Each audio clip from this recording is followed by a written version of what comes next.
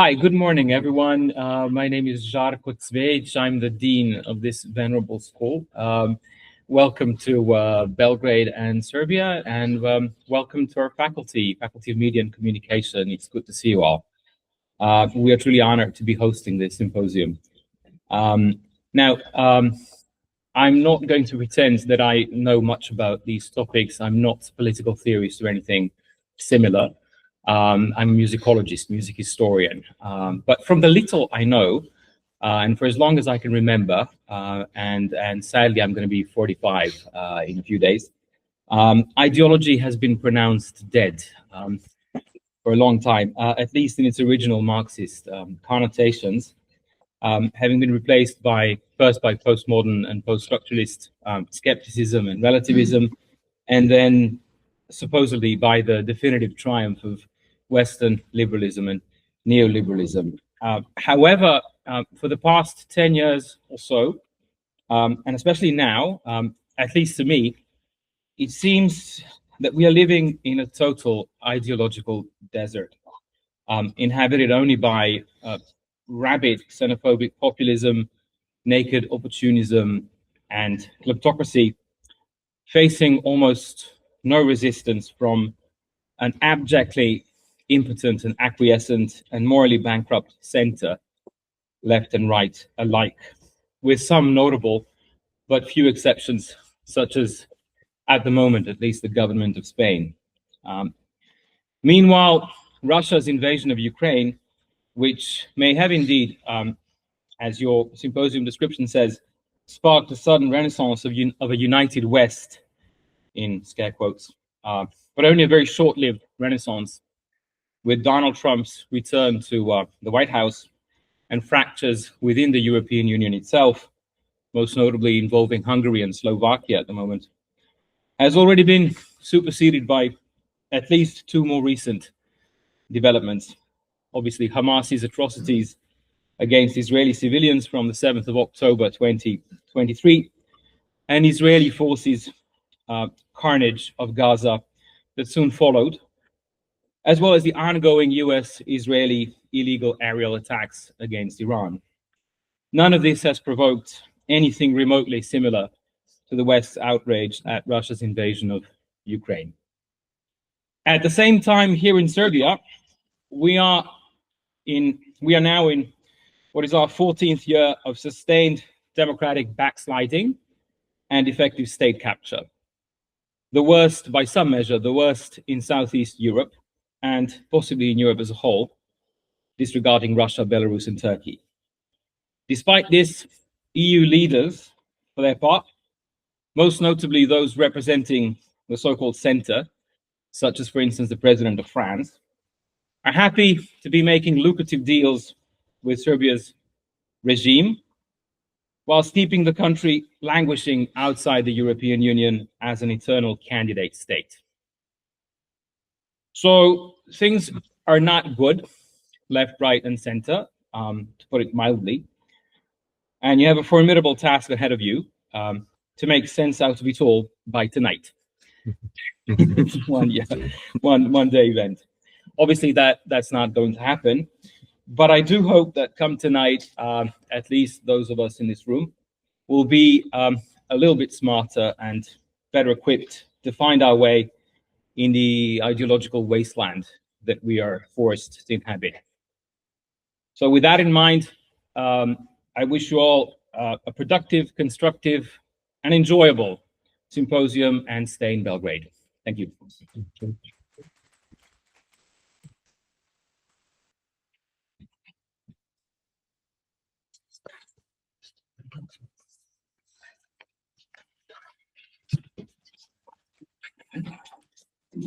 Hello, everyone. My name is Matthew Blackburn. I'm a senior researcher at the Norwegian Institute of International Affairs, and it's my pleasure to have you all here today and to be welcomed. We have brought together quite a diverse group of scholars. Originally, we're working together on a project to study ideologization in Russia during wartime of society and politics, and the degree to which there is an ideology that is shaping and changing this country, which plays such a pivotal role in the future of the global order overall, global politics. And these, it was great to start off with some comments on the times we live in, which are obviously more than confusing, more than destabilizing. Whether we focus on the geopolitical competition, the great power competition, whether that is going to develop into some kind of major war, world war, whether it's the resurgence of nationalism and imperialism, or whether it's the general sense that the old certainties are crumbling, but not in a comprehensive way like the collapse of communism, in an immediate singular event, which then ushers in the age of post-communism. Instead, we have chosen the word interregnum to describe where we are now, which comes from medieval Europe to describe the period between one king or queen and the ruler that leads before the succession, the legitimate succession of the next king or queen. And of course, Gramsci developed this idea. And we also have the term of polycrisis and general associated features of this. We grew up in different times, of course. Those of us who are in their 40s or in their 50s, there was a kind of an understanding that there was only one way forward. There was only one ideology left standing, although it wasn't always mentioned this way. Instead, it was as if there were no ideologies, and indeed all ideologies were negative. Nationalism, imperialism, communism, fascism. If it had an ism, it was bad. And if you called it neoliberalism, you were critiquing it. You were saying it was bad. So the great shadow of 20th century concepts, totalitarianism as the paradigm, for example, continue to cast a shadow over our understanding of developments. The 21st century, though, I think we all agree, has some features which make it so distinctively different and challenging to understand as we go. I became a scholar in the post-communist period, so to speak. I became a Russianist because I was interested in understanding Russia's transition. Before I became a Russianist, I lived in the country and became fluent in the language, and never knew I would actually turn into be an academic studying Russia, but this is where we are, and that's why we have this initial project. But together for this event, we also have scholars who work on Ukrainian studies. So it's good to have Russian studies and Ukrainian studies scholars together, trying to understand common problems on different sides.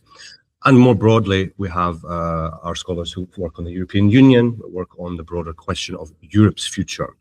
So the structure of the panels today very much reflects that.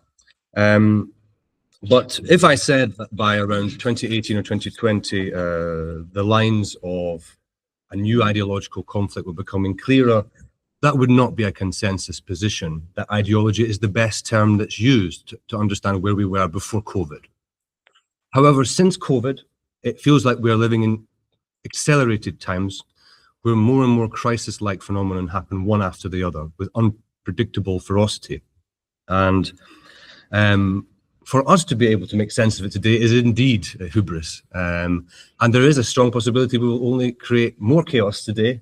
And in fact, the intellectual chaos is part of the problem. It's part of the issue. And now the ideological wasteland, I like the idea. I would like to say I think I grew up in an ideological wasteland in neoliberal Scotland after Thatcherism.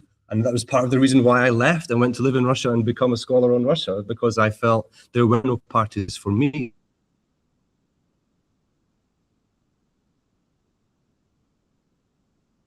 Realize ourselves, we become good consumers, we become successful individuals. And what are we now in this position? And we're time to open up the first panel. I should say the structure is the first panel is more about the concept of ideology, trying to elaborate where it fits in today in a broad sense. Then after this, the next panel zeroes in on the European Union and some of the pressures that are going on there and the degree to which we can call them ideological tensions. And the third panel focuses on a very challenging domain, which is looking at Ukraine and Russia as transforming societies and states and polities under the strains of war. And that unclear trajectory where these two countries will end up looks very different from the very rosy picture of 2022, and everything seemed to be very clear. Now it seems very, very unclear. And we finally are very fortunate to end our event today by looking at the Serbian perspective and to try and consider that we are very lucky to have our event here in Serbia, in Belgrade, because I don't know if it's too controversial to say, but it's a liminal space between East and West, between different models, between different questions of integration, and so everything is left unfinished here in Serbia too. Nothing has been fundamentally resolved as far as I understand it, but that's how we will end our event today, if you have the stamina to stay with us long enough for that. So without further ado, I'll open up the first panel. As I said, the first panel is about a search for ideology, and the degree to which we have got some comprehensible isms we can use. But I thought it was appropriate to start with Ilya, because you have, if you don't mind going first, because you were going to get us started off with the question of could a universal ideology return or not. So please also introduce yourself and talk a little bit about your work and how it relates to ideology before you make your comment, your remarks. Thank you very much. Thank you. So my name is Ilya Matveev, and I'm a political scientist, and I focus on political economy, so the connection between politics and economic matters. But I'm also interested in ideology, because I want to know how ideology is connected to material developments. It's not something, which is only happening in the world of ideas. It's always connected to economic and material developments.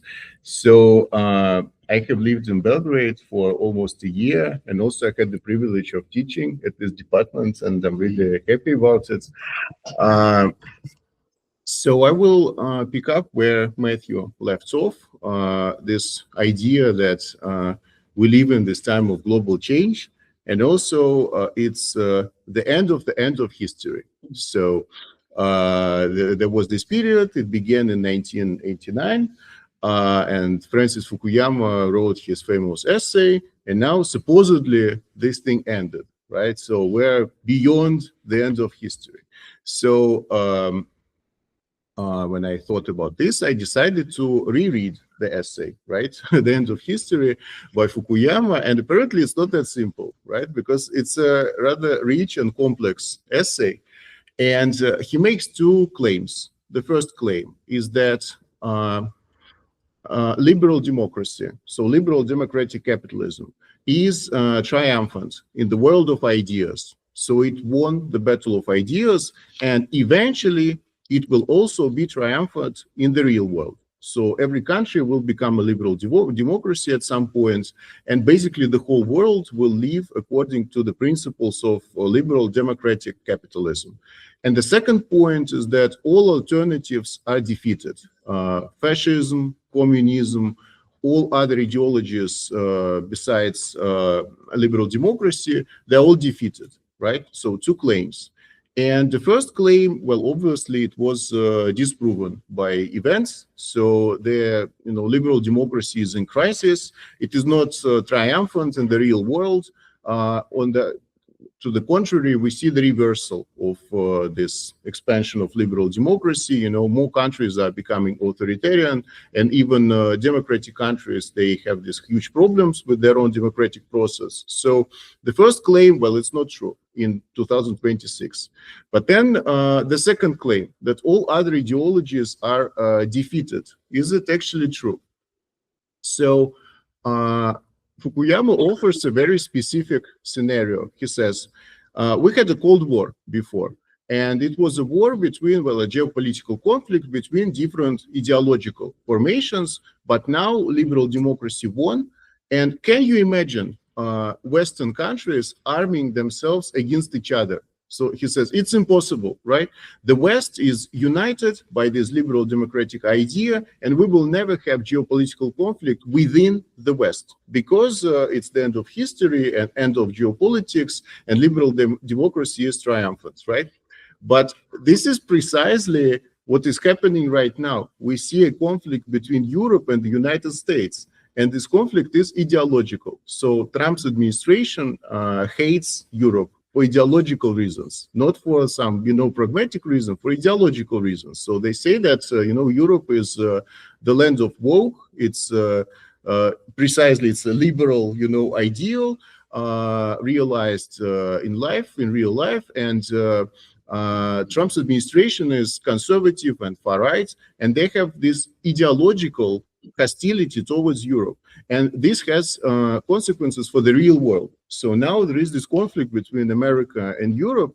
And this, to me, testifies to the fact that this far-right ideology is a real alternative to liberal democracy, because otherwise we would not have this conflict, just like Fukuyama, predicted. He said it's ludicrous to even imagine that Western countries would kind of geopolitically clash with each other, because why would they? Because they're all now liberal democracies. But apparently, let's say far-right nationalistic countries, they do clash with liberal democratic countries. So there is a real conflict in the real world. But we need to qualify this. The first thing, Fukuyama focused on consumerism. He said, this consumer capitalism, there's no alternative. It basically won in the real world. And it's true. Even authoritarian regimes today, they invest in building consumer capitalism. Countries like Russia and China, they're actually more consumerist than Western countries. So like in Russia, everyone is obsessed with consumer economy. And that is why Russia was successful in defeating Western sanctions, because there is such a desire to maintain this consumerist lifestyle that they basically are ready to spend any resources they have to maintain this consumer economy. So the second thing, democracy. Fukuyama said, democracy, there's no alternative to representative democracy.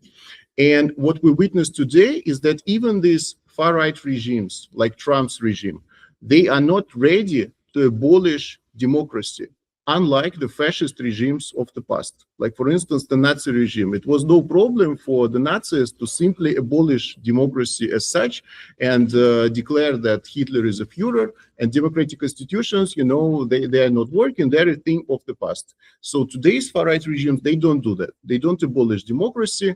They erode democracy. They undermine democracy, but they do not abolish it, because they don't feel this confidence that, democracy is a bad thing. And secondly, authoritarian regimes, they're called electoral authoritarian regimes, because they also maintain the semblance of democracy. They have elections, even competitive elections with several candidates, but Putin always wins, but still you have elections, right?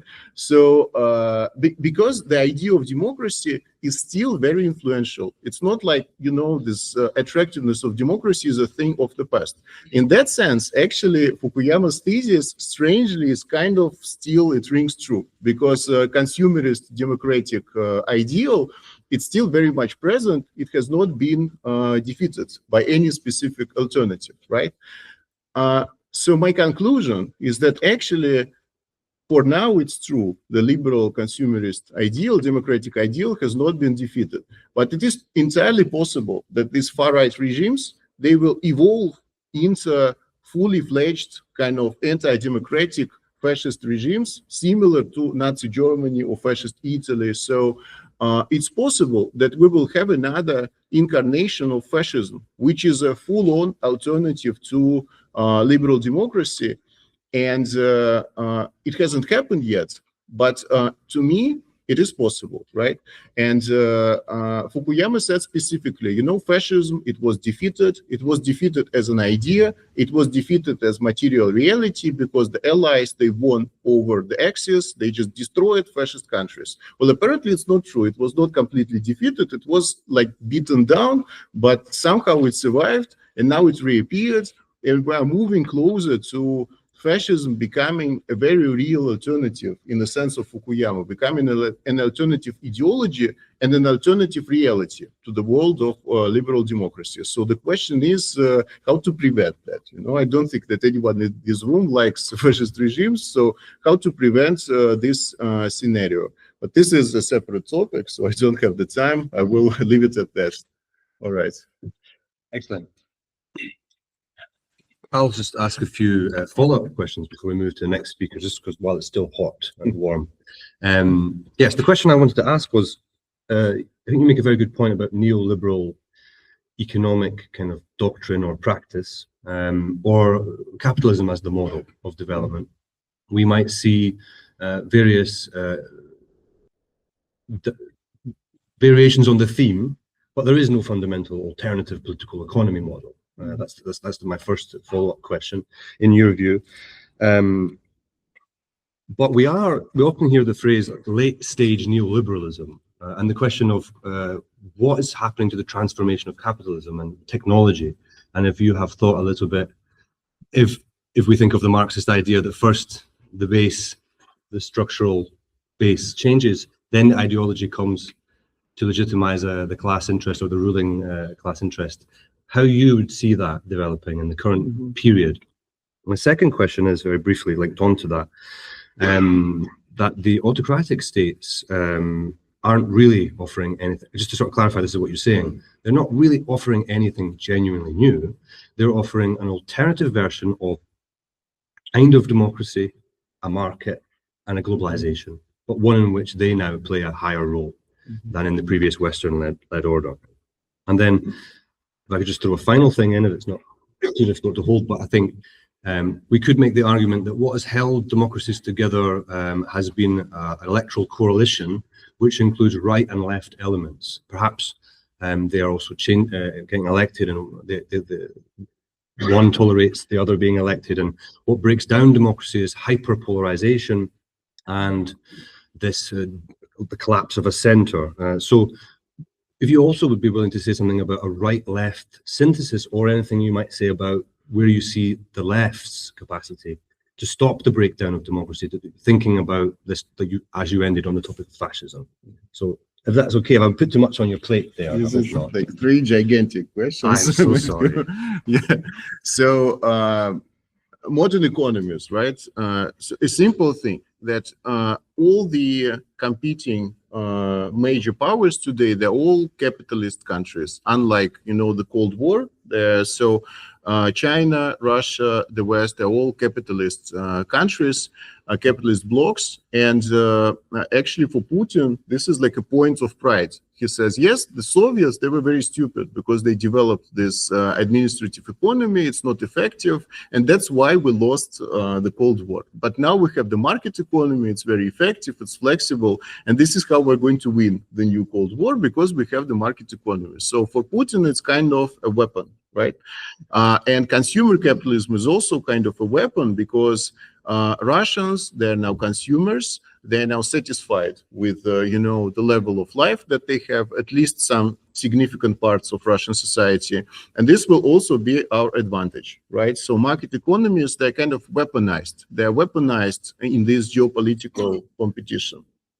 So authoritarian regimes, it's true that, let's say, in the early 2000s, the idea was that it's just an alternative to, liberal capitalism. Basically, they were also capitalists. They were also just engaging in globalization. So it was just a way in a end of history world, somehow, for these authoritarian countries to sustain themselves, in this post kind of ideological environment. But let's look at Russia today. It's no longer that. It's no longer just a kind of something that resembles liberal democratic capitalism. It's already a country with an alternative ideology, right? And to me, Putin's Russia and Trump's America, they reveal this potentially complete alternative. So it's not something which is just, broadly similar to the West, let's say broadly similar to liberal democracy, but with some specific differences. It is an actual alternative to liberal democracy, and it is fundamentally a fascist alternative. If we look at the content of ideology, it's basically a fascist ideology. What we have in Russia and also in Trump's America, it's kind of a new version of fascism. The big difference is the relation to democracy. So even Putin, right, he still maintains these sham elections, even though it's very obvious that he's never going to relinquish his power. It's not even like theoretically possible, but still he has elections, multiple parties, and so on. So there is still this theater. But in terms of the ideological content, I think it's a real alternative to liberal democratic capitalist countries, substantive alternative, and also extremely bad, reactionary, and scary. So this is just what I think. And in terms of the left, the big question is, if we see this rise of new fascism, so will the left be able to present some kind of also complete alternative? So if fascism becomes a real alternative, Fukuyama said, you know, fascism is defeated. No, it's not defeated, right? So will the left be another alternative? Because Fukuyama also said Marxism-Leninism is also defeated. It's a thing of the past, you know, like left-wing ideologies, no one wants them.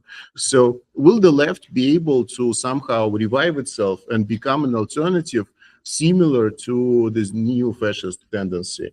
Another possibility is that there's going to be like a popular front, a new popular front between liberalism and left-wing elements that will try to defeat this fascist tendency. So not a full-on alternative, but an alliance between kind of liberals and left-wing forces. And I actually believe that the second option is more likely. I don't think that the left will be able to present a full alternative. I can't imagine it. I want to imagine it, but I'm unable to do this. I think there's going to be an alliance between a liberal center and the left in order to defeat this neo-fascist tendency and to revive a kind of a global order based on a combination of liberal and left-wing principles, similar to this embedded liberalism, you know, post-war liberalism, something like this. But this is obviously speculative. It's just, you know, what I think right now. Excellent. Thank you so much, Ilya. Those were great points. And the last one we'll be picking up again in panel 2 when we talk about Europe and the European Commission's role in coordinating some of that left liberal resistance. But now, could I ask you to swap seats with Mikhail Suslov? Okay. Is that too complicated? Yes. It's because the microphone is here. No. Thank you. Thank you.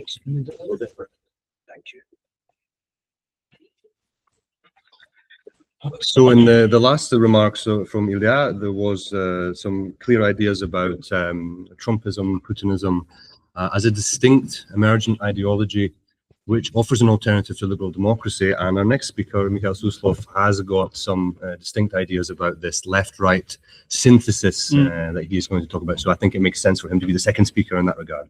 So I allow you, don't forget to also introduce yourself. Yes. Thank you very much. Thank you, Matthew.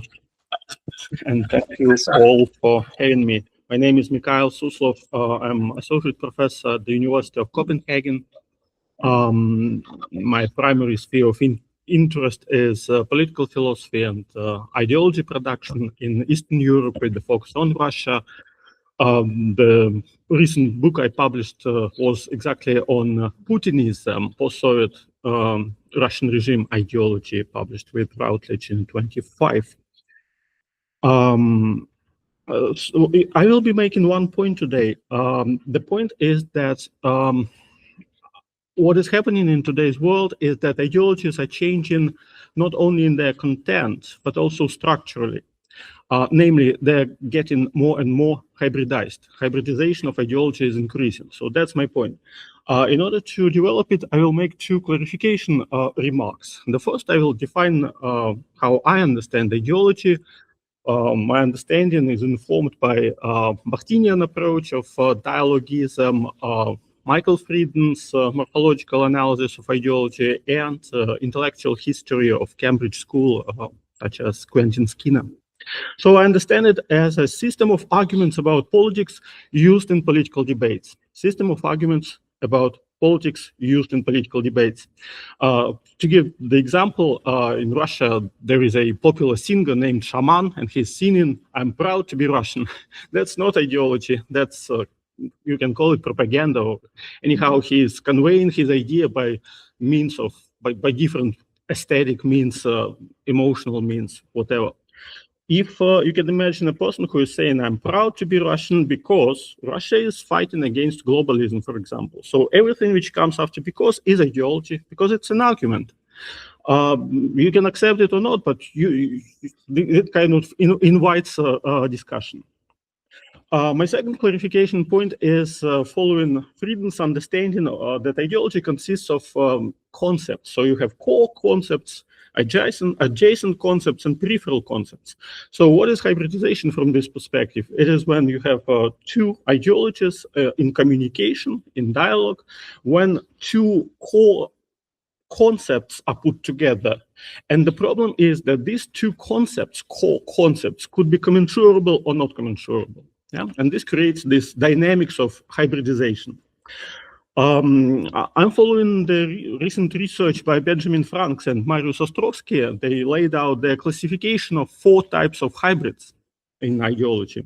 So one is minor modification. So you have a larger ideology, and then the second one is just is the admixture on the level of peripheral concepts. Like you can think about social traditionalism in today's Russia offered by Shipkov. This is basically the same traditionalism with some interest in social justice. Or ecological conservatism in today's Denmark. That's basically conservatism with some interest for ecology. Second kind of hybrids, unviable mutations. This could be, for example, anarchist fascism, because anarchism and fascism, they're grounded on core concepts which are so emphatically incommensurable. Like autonomy of human and palingenetic idea of revival of nationalism. Or, for example, socialist monarchism, as it was proposed in by emigre Russian scholar, intellectual Alexander Kazembek back in 1930s, with his insane slogan, for the Tsar and the Soviets. So you can obviously cannot put 2 things together. So these unviable mutations exist for as long as the leader of this movement lives. The third kind of hybrids would be healthy hybrids. So these are hybrids when 2 core concepts are commensurable. You can think about feminist Marxism or right-wing nationalism. It's not that I like it, calling it healthy hybrid, but it's just commensurable hybrid in the sense that nationalism and right-wing ideology are based on commensurable basic concepts, or left liberalism for that matter. And finally, the 4th type is the new brand, like fascism. So you have 2 parent ideologies, and like in case of fascism, this would be nationalism and conservatism. And what comes at the result is the new one. It's qualitatively new ideology. Neoliberalism could be in this basket as well. Ecologism maybe.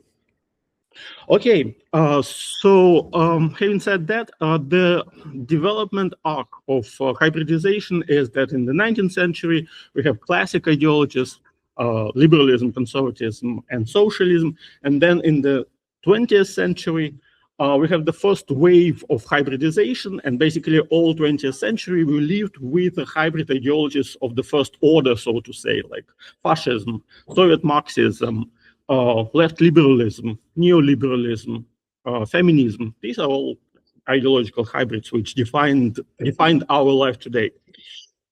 Today we can witness the 3rd stage, or the next level of hybridization, when ideological hybrids hybridize themselves.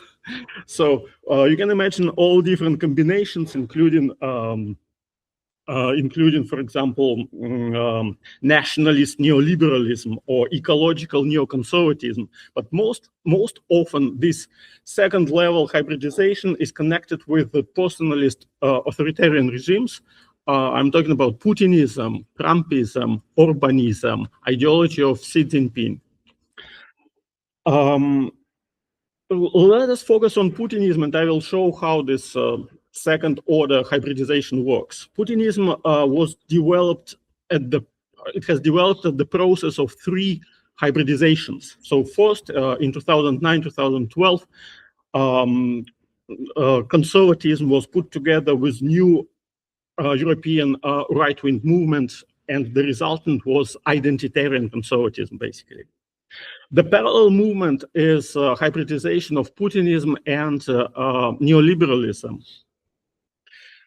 In this Putinist version, neoliberalism was reinterpreted in this way: belonging to the tradition, belonging to Russian civilization.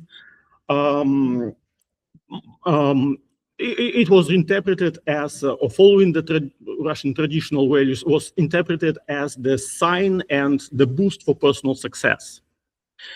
For example, in summer 22, the concept of technological and digital sovereignty became important, and one of the dimensions of this concept of technological sovereignty was that Russian companies can now enjoy a competitive advantage of being inside the sovereign country, because now the Western companies cannot simply cut off them from software updates, for example. And finally, what was happening since roughly autumn 22 is hybridization of Putinism and left-wing anti-globalism, the topic which I covered yesterday. So this is when such concepts as the more just world order, criticism of neo-colonialism became central for today's Russian political regime. Interestingly enough, that it's not only about Putinism. I mean, those hybridization processes, they are happening elsewhere in the world too. I'm talking about European Union and United States. But in connection to Putinism, when you're thinking what all this hybridization mean, what is the ultimate enemy of all this ideological construction, that would be the West. So the universal antagonist of all these ideological innovations is still the West. Like whether you're talking about civilizationism, the actual point is to say that Russian civilization is fighting against Western hegemony.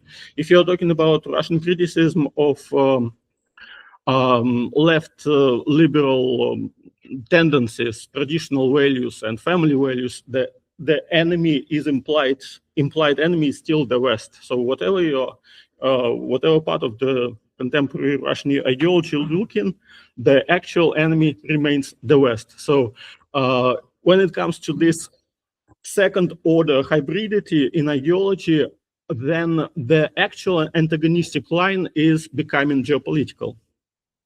You see the same in Trumpism, the point which was covered by Ilya before me, like Trump's reinvigoration of Monroe Doctrine, which clearly infused geopolitical division line inside his worldview, inside the Western liberal world order. Or you can think about European Union, which has been looked at as the beacon of liberal democracy for so many decades. And the crisis of liberalism shows the same infusion of geopolitical logic. We will probably discuss the crisis of liberalism later on. I will just say a few phrases, like I can mention the attenuation or fizzling out of teleological optimism, clear utopian vision, perspective of the end point in history, blurring the line between liberal regimes and authoritarian regimes, with liberal regimes increasingly adopting restrictive and securitizing measures. I'm talking about fragmentation of the cultural sphere in liberal democracies and fading out of solidarity beneath. But I would like to give one specific point on the crisis of left liberal ideology, in the sense that the policy of recognition of minorities, when it pressed too hard on the difference, turned out, or rather backfired in a sense. Because when you press too hard on the difference in your left liberalist politics, then it ends up in not in inclusion, but in exclusion.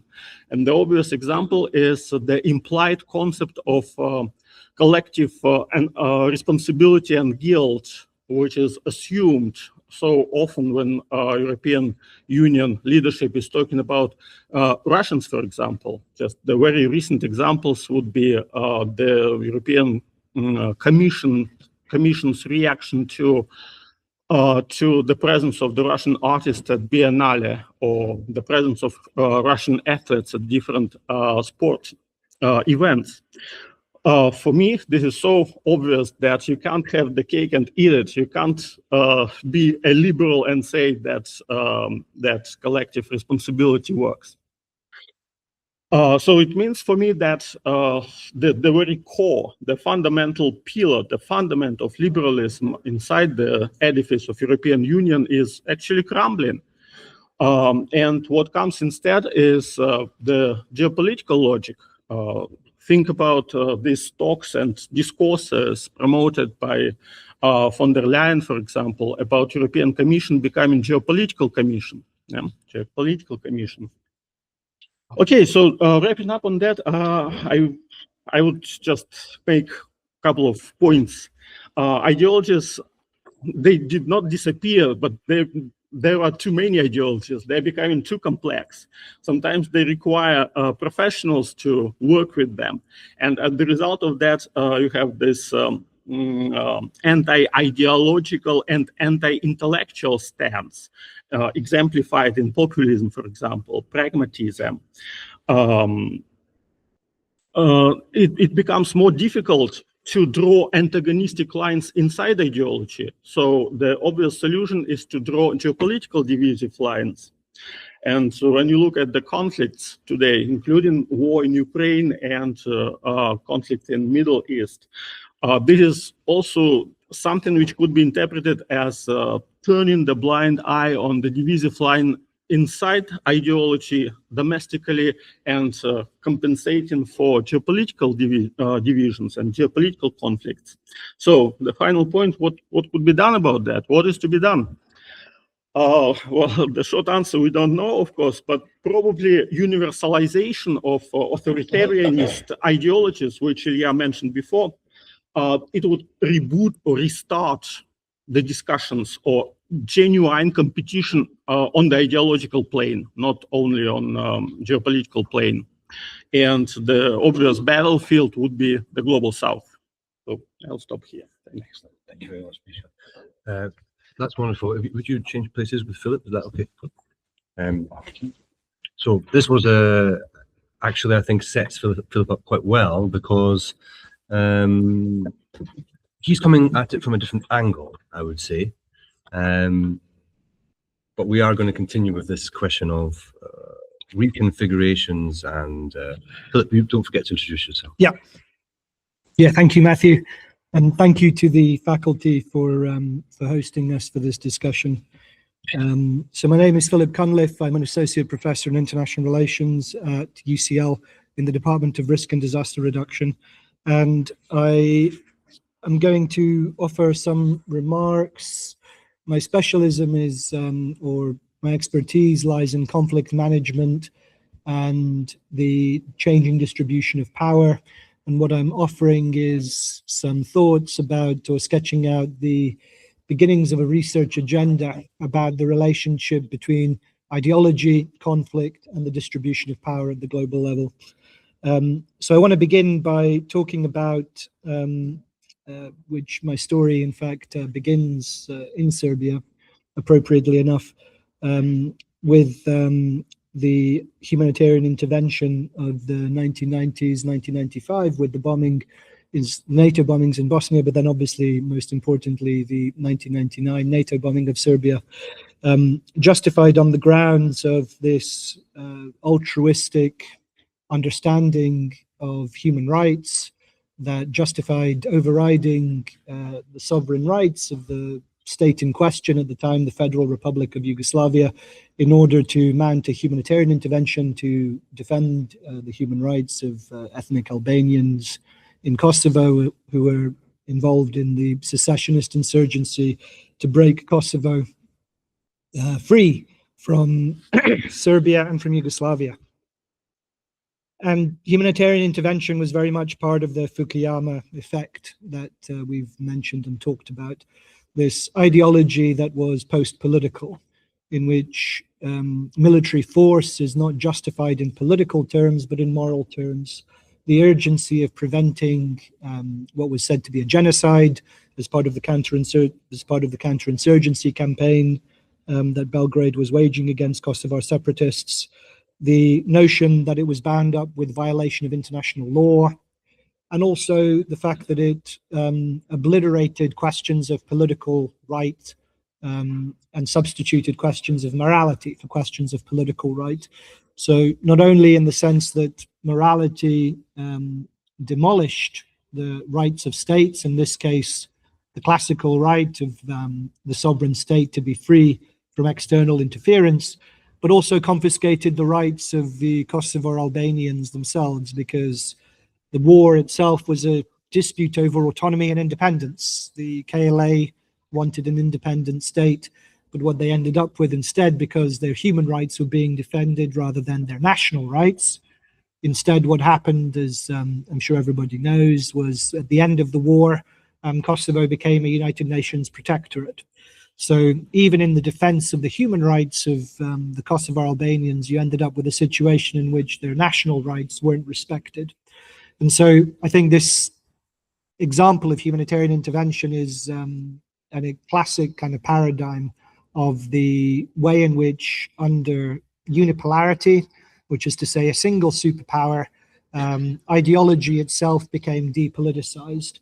The political questions of rights, of power, of interests instead became eroded or substituted by questions of legality, international law, by questions of morality, humanitarianism, human rights. And in that way, we see the effect of depoliticization. Now, this is where my research began when I was doing my doctoral research, and in the 2000s, mid to late 2000s, studying humanitarian intervention and its consequences with the global war on terror. What was interesting to me was how this kind of mutated and then reappeared with the cycle of wars in Russia and Ukraine, and the very specific attentiveness that the Putin regime gave to using the ideological space provided by humanitarian intervention in order to justify both the annexation of Crimea initially and then subsequently the full-on invasion of Ukraine in 2022. So very strikingly, already in 2008, when Kosovo unilaterally declared independence, that was the same year as the Russo-Georgian War, and the justifications that the Putin regime gave for the carving out the statelets of Abkhazia and South Ossetia and then subsequently recognizing them as independent was on the grounds that this was a humanitarian intervention. We have to defend an ethnic minority from a central government going on the rampage. And then subsequently in 2014, with the annexation of Crimea, that was if you look at, in fact, the text that it uses replicates exactly the same language that was used by the International Court of Justice in finding that the Kosovo declaration of independence was legal and legitimate. And so the Russian state, in justifying its annexation of Crimea, directly lifted the legal justifications given over the NATO war in Kosovo in order to justify what was happening in Ukraine. And then, obviously, with the war in 2022, you also had the counter-genocide rhetoric that the regime in Kiev was a Nazi regime, a fascist regime that was going to eliminate the Russian-speaking minority, ethnic minority in eastern Ukraine and Donbass, and that this was a humanitarian intervention. So there's this fascinating intertwining of this war, this kind of post-political humanitarian conflict at the peak of unipolarity, at the peak of US power in the 1990s, with war which is seen to mark the end of US power, the resurgence of a more multipolar world in which the Russian state used many of the justifications for the conflict. They kind of transplanted them and used them in order to motivate the justification of the invasion of Ukraine. And so this pushed me to think about the question of anti-fascism as ideology and the universalization of anti-fascism as a justification for conflict. Because what's striking is how often it has recurred in the last 30 years. Justifying war on the basis of morality against a new Hitler. So whether it was Milosevic as the new Hitler, or whether it was Gaddafi as the new Hitler, or Saddam Hussein as the new Hitler, there's always a new Hitler in which there was justified overwhelming force, the necessity for a moral conflict in which there was altruism and human rights were at stake, and the stakes were always made to be overinflated and dramatic. And then, very strikingly, the Putin regime obviously claimed that one of its war aims, one of its official war aims, was denazification of the regime in Kiev. And obviously, all of these are absurd on every level, given that the Ukrainian government is led by a Jew, given that Saddam Hussein was clearly not Hitler, and neither were Milosevic or Gaddafi. So my interest in these questions of what is the role specifically anti-fascism as a how efficient is it as a motivator of justifying war in conditions, in different distributions of power, with the switch between unipolarity and multipolarity. And I take the points that Mikhail has made about hybridization. Obviously, anti-fascism is not the dominant or overwhelming component of any of these ideological complexes, but it nonetheless seems to be a very important one in justifying conflict. It seems to be almost impossible to imagine anyone going to war without claiming that the enemy is fascist in some way and that they need to be defeated, whether it's the Russians doing it or whether it's the West doing it. I learned also apparently that in China, the Second World War is called the Great World War Against Fascism. And I'm sure if they go into Taiwan, they'll probably say they're fighting fascism as well. So this is a tremendously strange phenomenon, because the roots of anti-fascism lie in 1935, when Stalin was trying to defend his reputation after Hitler came to power in 1933. Anti-fascism became the ideological fallback for the setback and defeat of the Stalinist politics by virtue of the fact that the German Communist Party had been destroyed by the Nazi regime. And so in trying to recoup this legitimacy, anti-fascism was offered as this way to reach out an alliance between the communist bloc and the liberal democracies, as a way essentially to defend and rescue the Soviet regime. And it was very, fairly unsuccessful, a short-lived Popular Front government in France, a Popular Front government in Spain that was obviously destroyed by the Franco uprising, and then a very short-lived government in Chile, and then Stalin himself abandons it with the Nazi-Soviet pact. So the fact that this idea of anti-fascism becomes somehow universal at the end of the Cold War, when it becomes integrated into these post-political doctrines of waging war for moral aims, in itself is a fascinating question. So like I say, this is a preliminary sketch of a developing research project thinking about the relationship between ideology and the distribution of power at the global level. So I'd only say a couple of things about anti-fascism as ideology, and perhaps why it survived the end of the Cold War, the end of bipolarity, why it became so prevalent in unipolarity, and then to think about whether it will recur in conditions of multipolarity. One of the advantages it has is that I think it has always been a Trojan horse for state power, going right back to its roots in the 1930s, when Stalin deployed anti-fascism as a way to shore up the crumbling authority of Soviet communism after Hitler's victory in 1933. It also has the benefit of being negative. Anti-fascism doesn't offer any positive vision of what you aim for or strive for. It doesn't offer a positive vision of the world that is to come. It substitutes, in fact, any kind of ultimate telos with the immediate demand of defeating this existentially evil and overwhelming threat of fascism. And so that is what dominates the question. And this is why it would also justify the Popular Front. So it doesn't require, so it serves, what I'm saying is it's a very effective ideology at ignoring questions of final goals and ends, because it justifies the immediate demand to eliminate the threat that is in front of you. And so this makes it a very effective ideology in all sorts of different contexts.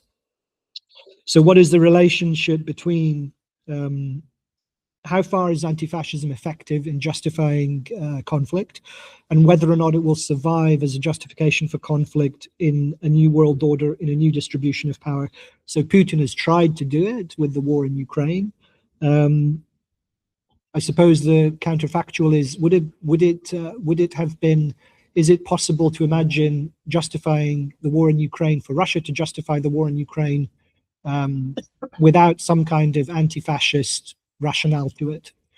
And so this is the larger question, and I'll close my remarks on this, about thinking about this relationship. So with unipolarity, it seems to me what we would expect is that the global ideologies should break down. So in conditions of unipolarity, if ideologies become post-political, they become legal or moral or religious or ethical, that we would expect those globalist ideologies to break down. And perhaps we're already seeing this in the Iran war.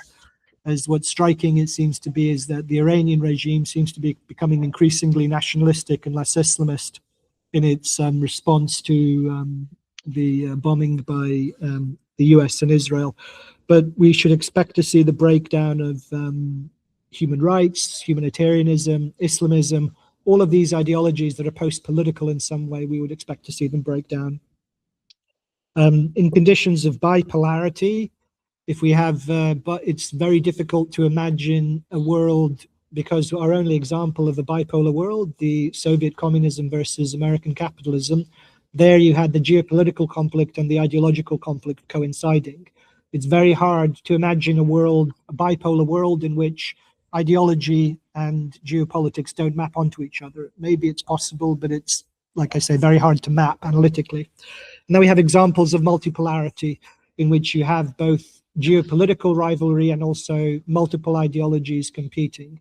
And that perhaps is the most likely scenario for the world that we're going into, where we have the example, for instance, of the interwar period, where you have multiple great powers competing, but it's ideologically tripolar. You have liberalism, fascism, and communism all competing. Or in the 19th century, you have liberalism versus authoritarianism competing in a world in which you have multiple powers, also geopolitical fragmentation and multiple great powers. So I suppose the picture that I'm suggesting is that we will have a more, we can expect the greater kind of complexity, the lack of clarity perhaps that we've tended to inherit from the era of the Cold War and from the post-political era of unipolarity, that it will be a much more complex and difficult picture. And in addition to that, perhaps the positive is that perhaps ideology becomes, even if ideology becomes more hybridized, complicated, perhaps there will become at least political, that there'll be a restored link between ideological claims and political power, because that's the thing that seems to me to have been severed during the era of American domination, that ideology became post-political. If ideology becomes political again, that it's connected to questions of rights, of interests, of power, then that seems to me potentially a step forward, even if it comes at the cost of a world that is much more difficult to track, analytically complicated and heterogeneous. But I'll leave my comments there and look forward to questions. Thank you very much, Philip. Before we open the floor for comments, I just had a few follow-ups for the three of you, and you can jump in as much as you wish. The first one is really, so I think I agree with a lot of this idea that anti-fascism also, in its sort of post-1989 form, fills that space that's left over by depoliticization. And the growing crisis of liberalism, that was one part of Misha's talk that I would like to Mikhail's talk that I would just pick up on. And he mentioned the fizzling out of that teleological optimism, the future vision, the minorities protection discourse causing unforeseen consequences and then getting caught up in a double standards problem. The fragmentation of the cultural sphere now accentuated by the technological revolution, social media, and now AI. And then this liberalism and authoritarianism blurring, which I thought he was really nice that he laid that out there in the talk, amongst other things. And there could be some people in this audience or down the street who think, oh, populism can solve this. Right-wing populism is not evil fascism. What it does is reconnects the demos to an elected party that comes along and tries to solve some of these problems. And it's not my personal view. I don't believe it's the personal view of anyone on this panel. So why I bring it out there is because I think all three of you view the populist right as completely unlikely to restore democracy, but the opposite is going to happen. They're going to tear the democratic fabric apart.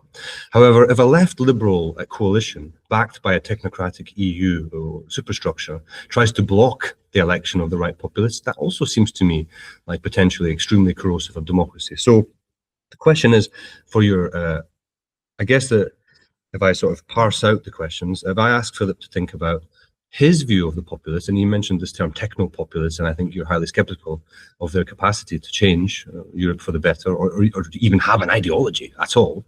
And you might have some words on that. And if I could ask Misha to talk about his view on the liberal trends and where liberalism could redevelop in Europe, if you have a thought about liberalism or a left liberal intellectual hybridization that could work and where you see any green shoots at all. And if I could ask Ilya to talk about, maybe you might be able to talk about this. There was all these ideas of a progressive populist left in the writings of Laclau or Mouffe. And I don't know if you've thought very much on that, but the question is, why is there no populist left? And could a populist left somehow be a way out of this? It could be a more substantive and genuine populism rather than this this idea that the Meloni populism is rather fake and non-substantive. So thank you. I don't know if Philip, you want to go first, or who wants to go first? Yeah, I can go first. And then somehow pass this along. Yeah. So so I think the danger is, I think that as Matthew mentioned, is techno-populism, which is to say the complementarity between populism and liberal technocracy, that they feed on each other and one justifies the other, and that they caught up in this polarity between the two, that they will end up stripping away the basis for meaningful popular will and democratic representation.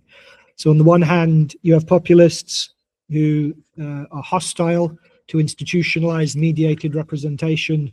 They strip away they claim that all you need to do is remove an incumbent elite, and then society spontaneously reorganizes itself around its interest, and it doesn't require any kind of brokerage or mediation between the different groups within society, not least classes, but all sorts of different interest groups, so that the problem of political representation can be solved purely by being channeled through the will of a charismatic leader, and that's all you need for effective representation.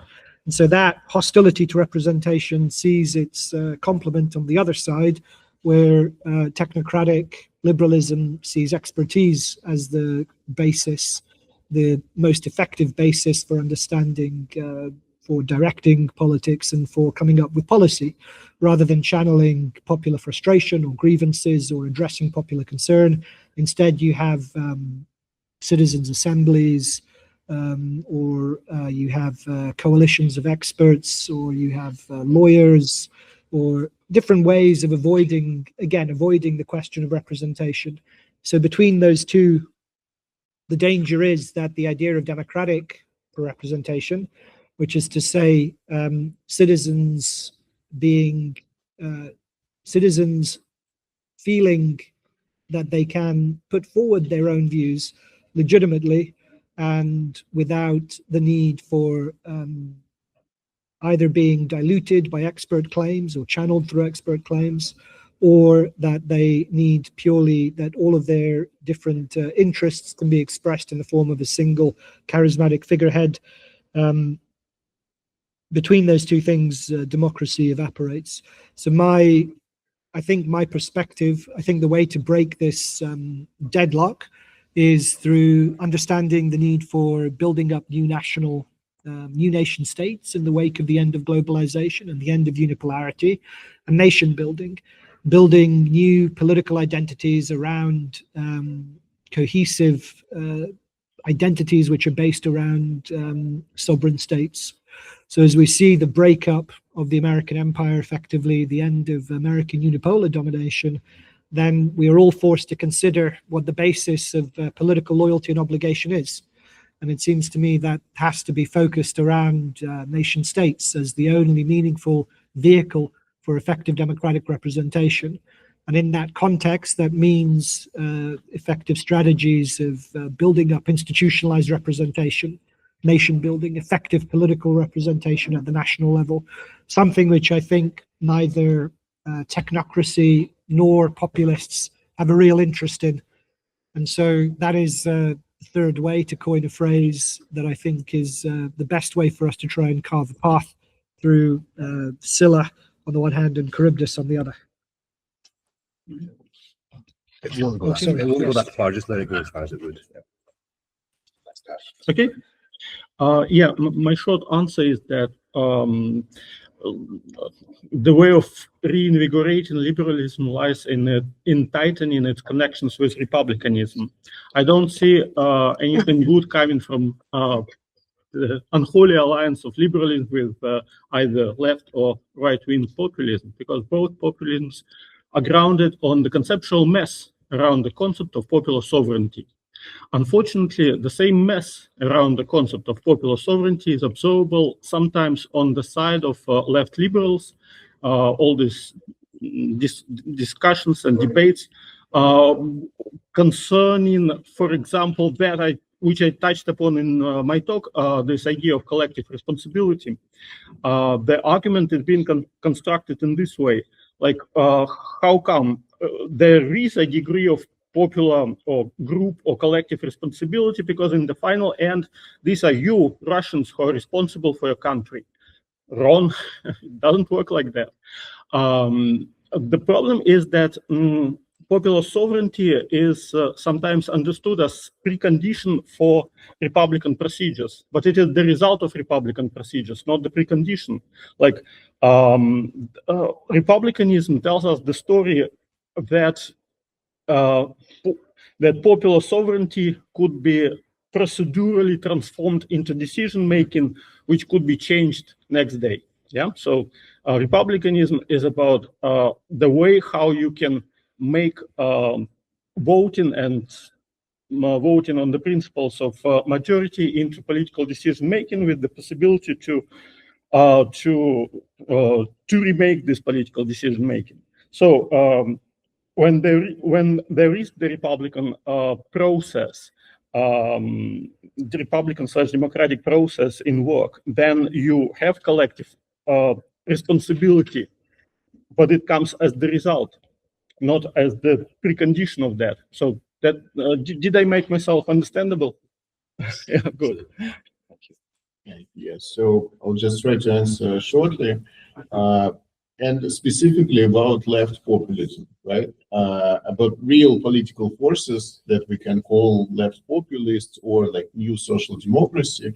So it's very possible that in some countries, some such forces will come to power. You know, it happened before, like in Greece, most notably with completely failed consequences.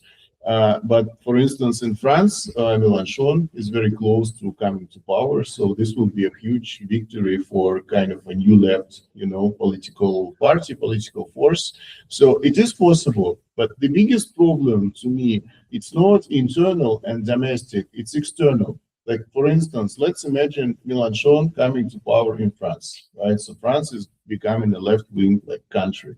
So the problem is in this new environment of geopolitical conflict, which we discussed already in this panel.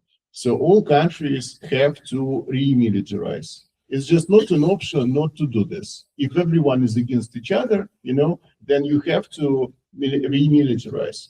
And this is inimical to left-wing kind of project. You know, militarization is really not something that is easily compatible with consistent left-wing platform. So the question is, what's going to happen next? It's either Mélenchon like refusing to militarize and then becoming vulnerable to Putin's Russia. I'm sorry, it's a real threat to Europe. Another option is Mélenchon militarizing and then becoming a nationalist, because militarization is really connected to kind of nationalist right-wing imaginaries, and so these left-wing regimes, they will just become right-wing regimes. They will spend the money on military instead of social programs and so on. So it's kind of a double bind, you know. It's either left-wing parties becoming right-wing parties fundamentally, or it's left-wing parties just abandoning their countries to their aggressive neighbors. So is there a way out of this? This is where I disagree completely with Phillip. I think that this international, supranational structures is probably the answer.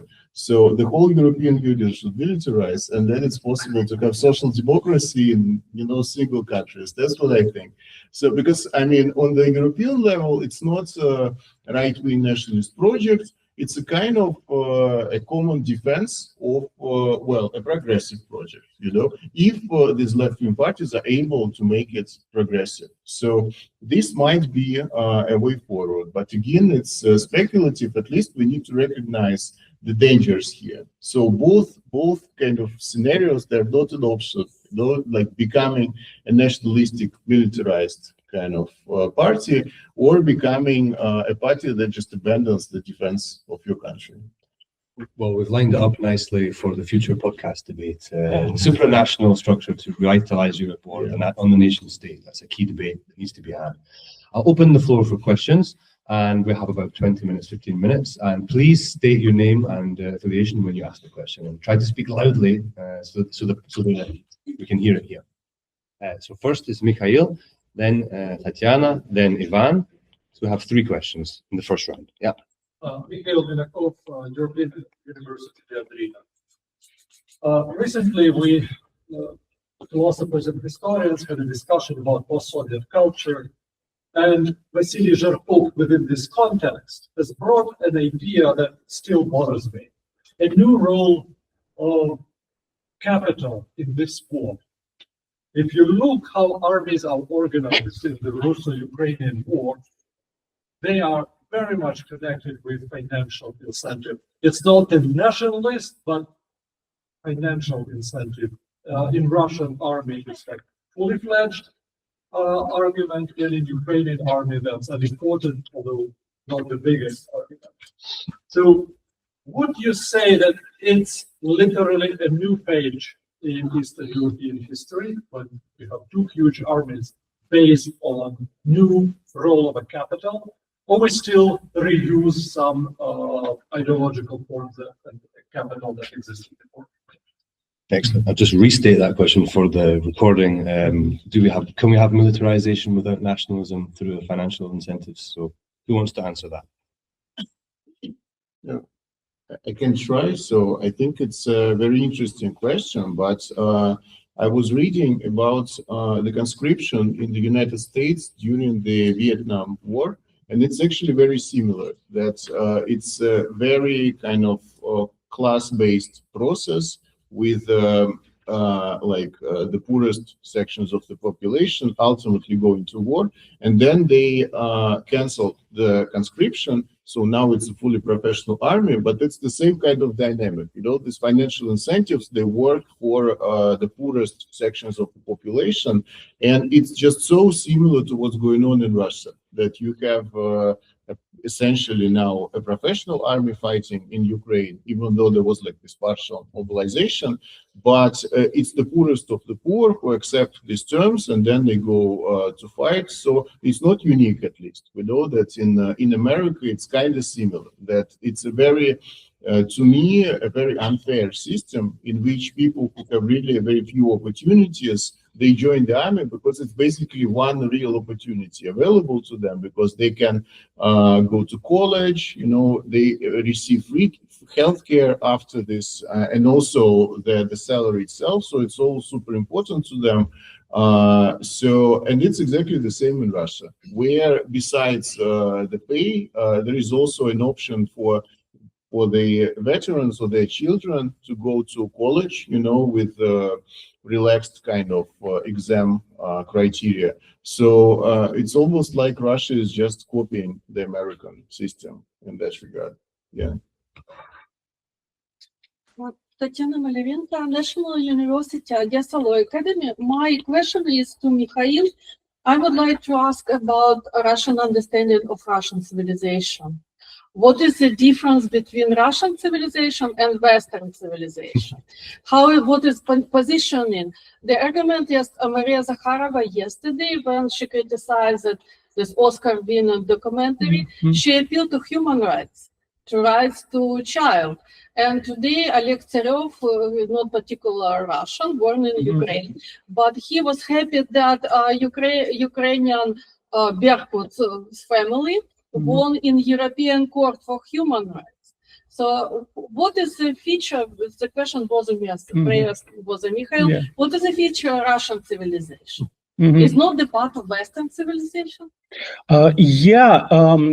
I'm tempted to say that this is empty signifier, but no, actually, there have been hard, heavy ideological construction on this field in the past like 20 years, and there were several attempts to define what is Russian civilization and what are basic values.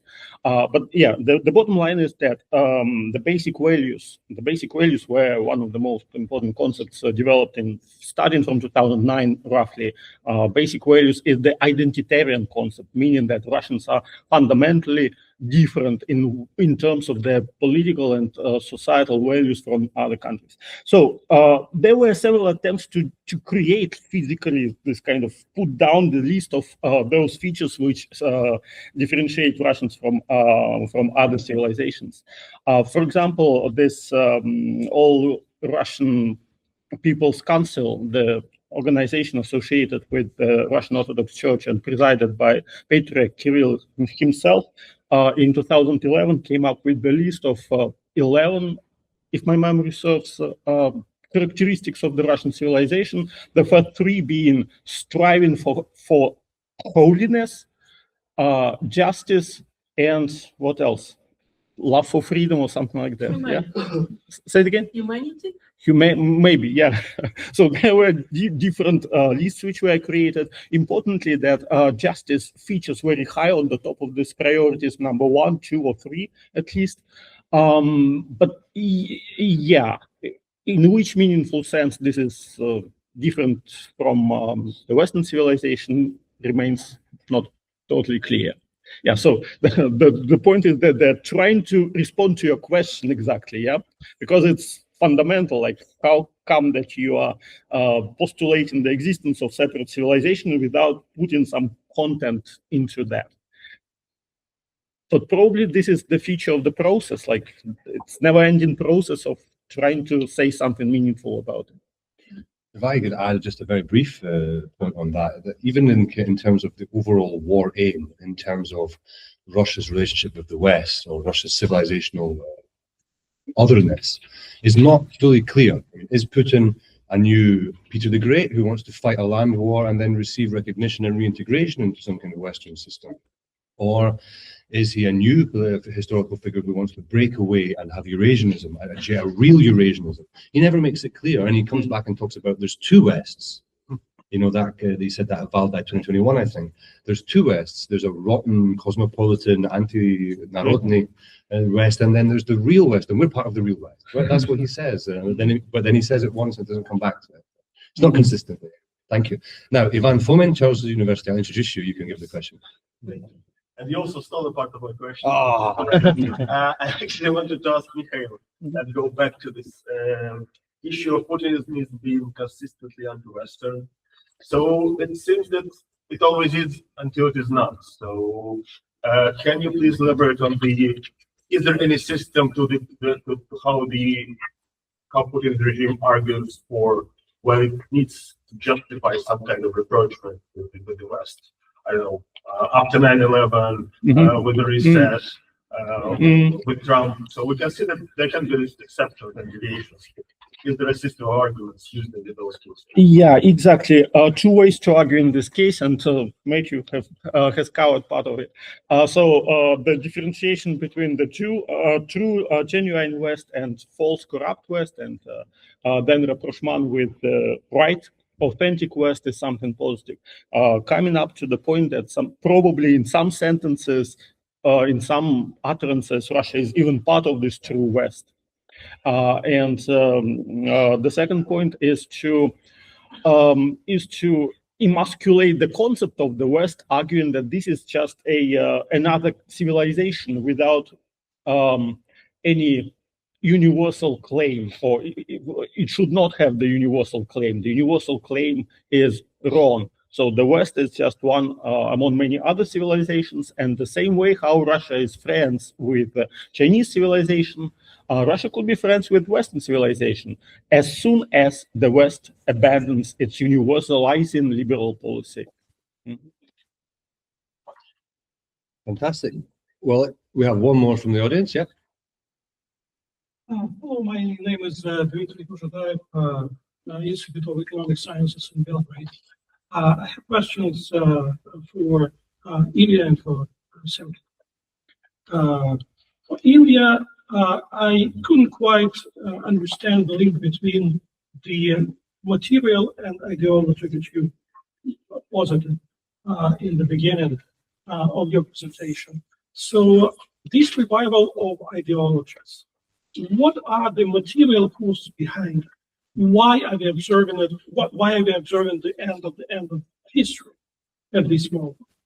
And thinking from this perspective, what the current material conditions or the current state of global economy and economy in particular countries may mean for the future, for the prospects of those alternative ideologies, and what those alternative ideologies may offer in terms of addressing the material concerns of the population, if we are thinking in the old Marxist terms of basis and superstructure.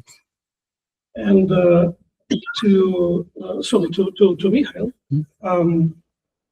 you know, as I listen to hybridization of ideologies and multiplication of ideologies, my thought was, when we assign the title of ideology to each and every country-specific or geographic-specific constellation of ideological views, are we not belittling and hollowing out the entire concept of ideology? Are we not ending up with almost meaningless array of different things we call ideologies, but which are in fact do not amount to a coherent worldview, which, in my opinion, is the essential feature of an ideology. Thanks. Right, so I will begin probably, and there's another huge question, but methodologically, I would like to point out that ideology is not necessarily kind of emanating from material conditions. So I don't think that there is like a functional relationship that, you know, there are some economic changes and then ideologies follow these changes. I think ideology can have an independent role, actually. But at the same time, economic changes, they often make possible this ideological change. And specifically with this right-wing ideology, I think that it's a combination of, well, some social groups being disadvantaged by this liberal capitalism, essentially, you know, losing from globalization, losing from neoliberal reforms, and they are resentful and they want to vote for, well, right-wing, you know, demagogues who offer some kind of solution to very real economic problems, right? So that's one thing. Another thing is that capital is increasingly organized on a national basis. So instead of this transnational capitalist class, we have this nation-based, you know, capitalist networks, and they would support protectionism, they would support economic nationalism, because there is a fusion between business and national authorities. And so if you have these sections of capital that are interested in economic nationalism, you also have sections of the population who are interested in economic nationalism. This is like a breeding ground for kind of right-wing nationalist response. And this is what happens in the United States, in some Eastern European countries, but in Russia, I think the story is different, because we could imagine, for instance, economic nationalism, but this kind of imperialist policy, it is not driven by any kind of economic development. In fact, it's contradictory to economic trends, because ideology can sometimes have its own effect on reality. So instead of material reality like modifying ideology, it's ideology modifying material reality. That's at least my thinking about this. Mm-hmm. My research program is exactly to avoid inflation of the concept of ideology, because we can observe in so many strands of research and academia that ideology is conflated with identity, metaphors, emotions, perceptions. I think that ideology has to qualify with three preconditions. It is argumentative, it is systematic, and it is used in the debates. So for as long as something qualifies with these three criteria, it is an ideology. So ideologies I was talking about, these hybrid ideologies like feminist Marxism, that's a systematic, sophisticated, full-fledged ideology. So it's not a, well, yeah, it's more systematic and more ideological in a sense than nationalism, for example.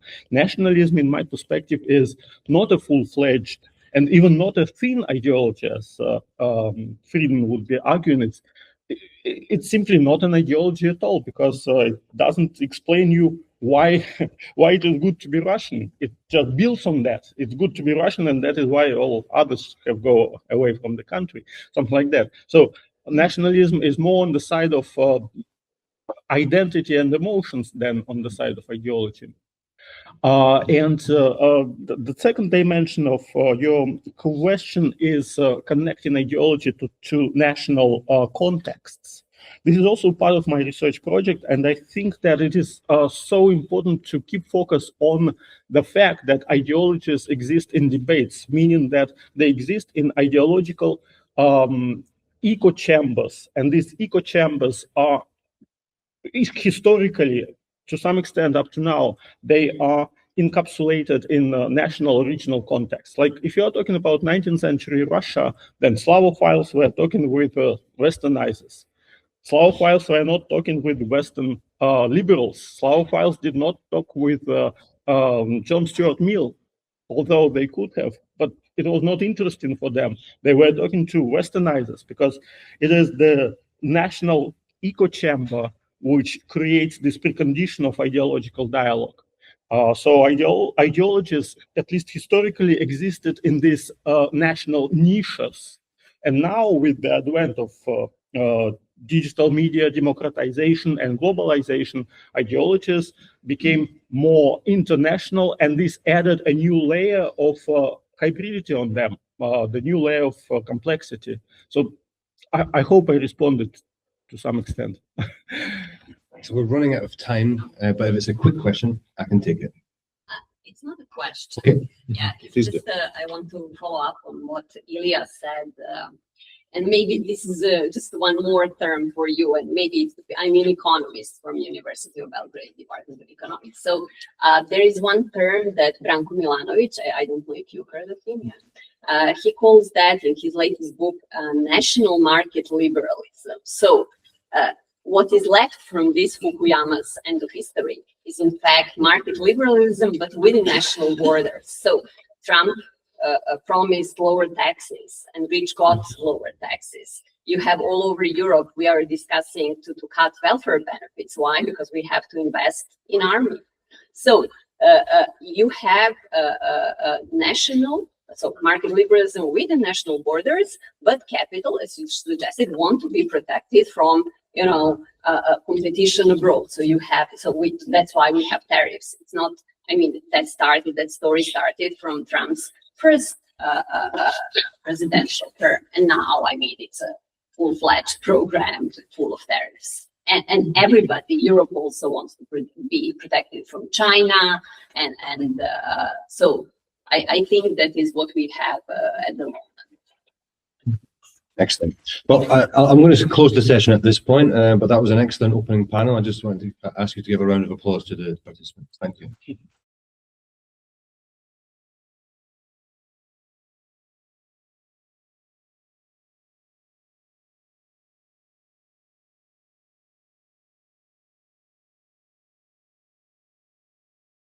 Okay, I think everyone is back. We have to keep going. And so now I will introduce the second panel, which is entitled The Impact of the War on the European Union.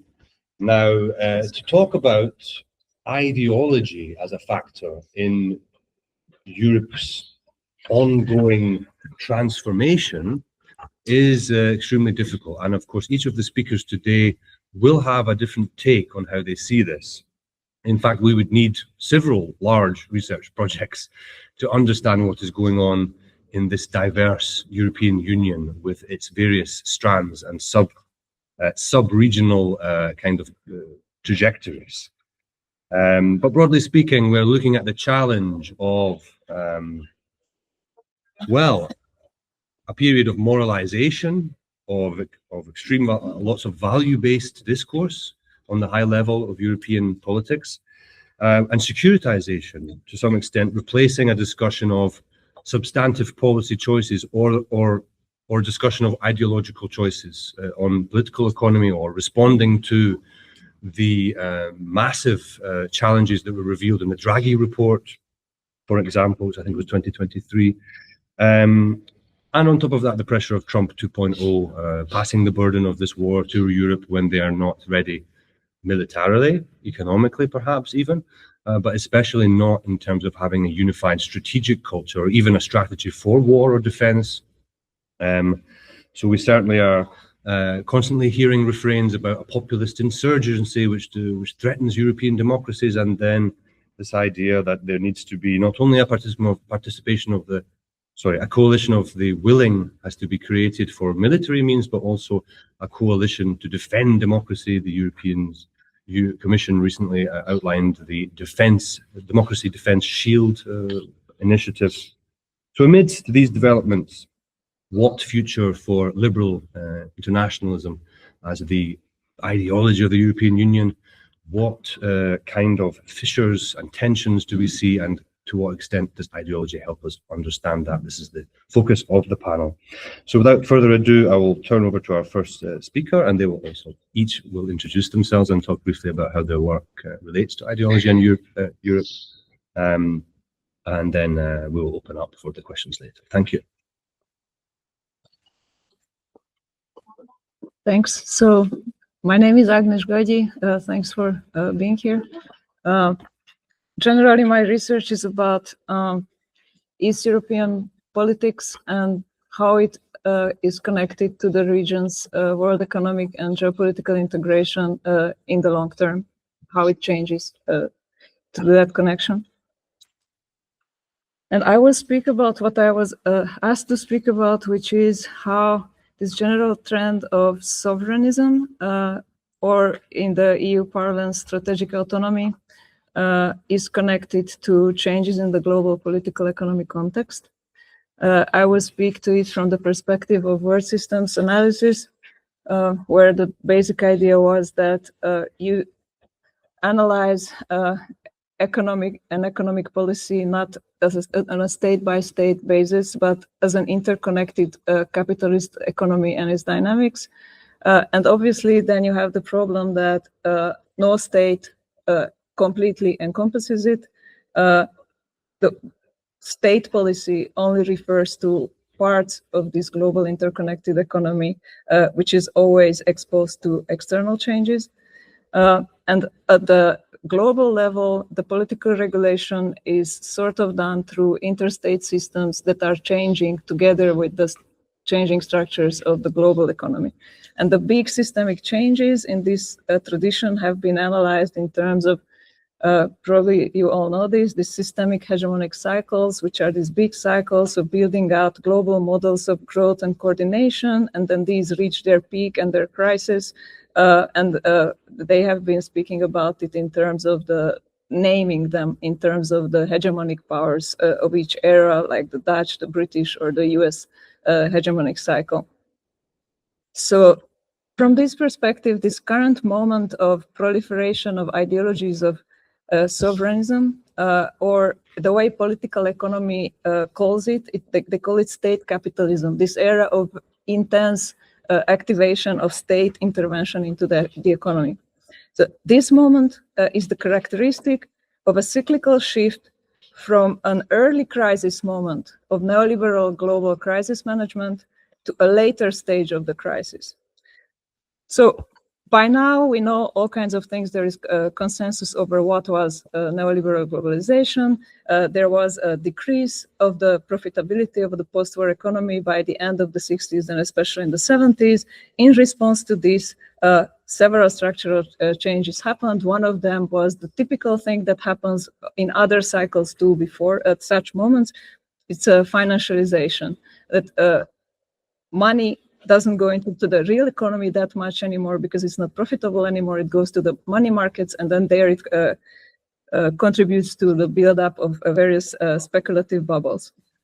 Another thing that happens, and it's also similar to earlier cycles at this moment, is global market expansion. Basically, it is the market expansion for core capital to compensate for its crisis. We know that well enough in the post-socialist space too. And another thing that happens is cost-cutting pressure on the real economy for the same aim to compensate for capital's profits. Part of this is what we know as neoliberal austerity, the withdrawal of all kinds of social spending, the shift of, at the level of companies, of labor income towards capital's income. But part of real economic cost-cutting was also the grand industrial outsourcing from Western industrial cores, where it was expensive to produce because social costs were partially included into production costs, to places where it was cheaper to do it. And this historically resulted in the concentration of global industry in East Asia and then particularly China. And this China becoming the manufacturing center of the world resulted in its capacity to negotiate for technological access, and then later its success in technological upgrading.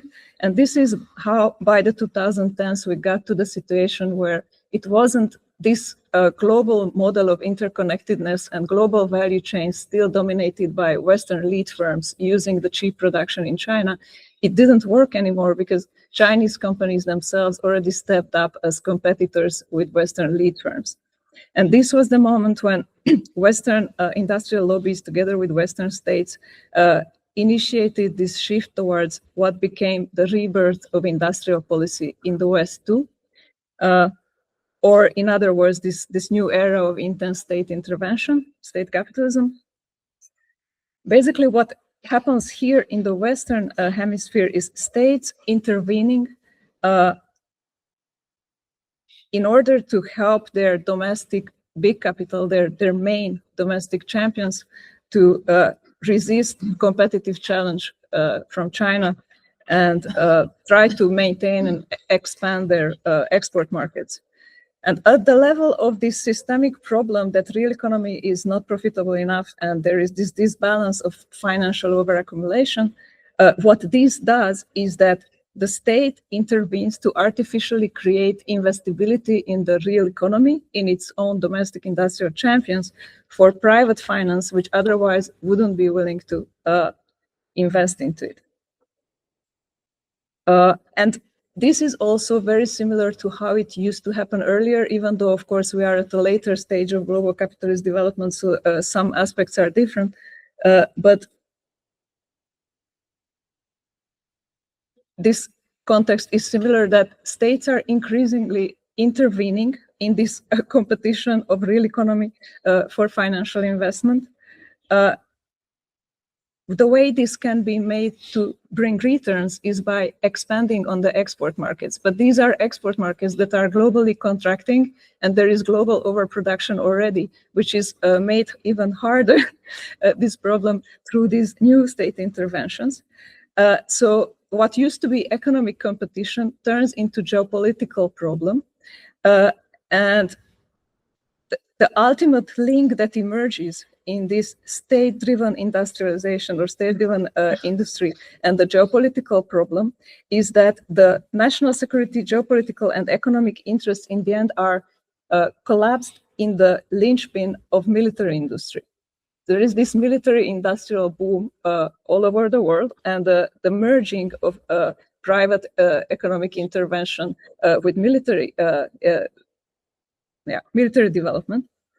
And previously, at end of cycle, this happens before a system-wide military conflict that in the end manages to destroy the extra capacities and the extra labor surplus and allows the system to regenerate itself under a new hegemonic order.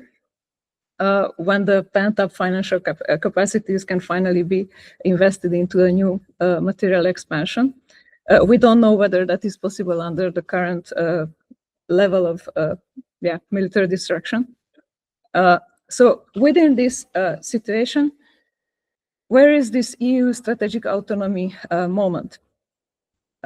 So the base for the situation of the EU is that the Europe's post-war reconstruction happened as a subordinate partner within the transatlantic capitalist core. This implied military and economic dependence from US, but it was not a big problem in the sense that this happened in the context of expansion.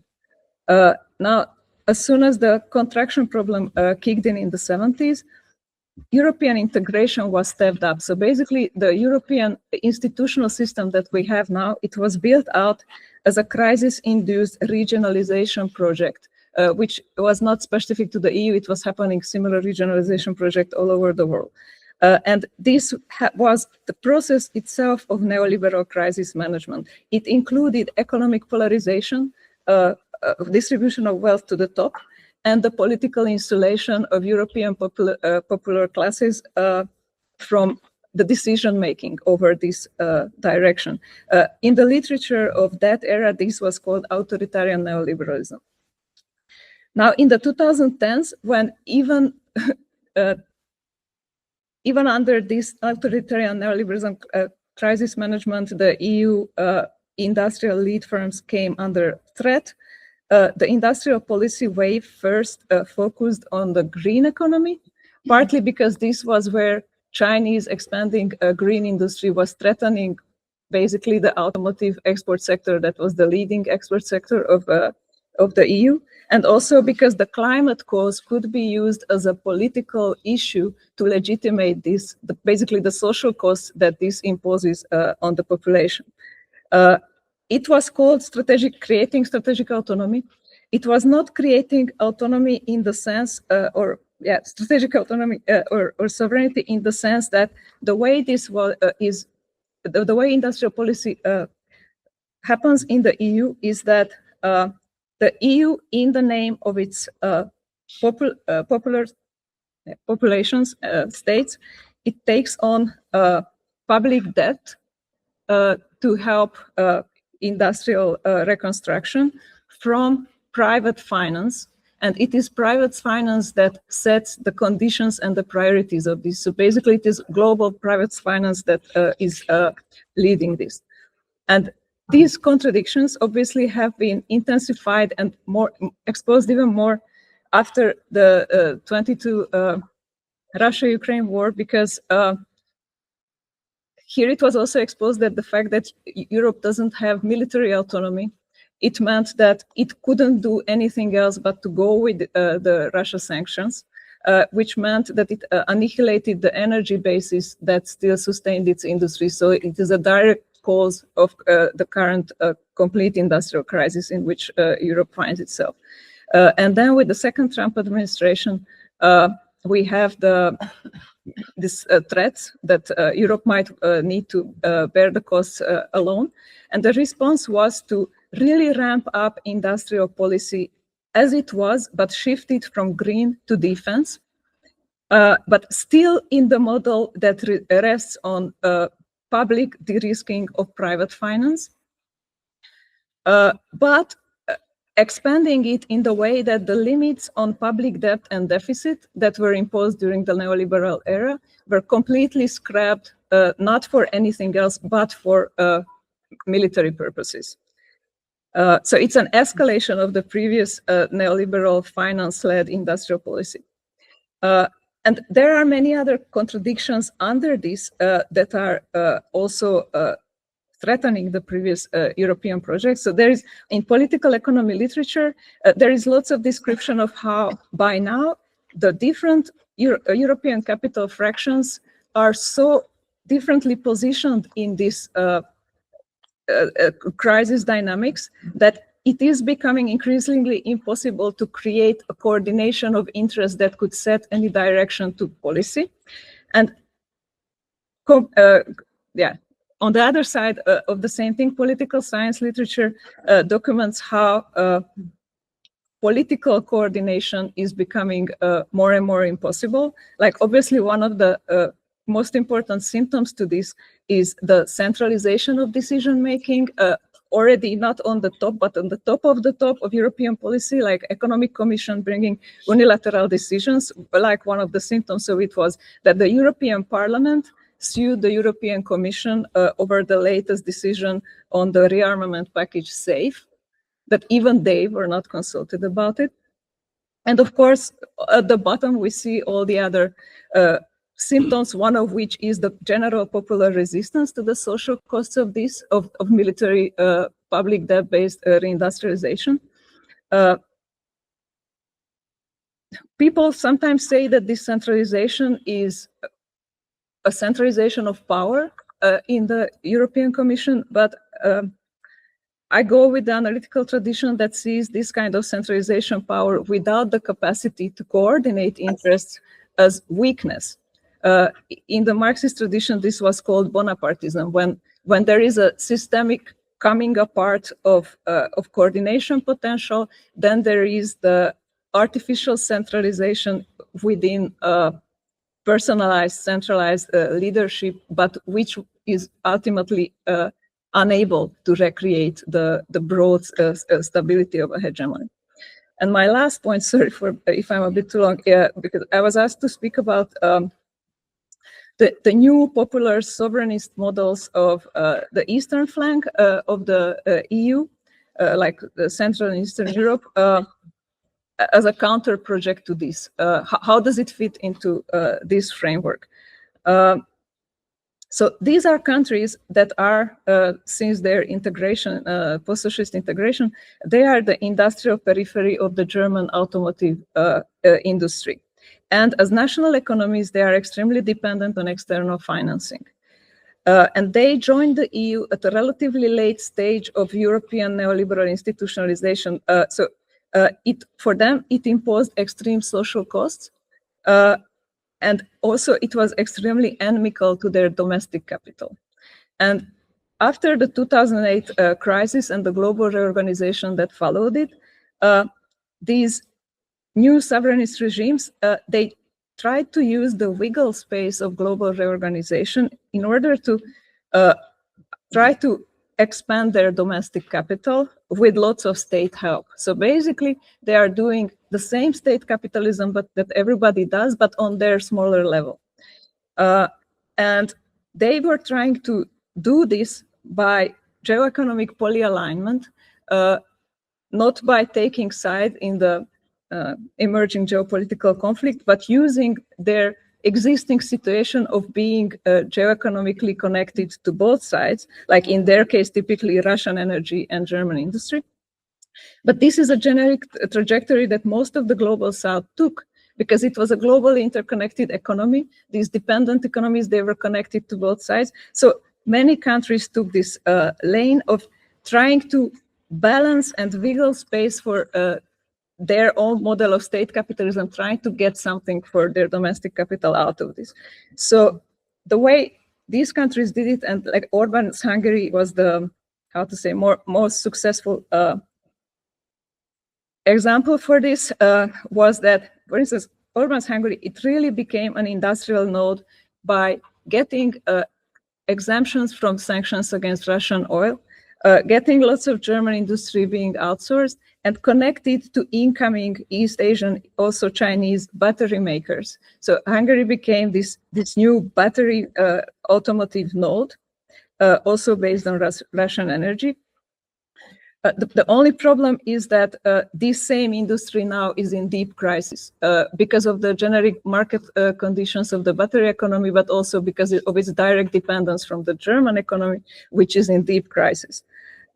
And the only thing that came out of this, based on extreme costs of the public budget, labor, and environment, which was given in order to attract all this FDI, was for domestic capital, the only sector where it actually managed to get into joint ventures and upgrade is the military industry. So the current European defense reindustrialization project reality on the ground is that it is in these countries, in the CEE liberal countries, where industrial defense industry has been growing.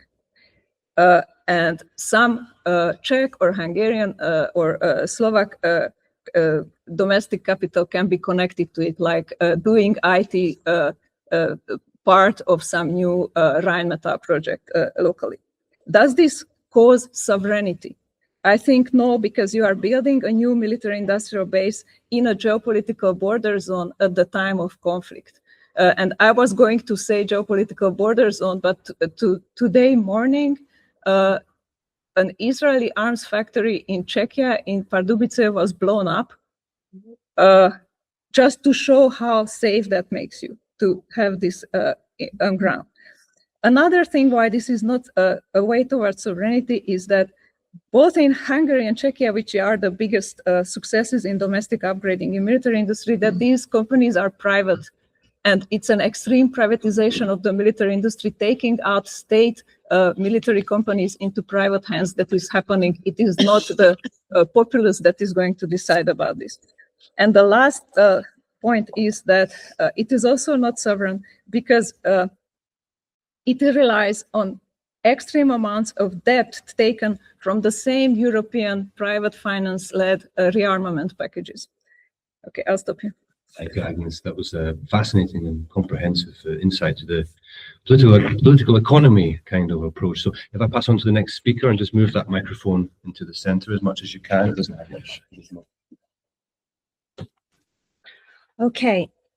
Thank you very much. My name is Ilya Wilhelmsen. I'm a research professor at the Norwegian Institute of International Affairs. And I would like to just briefly link up to the question of, do I study ideology, and embrace Suslov's suggestion that there's a kind of there's a shift when you move from identity and emotion into versus ideology. So my competency is on the side of identity and emotion, I should state pretty clearly. I work with critical security perspectives and study Russian foreign and security policy. So for those of us who study Russian politics, we know the effect of what they call securitization.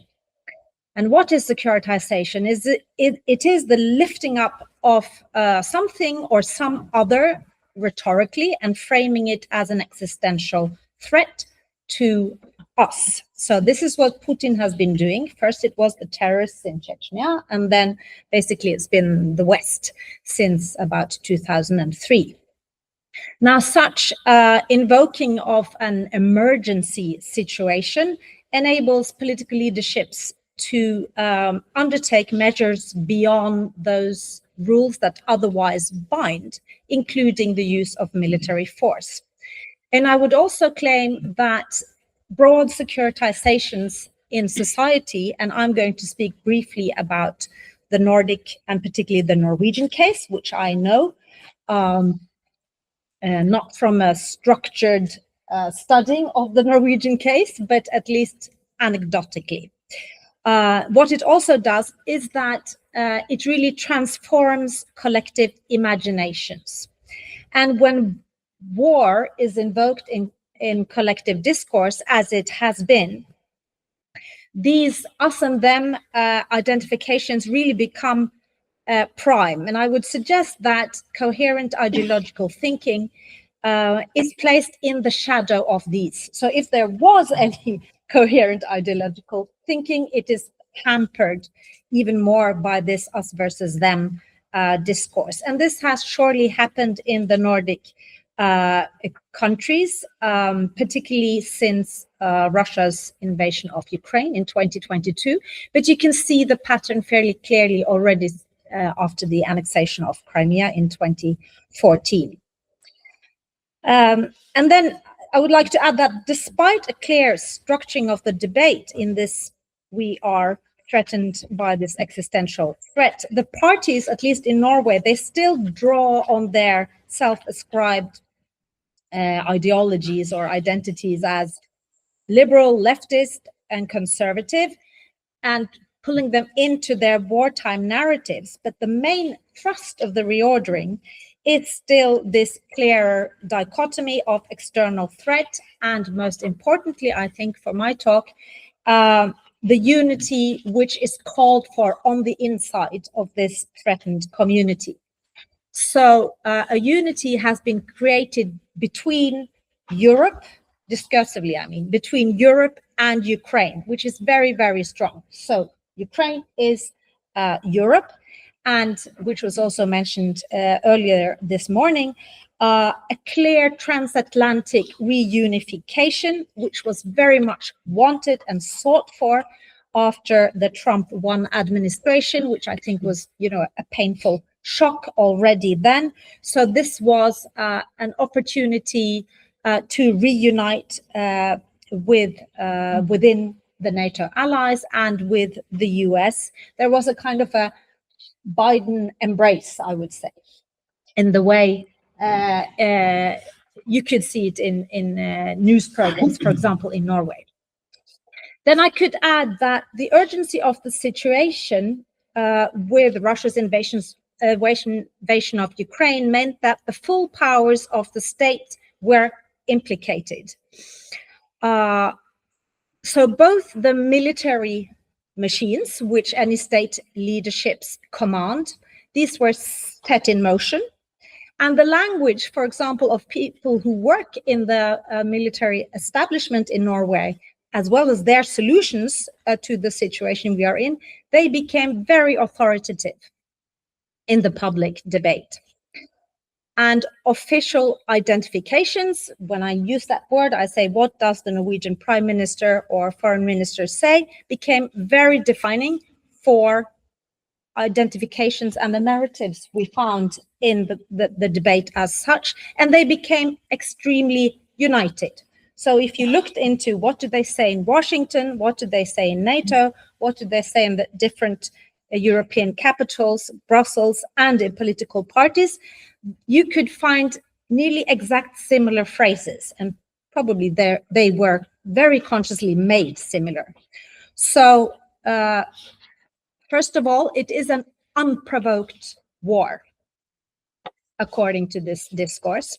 It is imperialism and expansionism, Russian imperialism and expansionism, which explains why this came about and what is the West, what is NATO. This was actually rephrased in NATO, and this I did write an article on. So NATO became the defender of the rules-based, international rules-based order. Actually, this word comes to use during this period. It's not a phrase which has been used for a very long time. And then importantly, also this democracy versus autocracy becomes very, very prominent. And the solutions, so how to deal with this dichotomous world and existential threat was, of course, famously weapons are the road to peace, coined by the General Secretary of NATO, Mr. Stoltenberg, as well as long as it takes, meaning that the arming of Ukraine needs to go on as long as it takes. And if you look into the discourse on also how to respond to the situation, not only in Ukraine, but in general in the north, it is a very strong emphasis on deterrence, on the concept of deterrence. So I think there was a huge pressure to support official narratives and keep unity, at least very much so in the beginning of the war. And I have spoken to colleagues in Sweden, for example. As you all know, Sweden and Finland became members of NATO, and they were shocked by the fact that years of neutrality and neutral status was left behind, NATO membership embraced, and there was hardly any debate about it. The choice might have been right, but there should have been a debate. I can also remember taking part in Nordic public broadcasters. They cooperated to make a program called The Nordics Response to Putin's War, maybe of aggression, I don't quite remember, where all the Nordic foreign ministers participated. And I was asked to participate, I think because they couldn't get scholars to challenge the politicians. Because some of my fellow researchers, they stood there with very, very hawkish expressions, such as it's only a matter of time before Russia's hybrid warfare is going to take, and this was, Finnish lives. So a general kind of united picture of Russia as aggressive and offensive, having offensive intent, not only in Ukraine, but anywhere in Europe, and then the need to rearm and deter as the only solution to the problem. So my point is that we're not talking about censorship here, but we're talking about a kind of social pressure which arises, which makes it very, very difficult to poke in the common narrative about what's going on, because the level of securitization, rhetorically or discursively, is so high.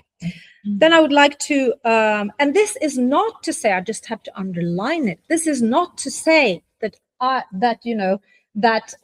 the invasion is not a terrible breach of international law and that Russia is turning fascist, etc. All that might be true. At the same time as we should be wary of what's happening to the public debate when we discuss what is the nature of the threat.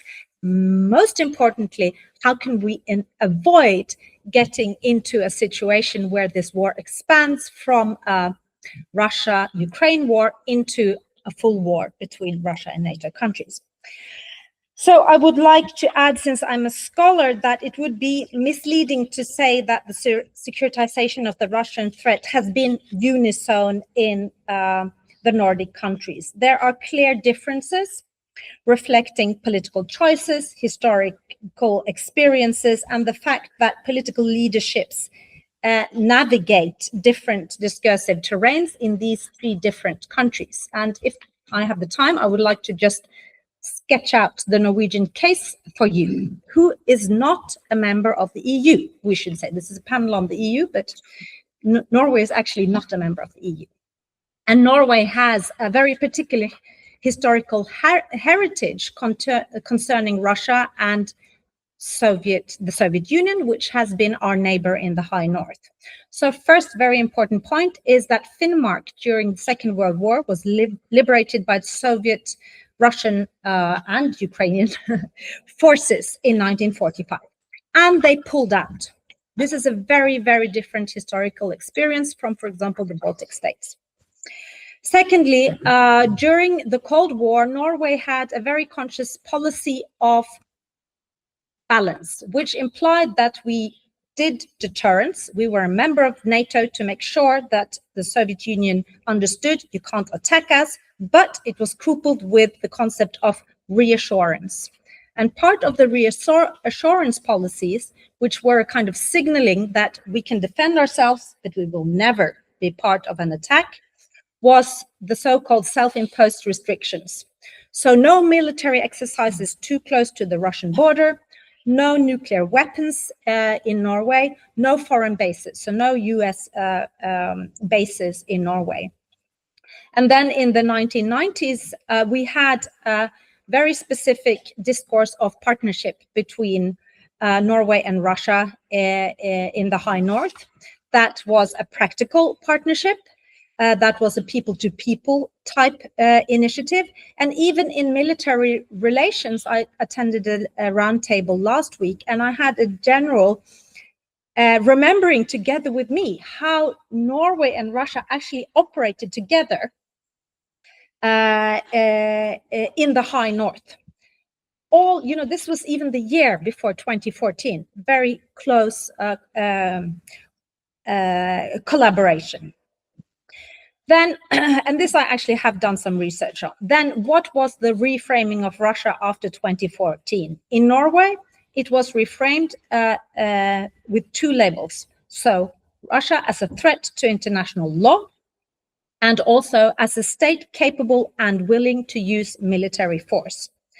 Then the invasion in 2022 changed the situation because of the shock, I think, of the act itself and this paradigm of occupation of a smaller country, which suddenly shifted the picture of, so the Soviet army invaded and withdrew into the picture of the Nazis occupying Norway during the Second World War.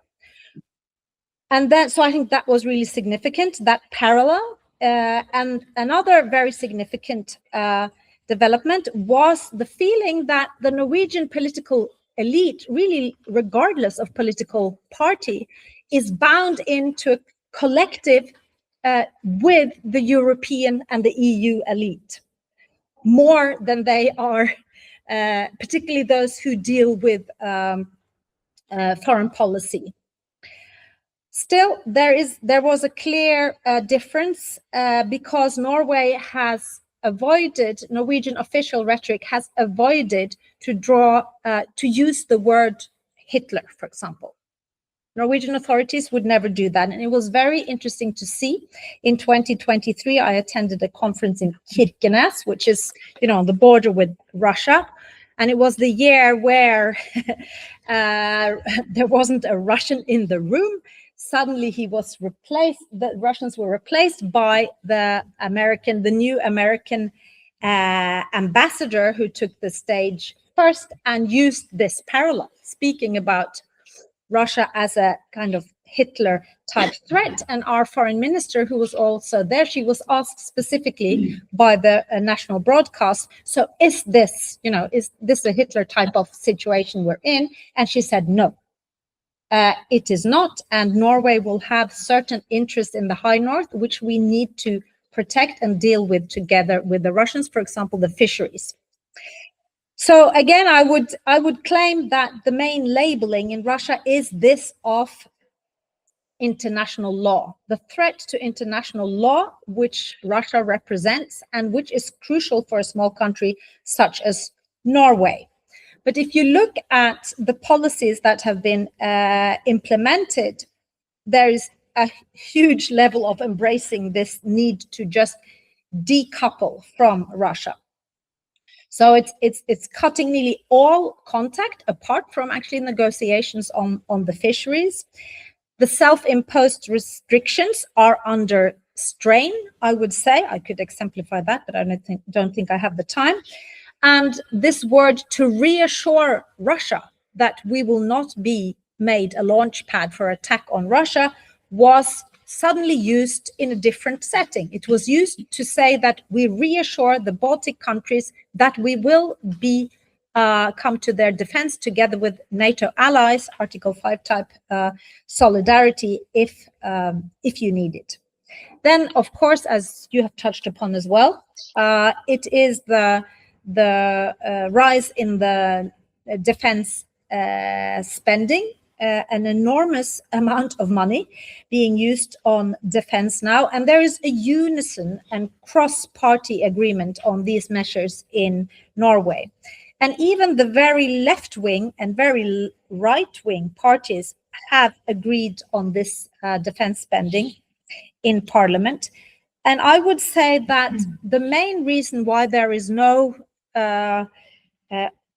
disagreement here is because of the definition of Russia as a threat. And even though the Norwegian authorities would be careful to use a kind of fascist imperialist label, this label is heavily used in the media discourse. And I would say that's how at least the political parties have embraced this view of what Russia is. So that has, in a way, bound the left into the consensus, even the far left. We have a far left party called the Red, and there's a certain split in that party, but the people who split out, who were in disagreement with this defense spending, they are very, very marginal in the Norwegian language. No, in the Norwegian landscape. So that was the story of Norway, the Nordics, and the Russian threat. Thank you. Did you swap places with Katja?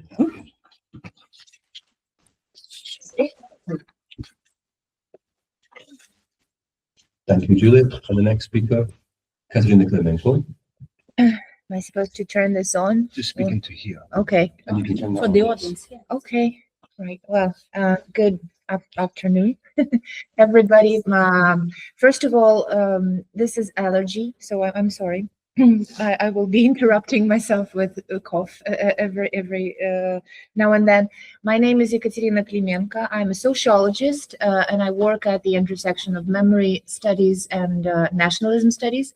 I focus on Russia, so I kind of feel a little bit uneasy sitting here discussing the European Union and its crisis, if it is really a crisis, but that was what I was asked to do. So I'll try my best, right? I want to start by saying that clarifying the connection between Putinism and memory, whether we understand Putinism as an ideology or we understand it as an identity project, which Mikhail already suggested today. I think that memory, or rather a specific narrative of Russia's national past, is absolutely a core component of Putinism. So that is what brings me into this project. That is my connection to this project. Now, when we are discussing the current crisis in the EU, I treat memory seriously as a memory scholar, of course, and I think that a specific memory is crucial to the ideological vocabulary of the European Union, whether, again, we're focusing on ideology here or identity, regardless. Memory, more specifically, memory of the Second World War and the Holocaust as the component of that war, is central to the European project.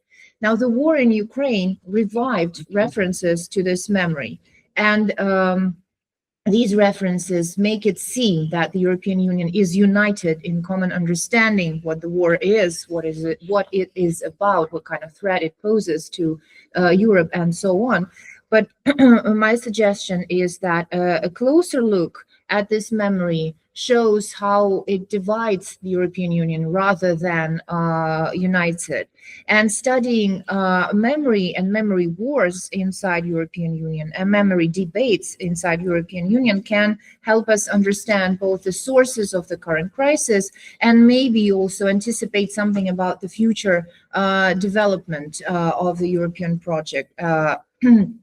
as related to the war in Ukraine. So a starting point for a memory scholar, myself included, is the idea that shared identity rests on shared memory. There's not much controversial about that statement, right? So the European Union is no exception. And for the European Union, like I said, memory of the Holocaust, the victims of the Holocaust has been this foundational memory, maybe somewhat counterintuitively, but that was it. So when in the 1970s, both the Council of Europe and the European Commission began promoting policies aimed at forging European identity, they chose the memory of the Holocaust as like the foundation of this identity. And the European project was inspired by the determination to prevent another war and another Holocaust, another genocide happening on the continent. And it was conceived as this progressive project of peace and reconciliation. So the Holocaust served as a symbol of the barbarity against which European unity is supposed to be strengthened. And hence the whole concept of never again, this imperative associated with Holocaust remembrance. Now the human rights framework, which became kind of an ideological foil for the European project, was likewise rooted in the memory of the victims of the Holocaust. So by the early 1990s, it was widely believed that the Holocaust memory had given rise to a new culture of memory, which was called universal or cosmopolitan or global culture of memory, and very much in line with this idea of the end of history optimism, which we already discussed today. This memory was supposed to be universal in its significance. It was supposed to transcend ethnic, national, religious, and other boundaries and to offer a common lesson for the whole of humankind. So it is not a surprise that when the European Union started the enlargement process, acceptance of the Holocaust memory became a part of the entry ticket. So aspiring new members from the former communist bloc were literally expected to embrace the victim-centered Holocaust remembrance as part of their accession to the European Union. And they did, actually. But soon enough, they began using that Holocaust framework to advance their own memory agenda. Now, Agnes today talked about the fall of the Berlin Wall in terms of political economy, right? But I think that we can understand the fall of the Berlin Wall as the moment when two memory cultures met, the Western European memory culture and the Eastern European memory culture. And the first one was focused obviously on Nazism and the Holocaust, but the second one was focused on communism and the Gulag. So for Eastern Europeans, 1945 was the end of the war, but it was not the end of occupation.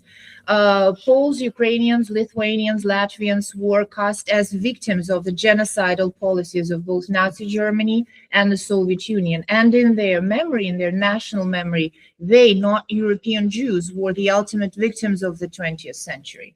So when the Holocaust memory template was taken up in the Eastern European countries, it was used to advance a memory project centered on the victims of communism. And the tropes that were used were like double occupation, double genocide, and double totalitarianism, which established sort of equivalence between the Nazi experience or the experience under Nazi occupation and the Soviet experience. So ironically, or maybe in some kind of a sad irony, the post-national Holocaust memory template was adopted and recast into a vehicle for distinctly nationalistic victimhood narratives. And one way of reading this development is that it was a form of emancipatory decolonization. There are scholars of memory who would advance this point of view, right? These post-communist states reject both Soviet and Western European hegemony over memory and insist on recognition of their experience, their victimhood, national victimhood, and so on. I accept that this is a part of the story, but this is not the whole story. And I'm more actually persuaded by a different reading of this development. And I see this through the lens of political instrumentalization. So I think that in practice, the memory of the victims of communism was especially politically useful for right-wing populists in post-communist countries, and it played no small part in Europe's nationalist revival and right-wing populist revival, and it became a tool to manipulate political competition and discredit opponents, particularly opponents on the left side of the political spectrum.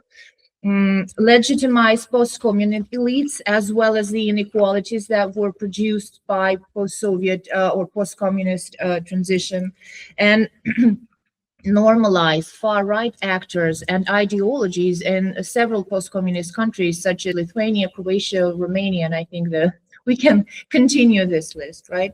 So what emerged was not simply a recognition of marginalized suffering, but a broader politics of victimhood, a somewhat distasteful competition over who suffered most, which soon enough spilled over into Western Europe as well. And one relatively recent example was the exchange that was in the run-up to the NATO summit in June 2025, exchange between the EU foreign policy chief Kaja Kallas and Irish MEP Kathleen Funchion, who literally clashed over who truly understands what it means to suffer at the hands of a colonial power.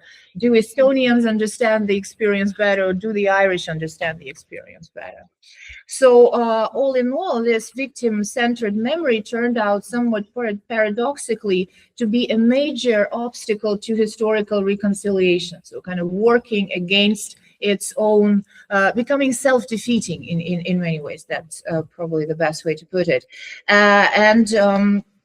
By the time that Russia invaded Ukraine in 2022, the European Union entered this crisis not only united by the memory of Second World War, but actually divided over what this memory is supposed to mean.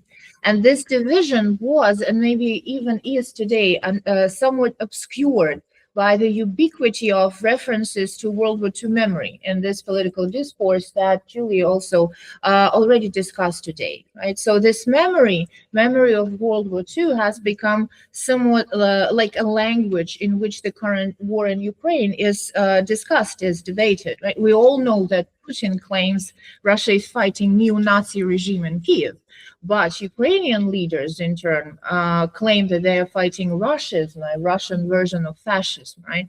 Meanwhile, Ukraine's European allies invoke the Munich Agreement and inadmissibility of appeasing dictators and so on.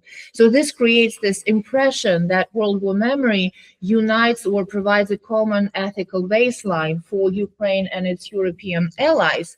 But I think nothing can be further from the truth that this reading of the situation. So when political leaders in Ukraine and in various European countries invoke the lessons of the past, the real question is, which lessons are they actually drawing from this past? And this brings me to my second point. What can the current state of European memory tell us about the future of the European project, if it can tell us anything? The question is, of course, especially pressing in the context of the war in Ukraine and Trump administration's retreat from financing European defense, and also the growing pressure on Europeans to undertake this large-scale rearmament effort, which we already also discussed today.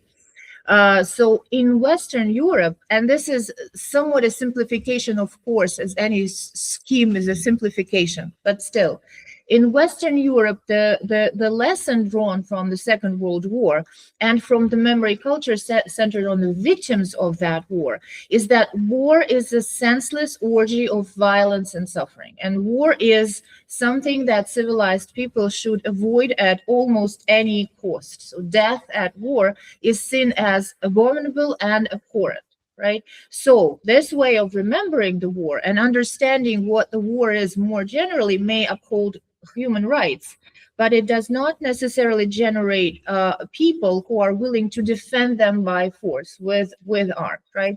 It breeds a degree of pacifism that sits uneasily with any large-scale rearmament effort, actually. So it is therefore, again, hardly a surprise that calls for patriotic sacrifice often find limited resonance in Western Europe. Western European societies may support Ukraine's war effort, and higher defense spending, but they remain far less willing to endorse personal sacrifice or direct military involvement. And when asked, we know that only about a third of Europeans say that they would be ready to fight for their own countries if their countries were attacked, say nothing about someone else's country, so to speak. In Eastern Europe, by contrast, national memory centered on victimhood and this prolonged suffering under communist rule may foster greater public acceptance of the need to defend one's country by force. But at the same time, in the Eastern European context, memory tends to privilege national interests and historical grievances over shared European values or shared European solidarities, identities, and so on. So, relatedly, strong support for defense does not automatically translate into unconditional solidarity with Ukraine. And Polish case is a particularly clear example of that, right? Poland has emerged as a EU's leader in defense spending, and 2/3 of the population supported, but support for Ukraine in Poland is declining, right? And despite having the third largest army in Europe, Poland has also made it quite clear that it is not willing to send troops to Ukraine. One of the reasons behind that probably lies in the unresolved memory conflict between Poland and Ukraine, where Polish leaders now demand that Ukraine recognizes the Volhynia massacre as genocide of the Polish people committed by Ukrainian nationalists. Obviously, Ukraine is not very much willing to do that. But again, there is some kind of irony in that and this as well, because Poland was once expected to embrace the EU's memory of the Holocaust as part of EU accession. And now Warsaw advances its own memory demands towards Kiev. We don't know what the result would be, but we will see, right? But that is somewhat indicative in my view. So this Polish-Ukrainian case illustrates that memories can breed division and conflict rather than solidarity, even if those memories are centered around a common or presumably common experience and centered around the idea of victimhood. So seen from this perspective, some of Europe's indecisiveness about the war and its support, like dwindling or uneven support for Ukraine, I think makes the whole conundrum more intelligible, right? And to conclude, like a lesson for the future, so to speak, right? So the East-West memory divide, I think, has profound implications for Europe's capacity to sustain its support for Ukraine and for its ability to respond to Russian threat, however we define that threat.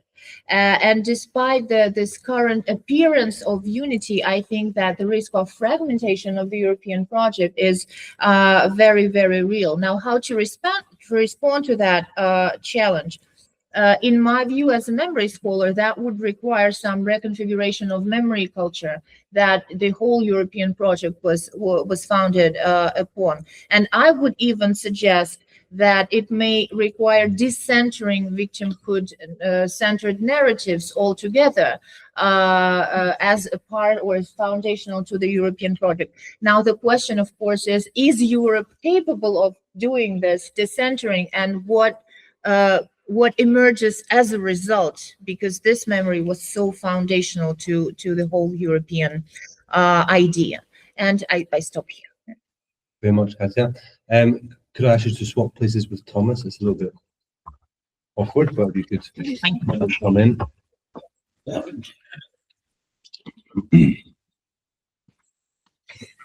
Sorry.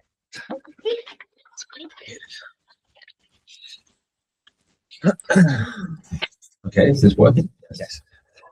Yeah, thank you, Matthew.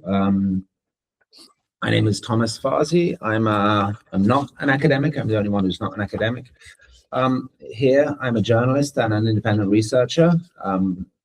My work has been focused a lot on European integration, analyzing European integration from a critical perspective, but I also write a lot about geopolitics. So, of course, I've been writing a lot about war in Ukraine in recent years. So not being an academic also means that I can take some poetic licenses that academics can't take. So that's the good part.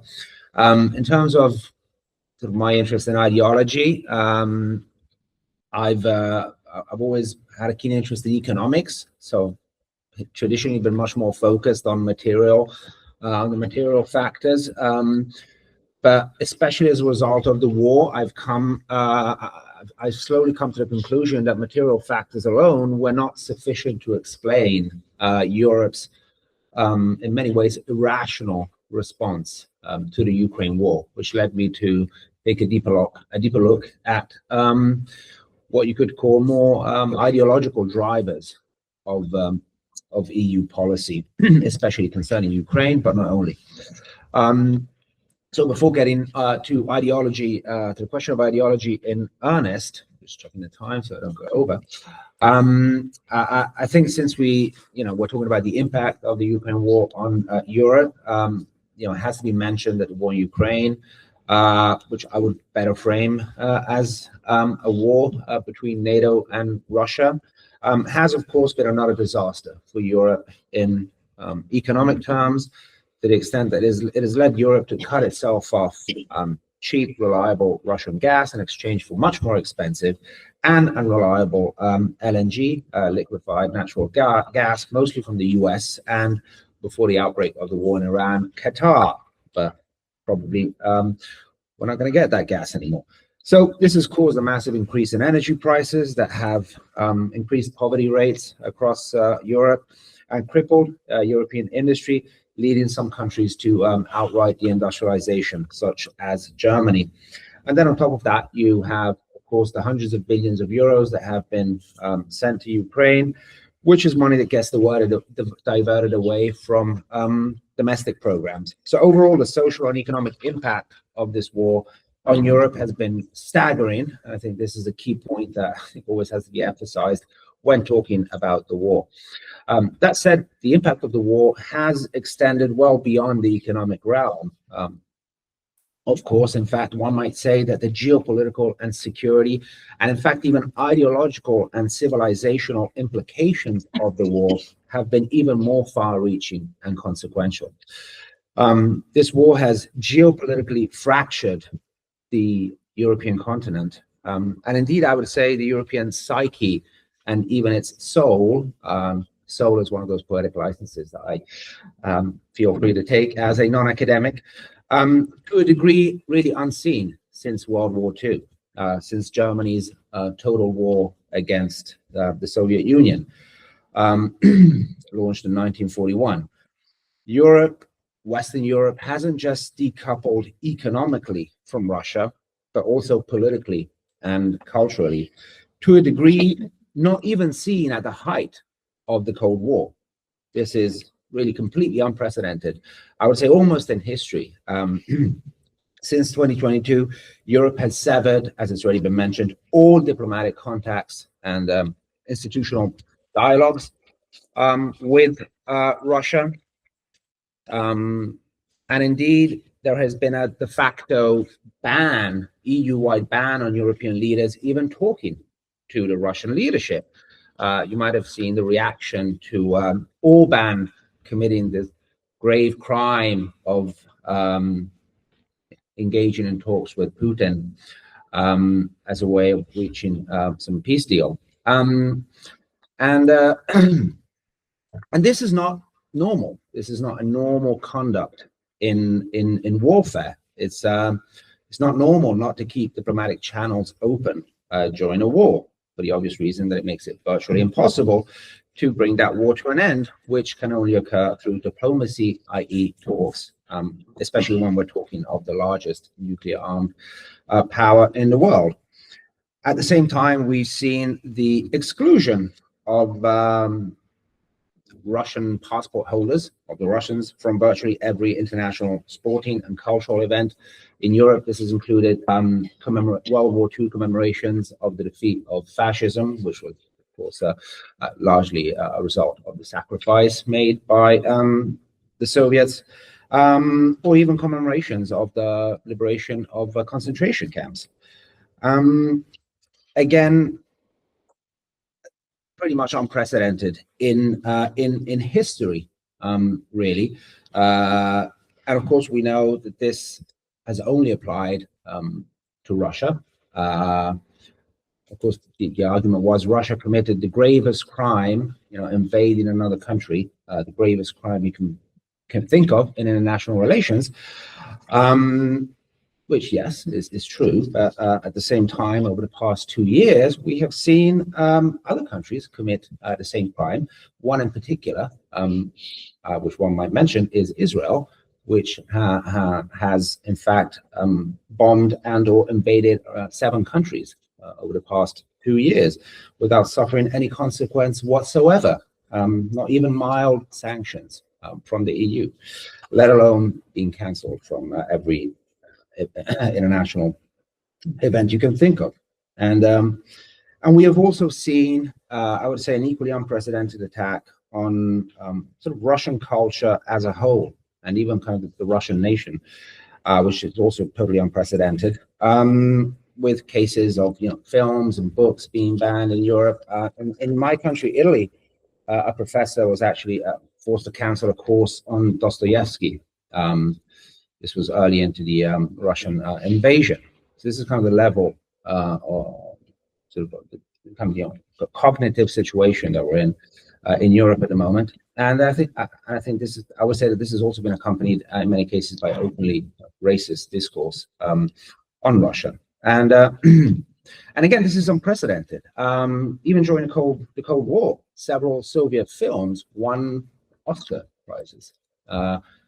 It would be obviously impossible today to imagine a Russian film winning an Oscar. But this happened, I think, 4 or 5 times during the Cold War, of Soviet films winning an Oscar. And this was at a time when the West was allegedly engaged in this existential ideological struggle with the Soviet Union.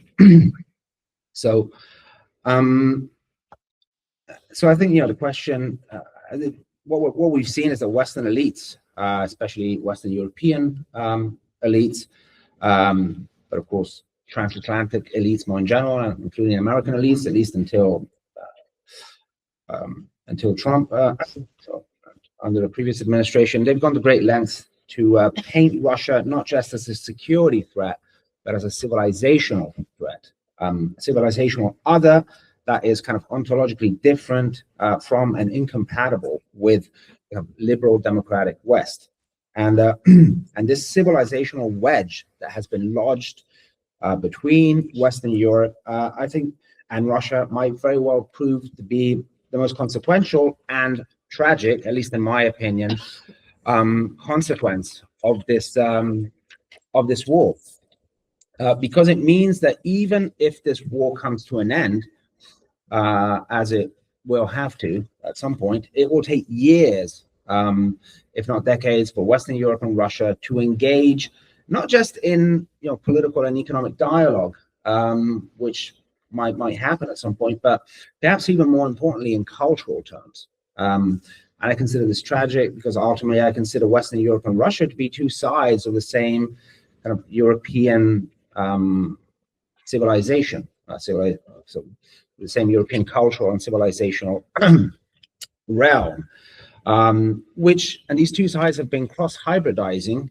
for centuries, with each side, I would argue, benefiting from each other's influence. And so by pulling up this civilizational iron curtain between Europe and Russia, I think both sides will end up poorer in the end. And so, it concerns me that the European soul will remain fractured for the foreseeable future.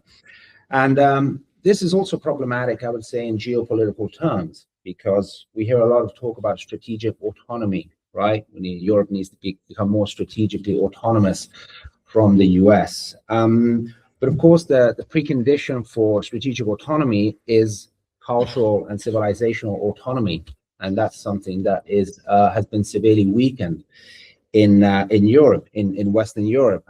So that means reconnecting with Europe's kind of civilizational and cultural roots, which I would say have been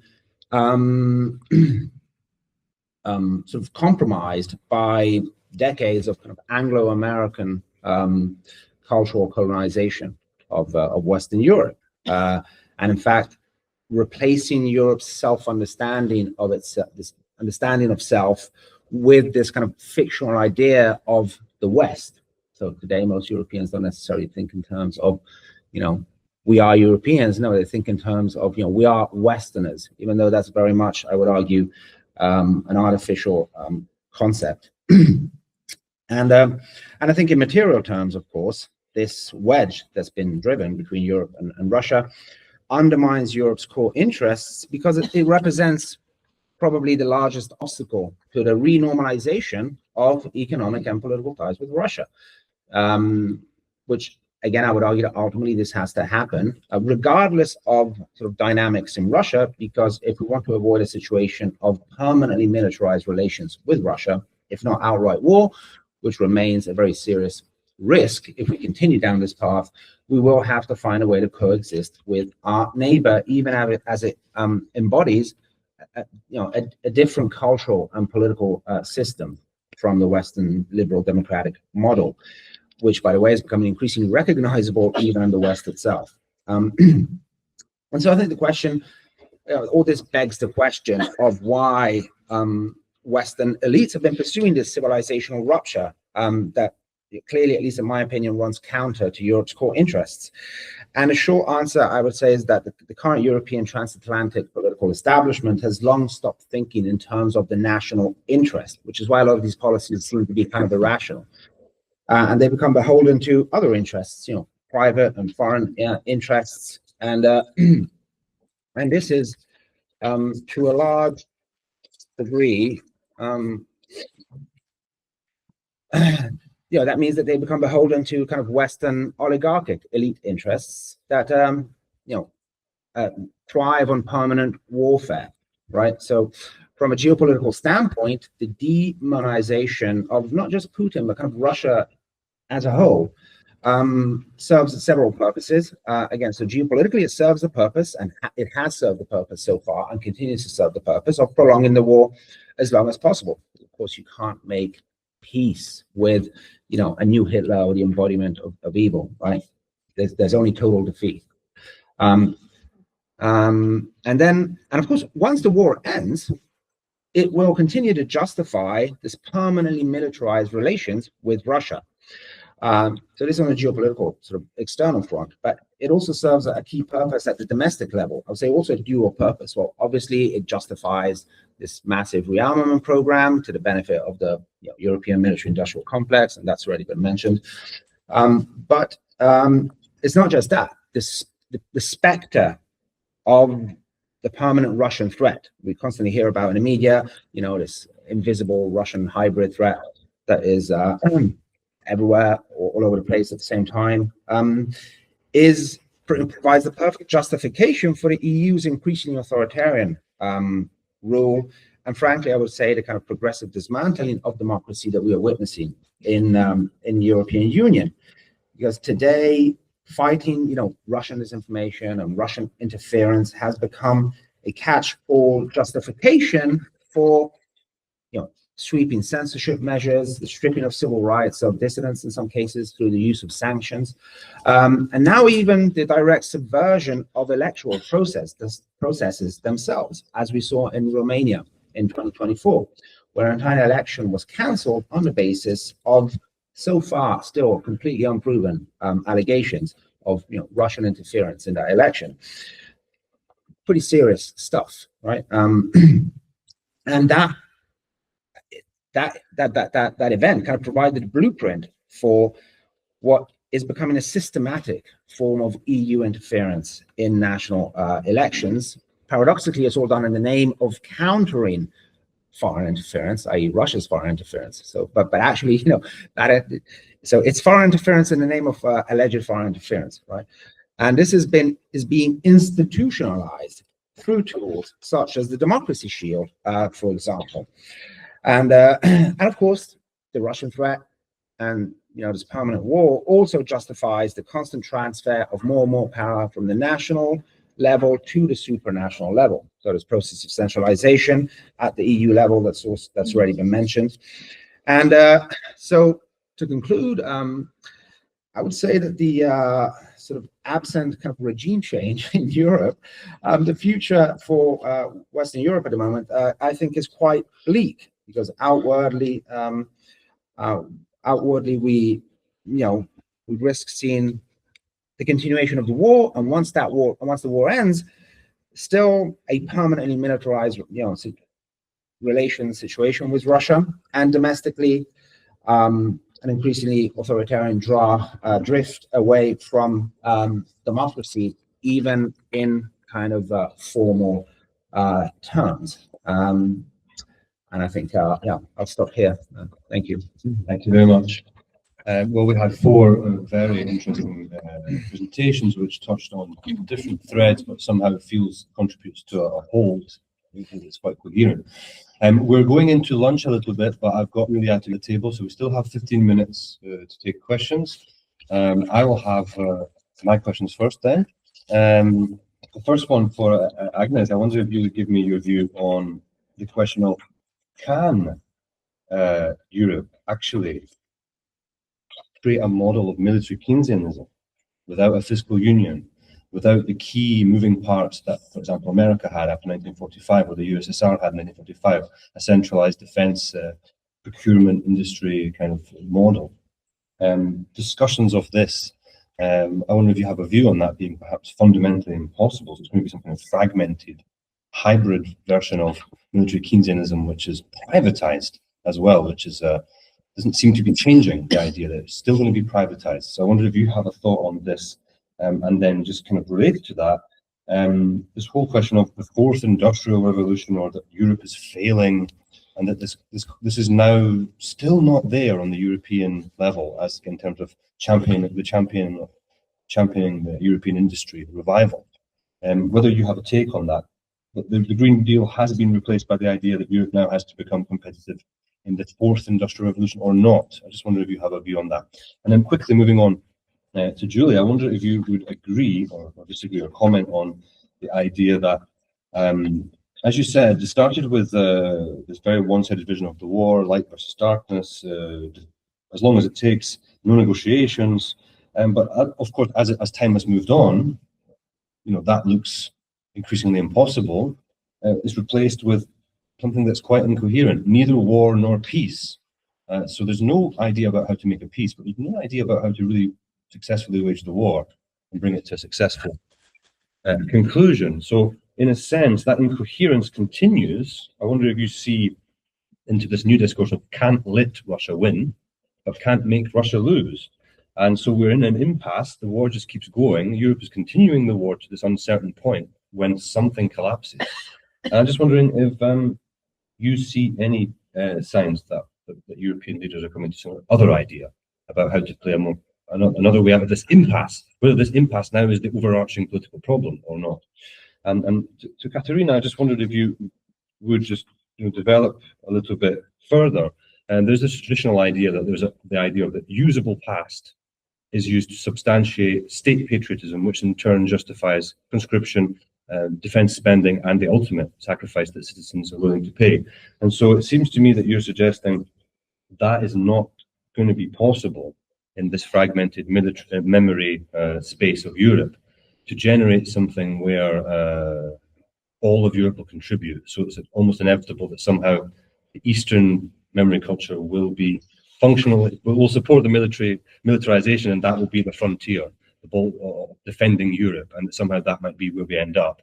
But then, you know, Spain, Italy are not paying for it, they're not contributing, and that doesn't seem to be very politically feasible. So yeah, something like that, if you wanted to respond to that or develop it. And for Thomas, I want to ask, you have presented the sense of the overreaction of European elites to this war to some extent. But of course, the problem is, by launching the war, Russia has created a security problem in Europe. I mean, it has a war of choice which produces all these security problems. It's not clear how to end this war. And Russia is perceived as a threat by a large number of European countries. And I know that you believe that this is hyped and overplayed, and there's this kind of hybrid war association. But what to do about the Russian threat? I mean, what is the actual possible deal that could be made to restore faith in the idea that there could be a security arrangement? Because who has to take the first step? I mean, Russia, after all, took the first step to go into Ukraine. They're being asked to take the first step to de-escalate the conflict, and they're refusing to do so. So I think if you maybe can respond to that, the main warmonger of Europe is Russia. It's still the common sense view of many European citizens, and it seems that you don't agree with that.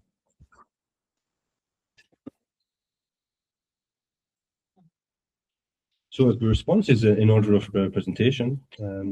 Questions from you? And from the audience, I see no hands. Mikhail has a question. Mikhail has a question. Okay. Yeah. Okay, so my question is for Yulia, partially getting into what you said about this neither war nor peace situation today.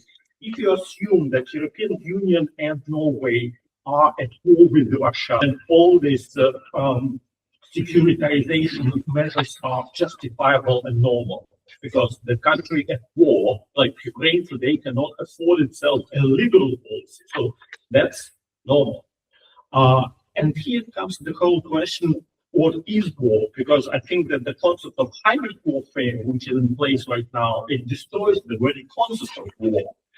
And we can see it so obviously in this formula, which is being used to describe Russia's aggression as unprovoked full-scale Russian aggression. I think that it's totally wrong, because every war is provoked.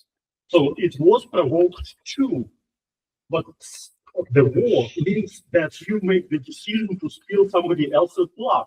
So Putin obviously started this war, just like Hitler started the war against Poland or Soviet Union for that matter. But if you describe the situation as the hybrid warfare, then the question whether you are at war becomes blurry, and whether these securitization measures could be applicable is just ousted out, so it becomes irrelevant. So how would you relate to the conceptual power of the concept of hybrid warfare? Is this still a valid concept in international relations, or rather the part of the securitization scope, part of ideology? I think you can respond. Okay, so in this military Keynesian hopes, it sort of clashes with the basis, the fact that Europe doesn't have a globally viable industrial base anymore, and it need, in order to rebuild it, it would need to somehow rebuild a whole global industrial chain, which it cannot do. All of it is already Chinese-centered, China-integrated, and it is trying to do that while also decoupling from those chains. And it's proving increasingly impossible. Then it is trying to create joint ventures with Chinese companies in order to play the junior partner in a hoped-for technological exchange, but it cannot do it because the US imposes decoupling from China, and it also cannot do it because these companies are failing in Western Europe because labor is too expensive. This is why the peripheries like Eastern Europe and North Africa, the industrial peripheries of Europe, are the only ones which are actually reindustrializing. In the discourse, it is treated as problems of fragmentation of regulation, because this is where you can still speak in that tone as if there would be any solutions available. So if you are this think tank or policymaker, you're going to speak to that, but it is completely physical problems. Now we are spending the amount of debt money in the world for military industrial reindustrialization, and at the same time, steel factories in Europe have been failing throughout the last decade. You know, ThyssenKrupp, which was the military champion of Hitler's Germany, it failed to the level that the majority of shares were transferred to a Czech military oligarch.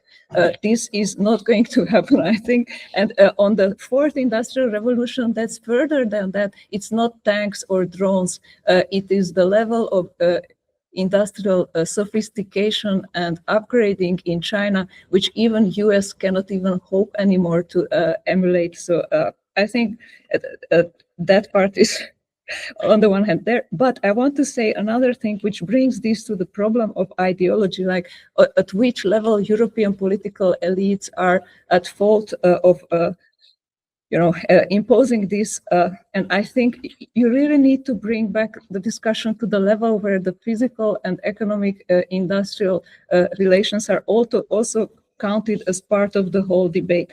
At which level, for instance, this connection of Europe with Russia, which you just said will be impossible ideologically. I think ideologically it was impossible the way that ideology was constructed in the past 2 years or 4 years, but in the reality, it is happening right now. So Merz, who was an ex-European CEO of BlackRock, which is the main investor, private finance investor into the rearmament packages, he went to Trump after the Iran attack and humiliated himself and Germany in the whole of Europe in the way he was communicating there, including uttering that we think Iran, the international law doesn't apply to Iran and all that. And in exchange, he gained allowance from Trump to restart the Rosneft refinery in Germany, and a few days later to get temporary sanctions for the whole of Europe for Russian gas that could come through the pipes, which is in addition to the LNG that Europe has been buying all this way from Russia, not decreasing it, but increasing it throughout the war. 2025, it was record high, the Russian LNG buying. Europe is doing what it can, and what we see is the level of what is possible. Julie, would you like to come and take my seat, because then we can be heard on that microphone.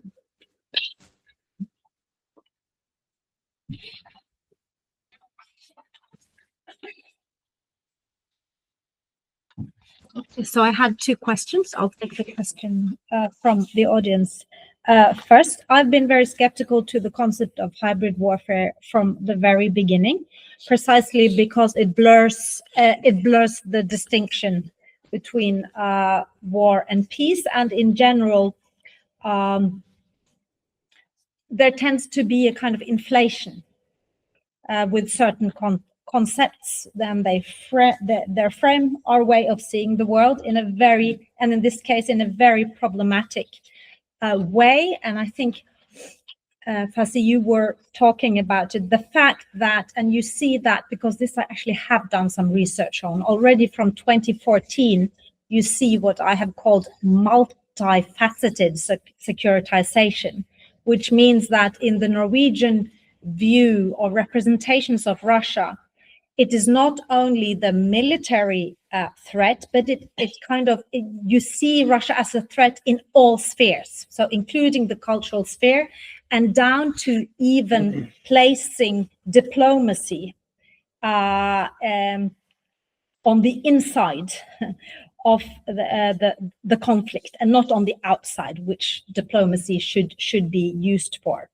So a very, very problematic concept, because it kind of attaches offensive and aggressive intent to anything that the counterpart does, which is very dangerous in international relations. At the same time, you know, as a Russia scholar, it's difficult to criticize the use, because it is true that the Putin regime is instrumentalizing all these different spheres in the fight against the West. So it's, you know, doing both things at the same time. And then maybe to stick to my Nordic case, an interesting distinction which appeared autumn 2025 when the drone incursions came into NATO territory and the breaching of the airspace. The Danish Prime Minister immediately called this hybrid warfare. In Norway, a bit of a silence, and then this is not hybrid warfare, it's hybrid threat. Big, so particularly not blurring war and peace, and also with the Norwegian head of intelligence commenting at a seminar which I attended with him, specifically that we should be careful to attach agency to these hybrid incidents. We know now that the Nord Stream was not committed by the Russians. We also know that the incidents of breaking the cables in the Baltic Sea actually were not the result of intended sabotage.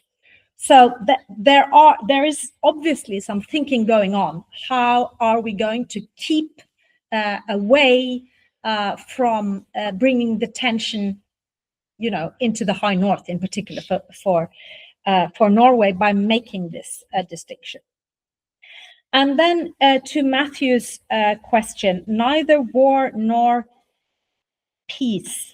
I'm afraid because, and if I return to the Norwegian example, since the securitization is so much focused on the breach of international law, the Russia case is still placed in the basket. This is an existential threat, really difficult to move into the suggestion that we should stop arming Ukraine. And even difficult, because that's what I'm trying to do. Is it possible to do arming Ukraine and at the same time trying harder to establish diplomatic contacts? Not just leave it to the Trump administration, but trying to establish some political diplomatic contact. It's really very, very difficult. I do think, though, that there is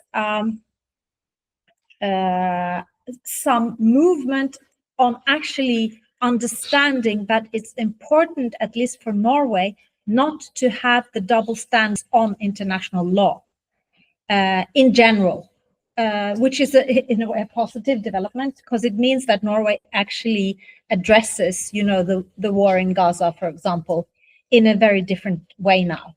Talking about the atrocities, and also saying now with the war on Iran, this is not our war.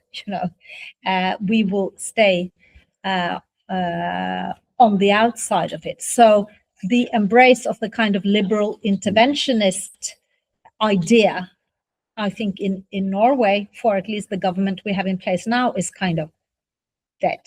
Yeah. Mm-hmm. After you turn on your mic, okay. I didn't turn on my mic. Okay. Try to turn this around. If the starting point of this idea of a usable past, when we use this concept, we often imply that a usable past is something used by authoritarian leaders to sustain their rule and so on. This is the implication very often. But the Holocaust memory in Western Europe is also usable past. Depending what you are using it for, it is usable, maybe not very usable, right? So the Holocaust memory is very usable if you want to promote the ideas of human rights or pacifism or prevent the war or prevent the genocide. Maybe usable, maybe. But definitely not usable if you want to motivate people to join the army or to ramp up military spending and so on and so forth. And Germany, for instance, it's an excellent example of the country that is so deeply shaped by the Holocaust remembrance, but is very reluctant. The Germans are very reluctant to join the army, to ramp up military spending, to send offensive weapons to Ukraine, and so on and so forth. So the memory is there, but what are the outcomes of this memory? What is this memory being used for? That's a different question, right? On the other hand, Poland is also a country that is deeply shaped by its experience in World War II, and also the Holocaust, of course, which happened on Polish territory, after all, the big parts of it. And Polish national memory is very usable for the war, for fighting another war, or at least being ready to fight another war. But definitely not very usable if we're talking in terms of European project, European solidarities that are that exist on this post-national, supranational level, and so on and so forth, right? So my kind of answer to this would be, maybe it's time for us to decenter the very idea of usable memory, the very idea that memory should be used for some political purposes today.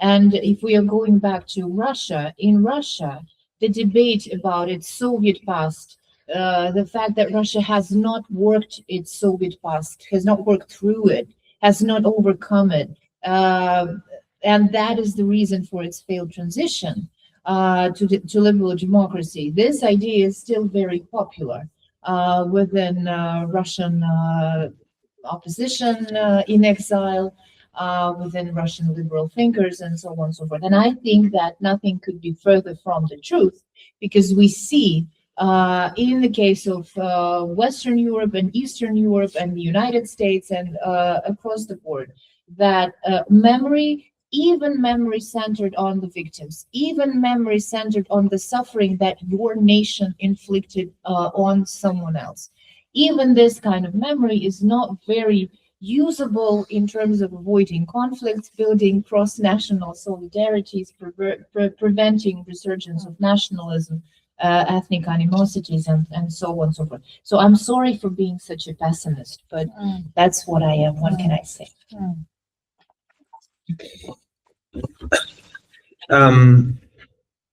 Yes, Russia invaded and therefore created the security threat, but I think Russia today, to the extent that it is a security threat, is a threat that has been largely created by the West's systemic refusal to take into account Russia's security needs and concerns and demands. And this is a very old story. I mean, you can go all the way back to, the early post-war years, the beginning of the Cold War, and we can see a pattern in the West refusing to create a European security architecture based on the concept of the indivisibility of security. So the idea that the security of any member of a sphere, in this case the wider European sphere, cannot come at the expense of the security of other members. And throughout the Cold War, clearly there was a push by the US to instead maintain NATO and Europe in a permanent standoff with Russia, Soviet Union. And some steps were made in the 70s towards working towards a new European security architecture with the Helsinki Accords, etc. But anyway, the collapse, and of course the collapse of the Soviet Union, so the disappearance of the ideological threat coming from Russia, should have created the conditions to finally move towards a new European security architecture, like in line with what had begun to be discussed in Helsinki in previous decades. But that didn't happen. Of course, there's no use in going into the whole history of what actually happened. The opposite happened. Basically, NATO, instead of getting disbanded, was maintained, and in fact enlarged and expanded eastwards. And over the decades of expanding eastwards and essentially destabilizing Russia's security at its border, this eventually as a result of the de facto progressive integration of Ukraine into NATO ended up being perceived by Russia as an existential security threat. Now, of course, there's no way of proving that, because one can always make the case that that's not true. This whole argument about Ukraine being a security threat is just a ploy that Russia is using to justify something that it's always wanted to do. Yes, it could be. I mean, I think an analysis of Russia's actions and behavior don't support that. But of course, there's no way of, conclusively knowing what was going on inside the head of the Russian leadership when they made the decision to invade. But I think, looking at, if you do a historical reconstruction of the events leading up to that, I think the facts support the notion that this was something that was perceived as a real threat, and that's what ultimately forced Russia to invade, not to occupy all of Ukraine, but to use force to achieve a security deal that they weren't able to achieve by diplomatic means, despite considerable efforts that are documented even in the final months leading up to the invasion. So I think this is ultimately what happened. And then I think even after the invasion, we know that Russia made several attempts at, or at least engaged in talks to end the war in the early weeks of the invasion. We know there were talks in Istanbul, and people who were present at the talks, including members of the Ukrainian delegation, have subsequently said that those talks were going quite well. I think they reached like this 9th draft, I think. So I mean, it wasn't fake, these were serious talks that were going on, and they were ultimately sabotaged by the British and the Americans, according to several people who were present, who essentially came in and told Ukraine to stop negotiating a deal. So I would say that the West, I think this leads me to sort of a conclusion I've come to, which is that Western powers, some Western powers in particular, didn't just provoke the war, but deliberately provoked it. I think there were factions within the transatlantic establishment that wanted this war and deliberately created the conditions for this war to happen. And sort of very briefly, I described the two main consequences that this war has had on Europe, right? So the making Europe dependent on American gas instead of Russian gas from an economic standpoint, and geopolitically, sort of, this wedge that's been driven between Europe and Russia. These have been the two main geostrategic imperatives of the US forever, basically. And again, all very clearly documented. The US have always hated the fact that Europe bought Russian gas instead of American gas, and they've always viewed the sort of potential scenario of a geopolitical alignment between Europe and Russia as a key threat to US interests. Again, it's all very openly stated and documented, and this war achieved both of those aims from America's perspective. So if it was purely coincidental, they got pretty lucky. Let's just say that.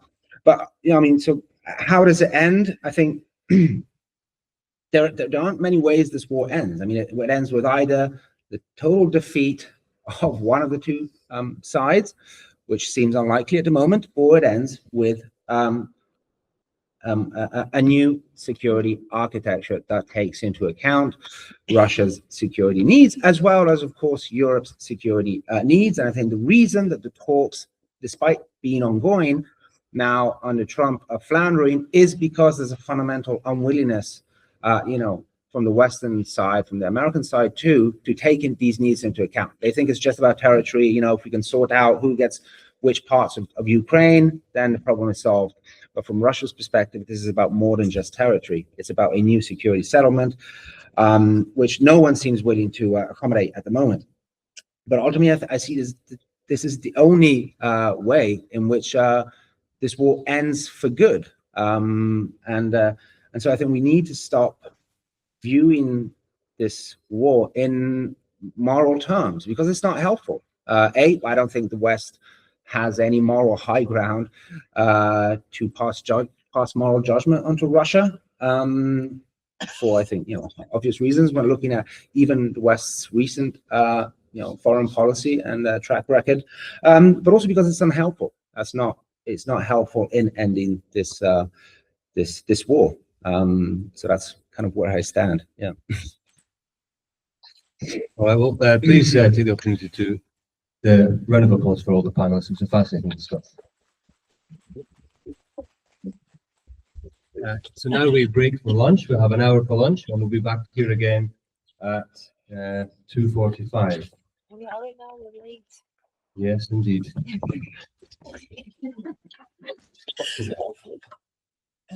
I find it very interesting. Well, as long as it's shared for, then Yeah, okay, collective no, it's collective responsibility. Short. I think we've been So let's make the next panel. Yes, let's do that. Maybe 45. Okay. Yeah. We'll just see how it goes. Oh, yeah, we need to. I think we just try and cut things down. We'll stop the recording. I guess I'm just wondering if we should at least leave a note or something if there are people from the outside.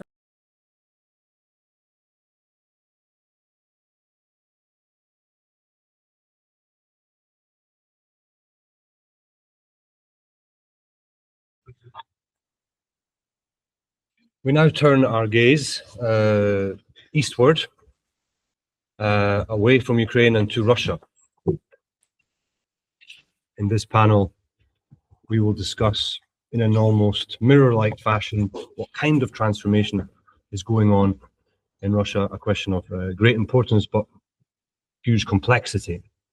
If Mikhail has mentioned that Ukraine was a genuine laboratory for political ideologies and construction of ideologies and expression of different projects in constructive and destructive ways, it's generally accepted that in Russia that laboratory was closed down or significantly dismantled from 2012 onwards, and that from 2012 until 2022 we have 10 years fundamentally about autocratization.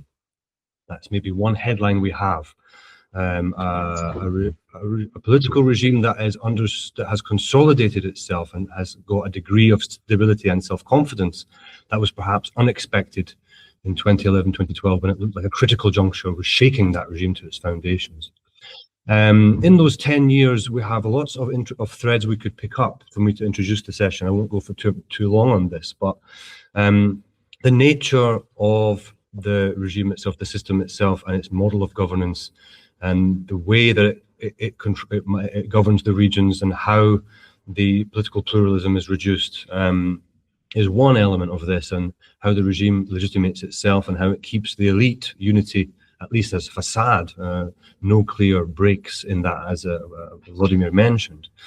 But at the same time, the political economy of this, of Putin's Russia after 2012, fundamentally up until 2022, can't be said to have really been resolved. It's still a mixed and hybrid model with state capitalism alongside a neoliberal oligarchic capitalism, which seems to reach a kind of dead end or a kind of middle income trap by 2020, 2021.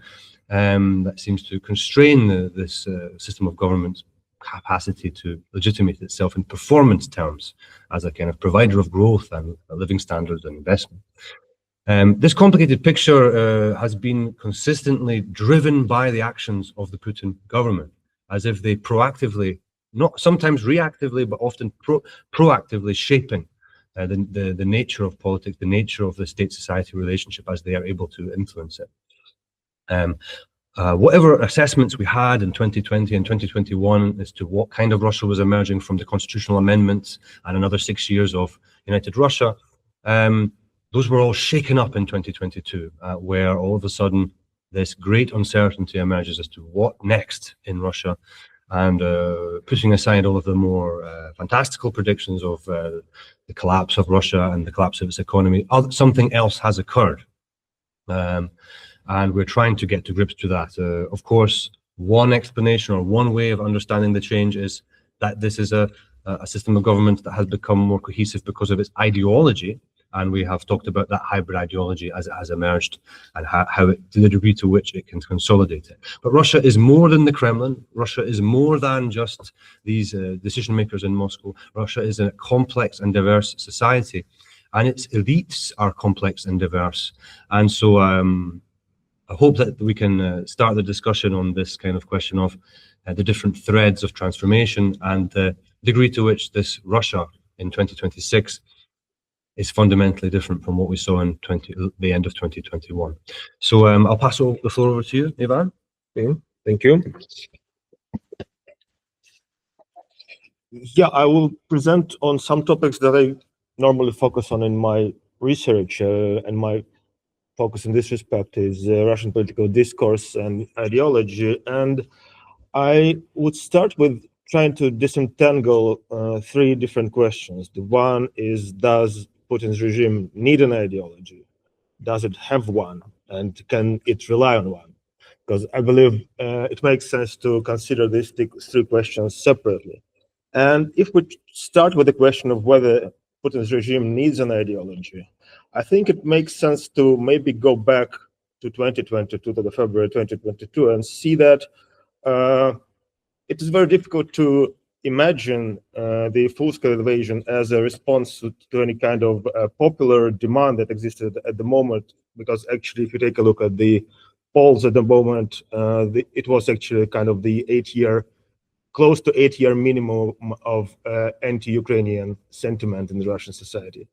And also, when it comes to persuading the elite, we also don't see that Putin actually had to persuade the elite. If we take a look at how this meeting of the Russian Security Council went, that happened on the 21st of February 2022, it looks like the Putin, even in the televised Polish version, we can see that Putin was able just to force his opinion on some of the members of that meeting. So if we go back to the idea of ideology being a systematic set of arguments, we don't actually see Putin needing one, because not much persuasion was needed, because it seems he was capable of just push through with any decision he makes. And this is why 2022 was an important moment for making sense of Putin's regime in general, because it showed that there were already very little constraints on Putin's personal authority at the moment.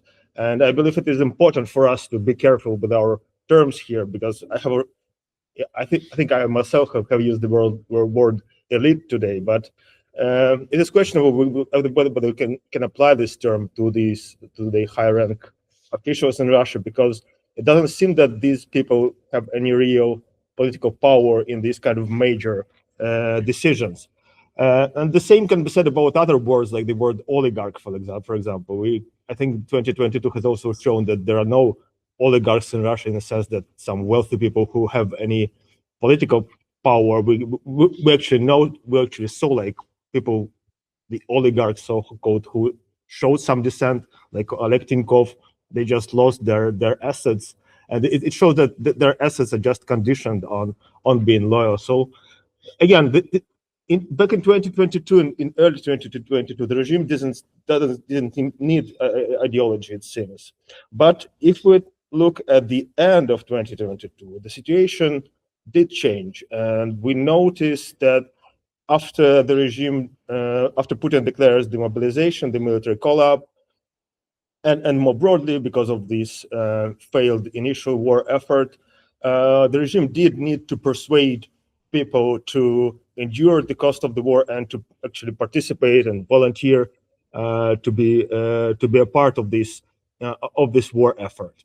And we see that in 2022 there is a visible attempt to have an ideology, to develop one, to codify one. For example, in 2022, Putin signs a decree that codifies a set of so-called Russian traditional values, and we see the efforts to introduce indoctrination in Russian schools and universities through special patriotic upbringing courses. So the regime tries to have an ideology. But then I remind you my third question, can it rely on one? So it seems that if we take a look at how actually the argumentation of Putin and his propaganda works when it tries to persuade people, to mobilize people to take part in the war, or even to take part in the elections, it is never purely about these patriotic arguments. It's always about some combination of those, all the necessary words about patriotism and comparing the compatriots, but also there's always some element of more pragmatic, welfare-oriented argumentation, like promises of benefits, promises of money, promises of welfare and prosperity. And so it seems that if we take a look at how this discourse works, the regime itself does not feel confident enough using exclusively this patriotic argumentation or statist argumentation. So you can say that the regime has an ideology, but again, it's very questionable whether it can actually rely on one, and certainly that the regime itself thinks that it cannot rely on them. And finally, my last point, and I have already mentioned it a little bit, with this issue of ideological indoctrination in Russian schools and universities, I think this is an important trend to focus on in when it comes to long-term vision of Russia, because actually the future behavior of Russia will depend on whether the regime will become confident in its ability to mobilize people en masse to support the regime, to take part in the military efforts. That's why they try to groom the younger generation now. And if you think of, I said that it is a long-term question, but if you think about it, people who were like 14 in 2022, then they can already be on the front lines today. So this is something that already has an impact now. And I don't have an exact answer whether this system of indoctrination they built is effective or will become effective. But this is something I myself am focusing on, because I think this is something important for understanding the trends about Russia's future. Thank you. Thank you, Ivan. I'll now pass it over to Oleg Zhuravlev. Hi, my name is Oleg Zhuravlev. I represent Technical University of Dresden and Public Sociology Laboratory. I will. So, Public Sociology Laboratory is a self-organized team of sociologists and political economists and psychologists who collect money within Russia, taking in-depth interviews, doing ethnographer observations, etc. So I will touch upon the question of loyalty towards the government, towards the war itself, and how it changed during the war years. So just several numbers from the last opinion poll conducted by the most reliable team, which is named Chronicles. So we cannot rely on numbers during the war, but we can see some tendencies. So what we see that the war is less and less popular among Russians if we compare, if we look at the whole period of the war. For example, by the autumn of 2025, we see the maximum of Russians who vote in favor of peace agreements with Ukraine with compromises from the Russian side. Another argument made by Chronicles is that support for the war, even declarative support for the war,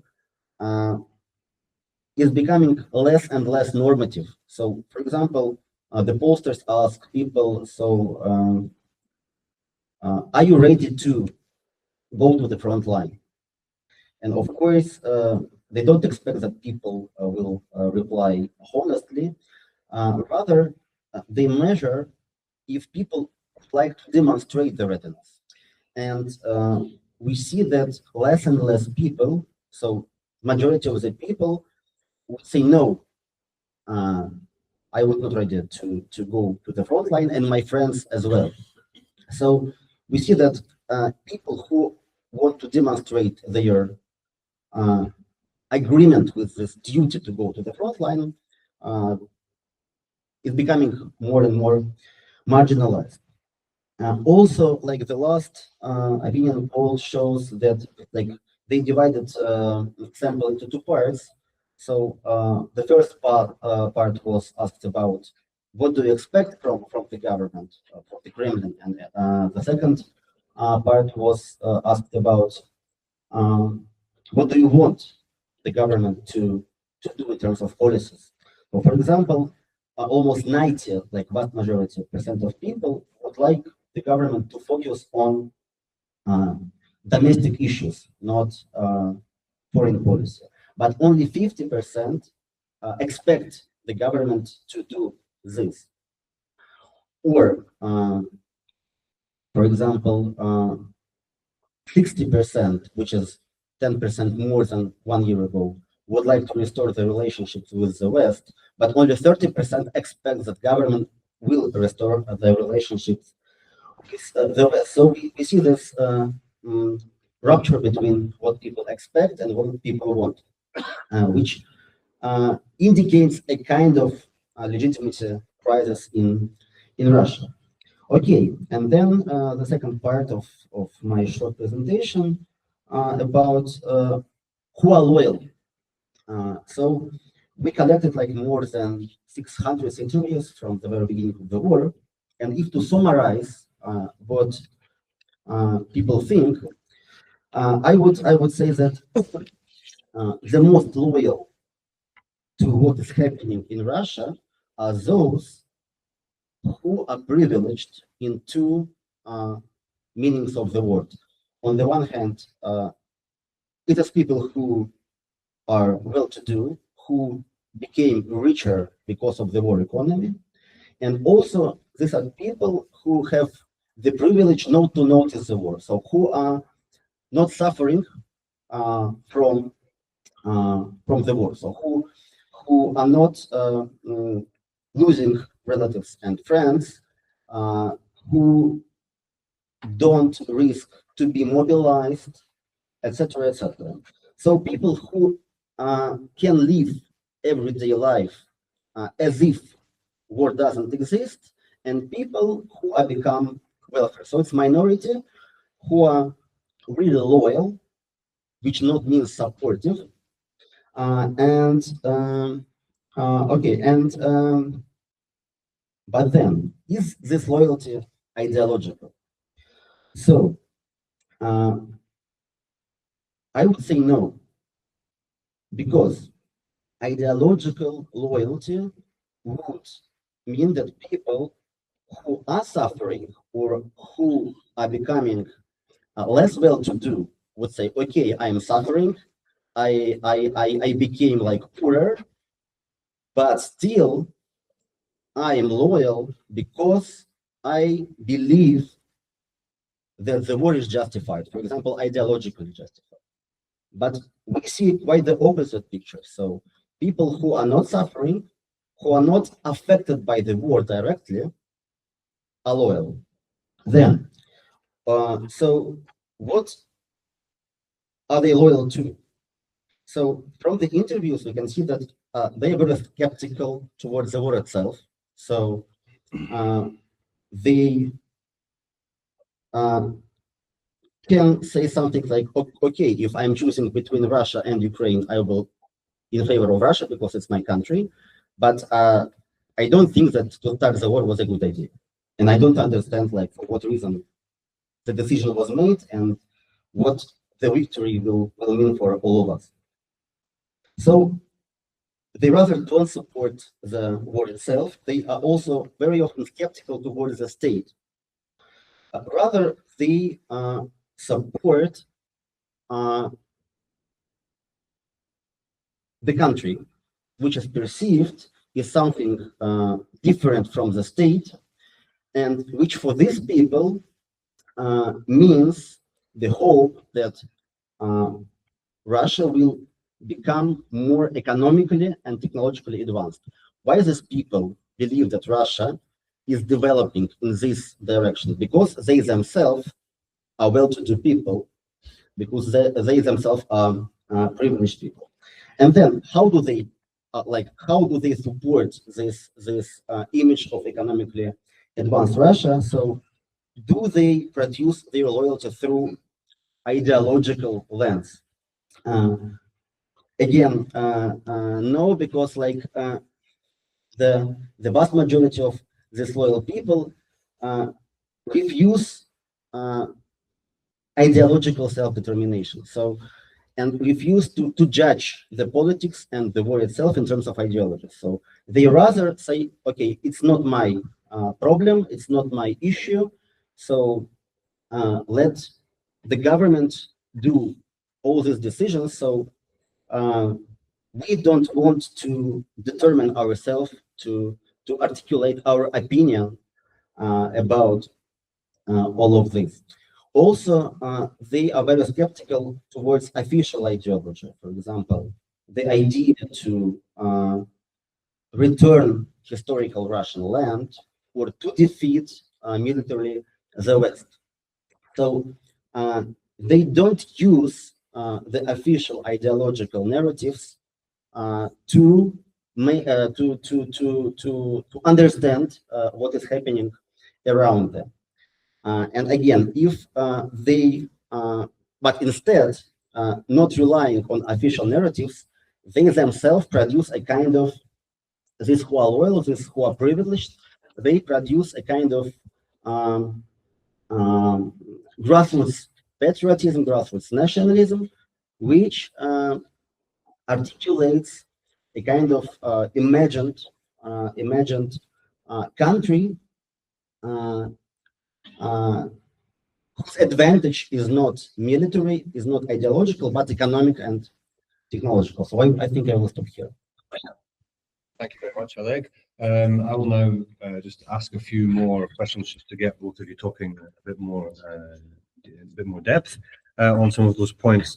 The first kind of points I would like to make for Ivan, just hearing your talk there, that there's a contingent factors that have led the regime to move more towards relying on ideology through 2022, and so one element of that seems to be the progress of the war and this kind of dysfunctionality and the attempt to have a limited use of force and not producing the result that was expected, and miscalculating the Ukrainian response and resilience, and then also what the West would do. So then having to then explain why this special military operation is getting nowhere by June, July, and then even gets reversed in September is one element of it. But then there's the information war, the propaganda war between the West and Russia, which is really hyper moralized and very black and white. So the people or the position of the regime is to then have a counter narrative, which is also becoming more extreme. So if the West is accusing Russia of being imperialist, then Russia is quickly developing its counter narrative of Western imperialism. So the question really is about the contingency of it, and the degree to which you think, well, this is the question: what work is being done by ideology from 2022 onwards that was not being done between 2014 and 2022, when there is a war in Ukraine and there is the patriotic narratives and there is this sort of a liberal shift there, but all of a sudden it's being applied in new ways. And so if you could think of that, why was it not needed there but needed in this next period?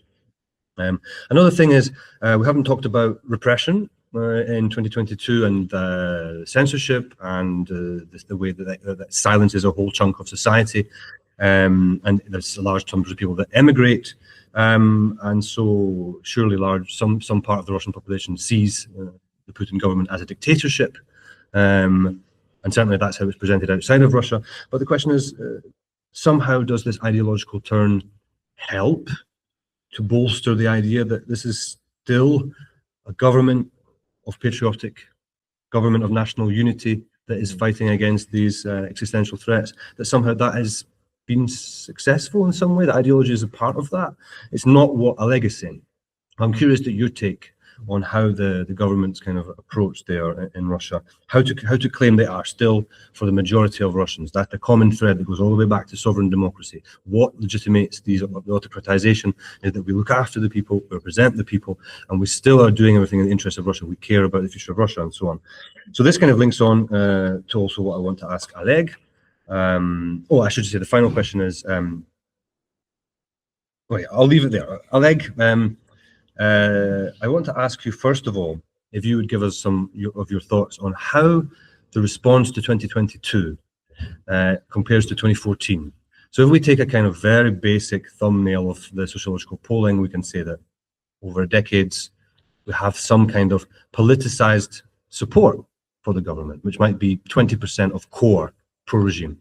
And we have a politicized anti-regime chunk, 20, 15, 20%. So we have on different sides of the spectrum. But in the middle of this, 60%, we have these kind of floating or depoliticized, and perhaps a silent majority, you could call it, which is extremely important to the overall stability of the Putin system. So if you would compare 2014 and how that middle, they obviously approved of the annexation of Crimea, and it was a patriotic mobilization, patriotic kind of consolidation for a period. How you compare that in 2022? Of course, as Ivan mentioned, this war comes from almost nowhere, and there's no serious preparation of the ground for it. In 2021, it's not about how to get ready for a war with Ukraine, is it? In Russian politics, it's not a totally different agenda. So they just get into this all of a sudden by the end of 2021. And the second thing, Oleg, if I could also just sort of tap onto that, is that you're also doing work with middle-class respondents, working-class respondents. You're looking at how they view the socioeconomic change and the degree to which they see it as a positive change, and that kind of positivity feeds into an bottom-up kind of patriotism, which is not about the state, from the state propaganda source. But my question is, when you think about the gap between expectations and desires, or if you think about the winners and losers over the course of the war and this very complex picture of sociological change, hanging over that is the question of what is the future post-war Russia going to look like? What is the socio-economic model? What is the promise? And I wonder if you would make a comment on that kind of the fundamental uncertainties means that maybe nothing is so clear-cut. Everything is still in flux about this provisional loyalty. This provisional loyalty, how deep is it? It's very difficult to grasp and to really know how deep it is, and to say that it really does constitute a strengthening of the regime's legitimacy, or a strengthening of the regime's kind of hold on society or appeal to the society. Ivan, do you want to go first? Okay, sure. So when it comes to what was invented in terms of propaganda and ideology in 2022, I wouldn't say that there were like many breakthroughs here. I think it was mostly just reuse of the same concepts. For instance, the presidential decree about traditional values I've mentioned, this was just this almost the same list that appeared 8 years earlier, or in 2014 or 2015, like in the strategy of national defense. And so no large innovations here. Perhaps there was a change in how the war itself was framed, in terms of it being increasingly framed as a war with NATO, and because what the main explanation for the Russian people why the war was not the immediate success it was supposed to be is that it was not the war with Ukraine, it was the war with the whole West, with all the NATO's, with the whole NATO, and so that's why the victory was not that soon. When it comes to legitimizing the regime itself and maintaining the image of Putin and the government as working for the people, I would say that some work was here done just by the simple rally around the flag effect. I also don't see any particular innovations in this respect. So it was, if anything, it was easier to maintain this image of the protector of the people and somebody acting in the interest of the people in the situation than the nation is in a war. Yeah, I think the war effort itself was helping in a way to consolidate power, and it was a great pretext to silence the opposition and to push it into exile. So yeah.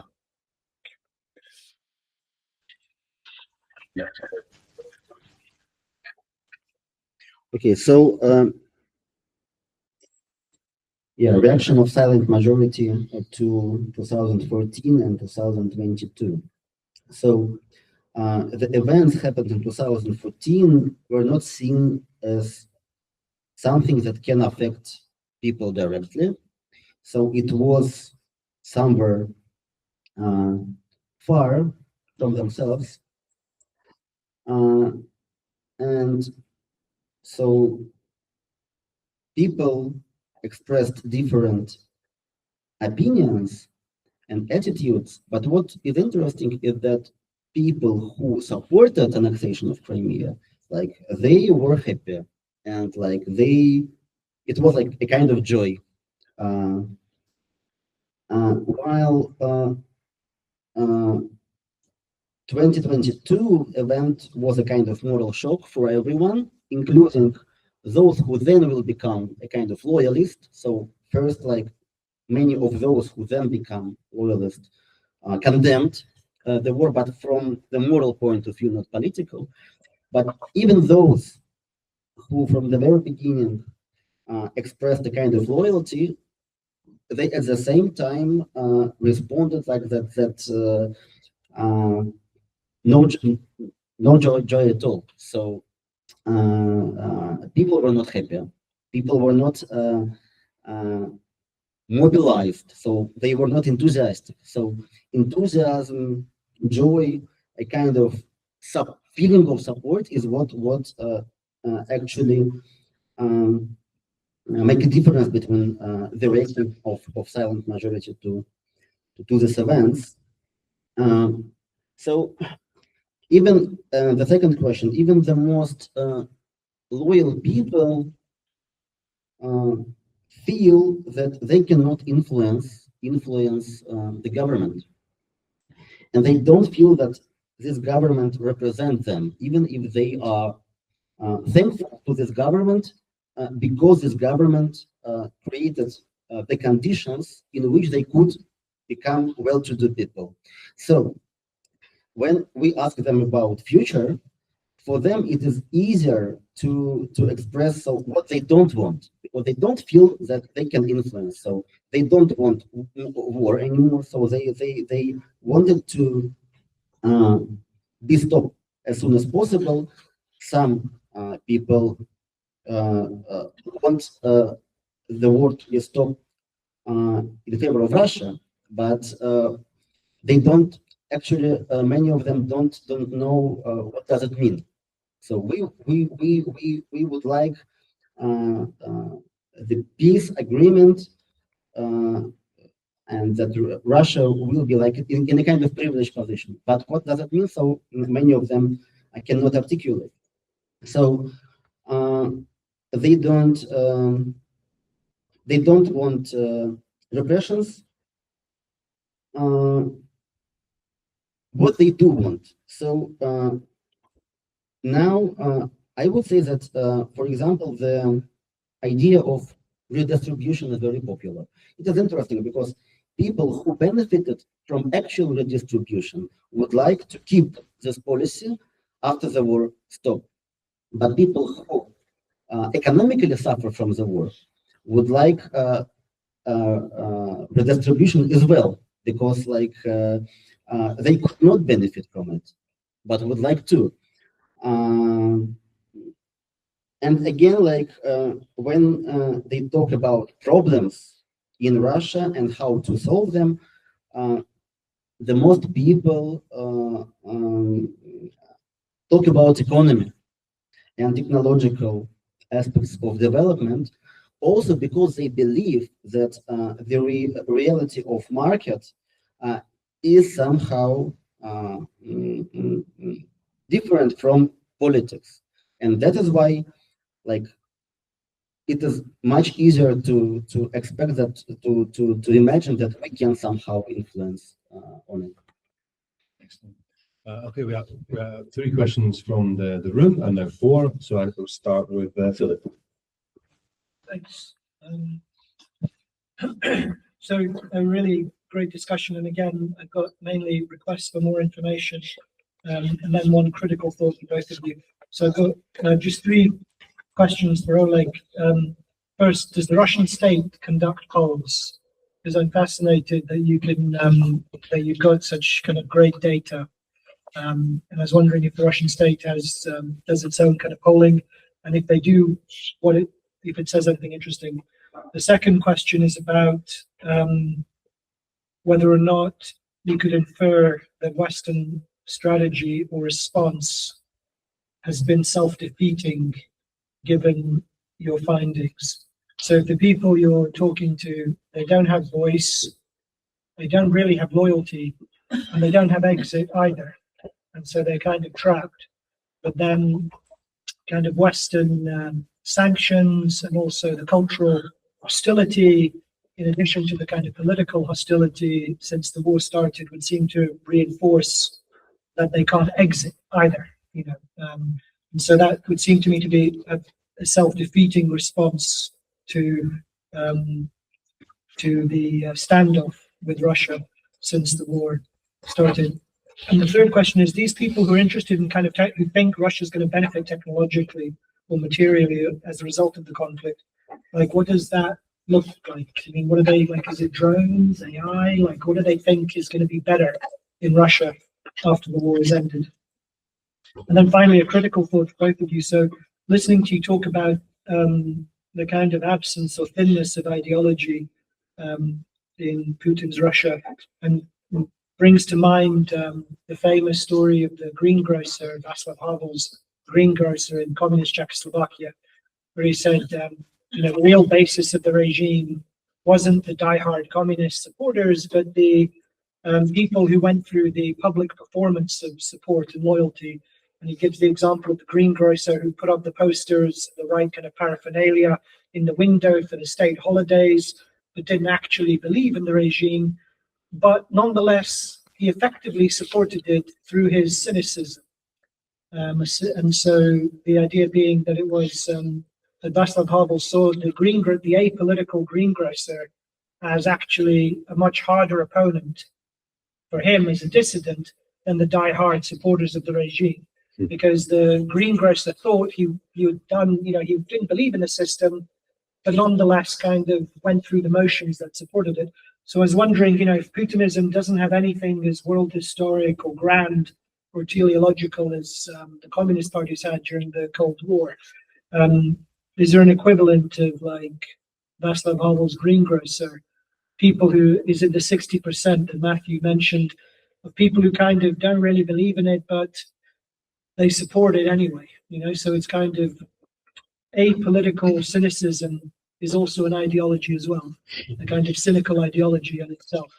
So a thought for both Ivan and Oleg. Thank you. Now, Marco, the question. Yeah, thank you for very interesting presentations or talks. Actually, my question is following up your last question concerning about the 60% of the apolitical population. To what extent you think that does the experience of the 1990s, this social and political mess and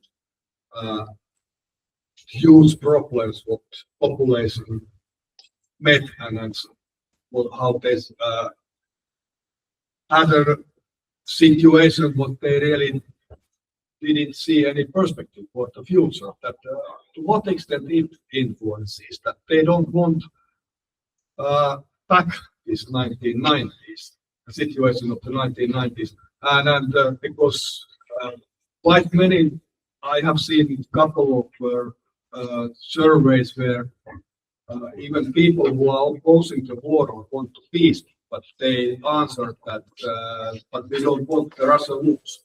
And if Russia loses the war, the threat perception is of course that means the suffering for the population.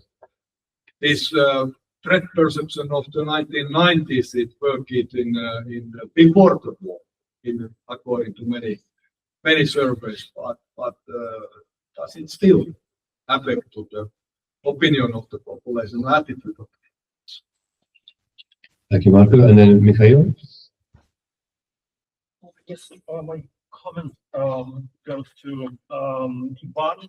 I think I would rather disagree with your assessment.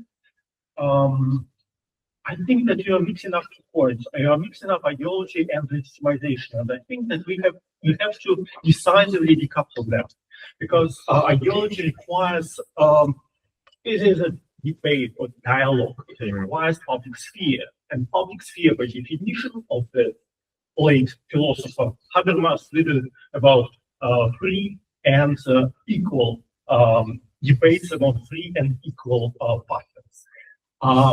Does Russian state consider the Russian population as free and equal partner? The obvious answer is not.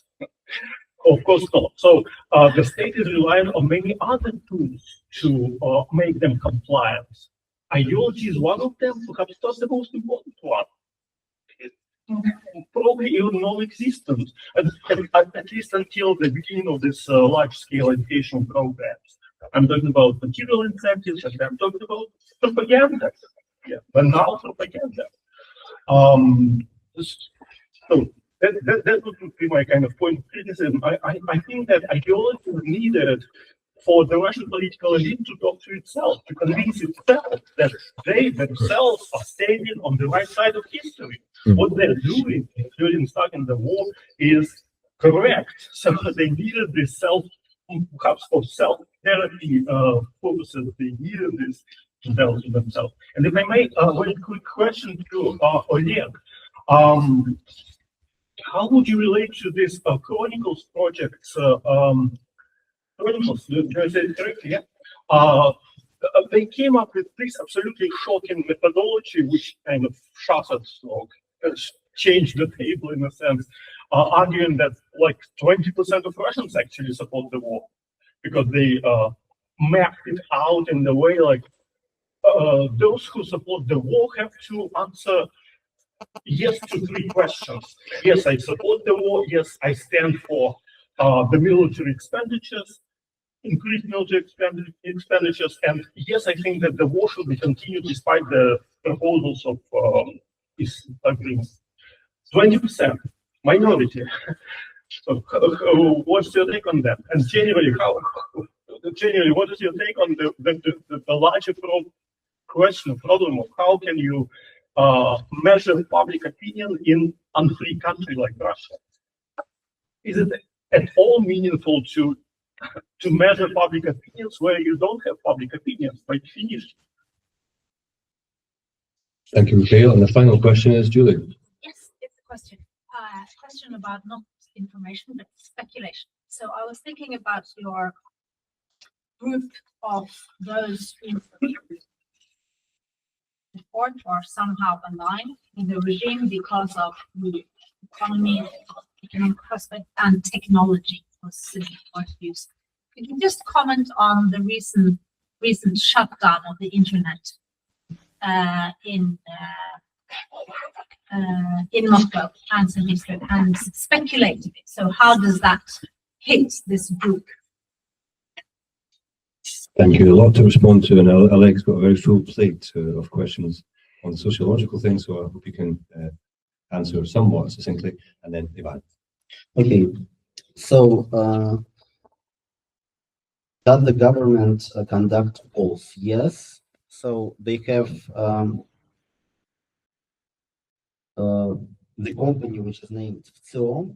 So officially it is independent, but everyone knows that they do the polls for the government, and they can like depict whatever number the government wants to. Sometimes they conduct a kind of honest opinion polls. At the same time, the government and, for example,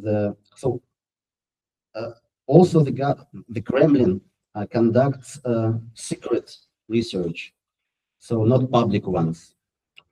Special services, FSO, federal, how to translate, federal, special services. So they conduct opinion polls, At the same time, presidential administration, they conduct focus groups, for example. And sometimes journalists who take interview with me, for example, they can also like say like, okay, we also took interview with an insider, and like your results are somehow like the same. Good job. Then how people treat sanctions and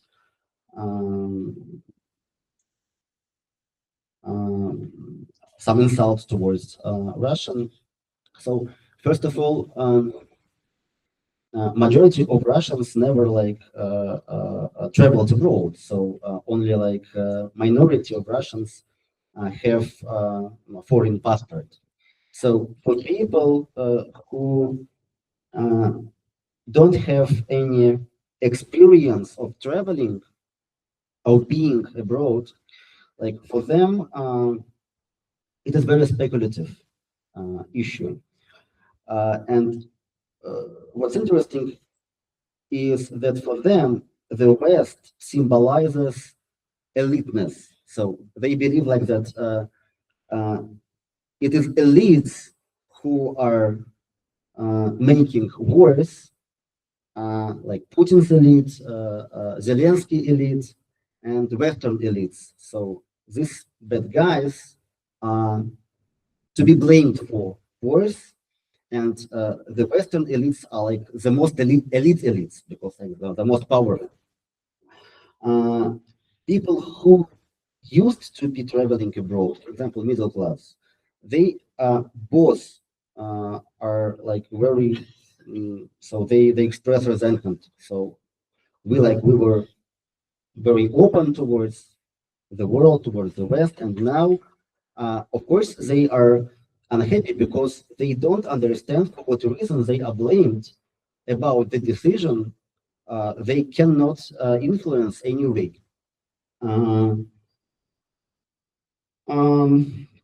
So rather, yes. So many Western policies lead to negative attitudes towards these very policies from the population. Then a political cynicism. So if people don't have political opinions, it doesn't mean like that they are cynical. And I mean, whether we can name it ideology, I mean, it's like a big question. I think I don't have time to touch upon it now, but it's interesting to discuss.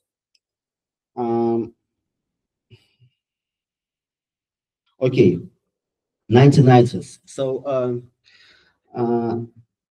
people, different people talk differently about this experience. For people who are, for people who, for example, now became richer and somehow became stable in terms of economic situation, and who work for state companies and who can allow themselves not to notice the war. For them, 1990s was the time of crisis, while now it's a kind of time of stability despite the war. For many other people,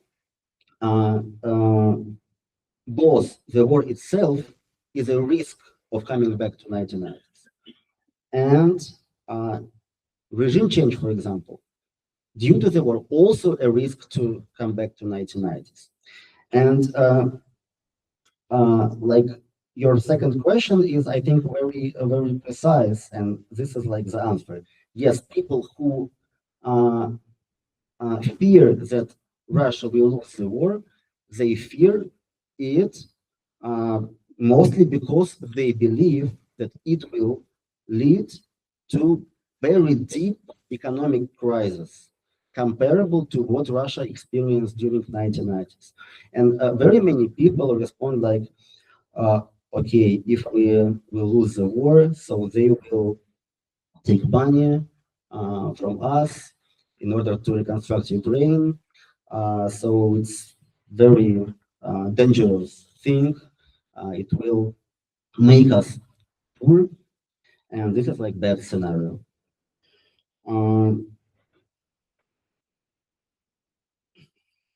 Then Chronicles. I mean, I think it is good that they try to unpack the very meaning of the word support, because support is very general and like and speculative word. You yourself argue that so to what extent it is meaningful to measure political opinions in authoritarian country. But the problem is not authoritarianism itself. The problem is that if you don't have an opinion, so if you don't have articulated opinion about the war and politics, it is meaningless to measure this opinion. So if you have an opinion, it can be measured. If you don't have an opinion, it is difficult to measure, and that is why we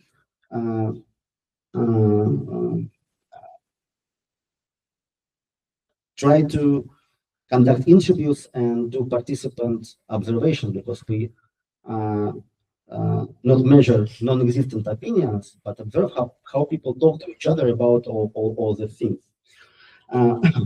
Of course, you can say that such an ambitious approach to measuring support can create a space for speculation and manipulation. But at the same time, if you name support anything which derives from the answer yes, it is also even bigger space for manipulation. So that is why I welcome any methodologically advanced attempt to clarify further what does it mean to support. And by the way, they rather differentiate between different kinds of attitudes. So they not pretend like this is like this is one kind of support, this is another kind of support. Of course, if you reply yes, at the same time, if you are ready to volunteer, and if you're ready, for example, to spend your money to support army, this is quite different from if you just reply yes, I support a special military operation. I think it is good things. And the last question about disruption of internet in Russia. So our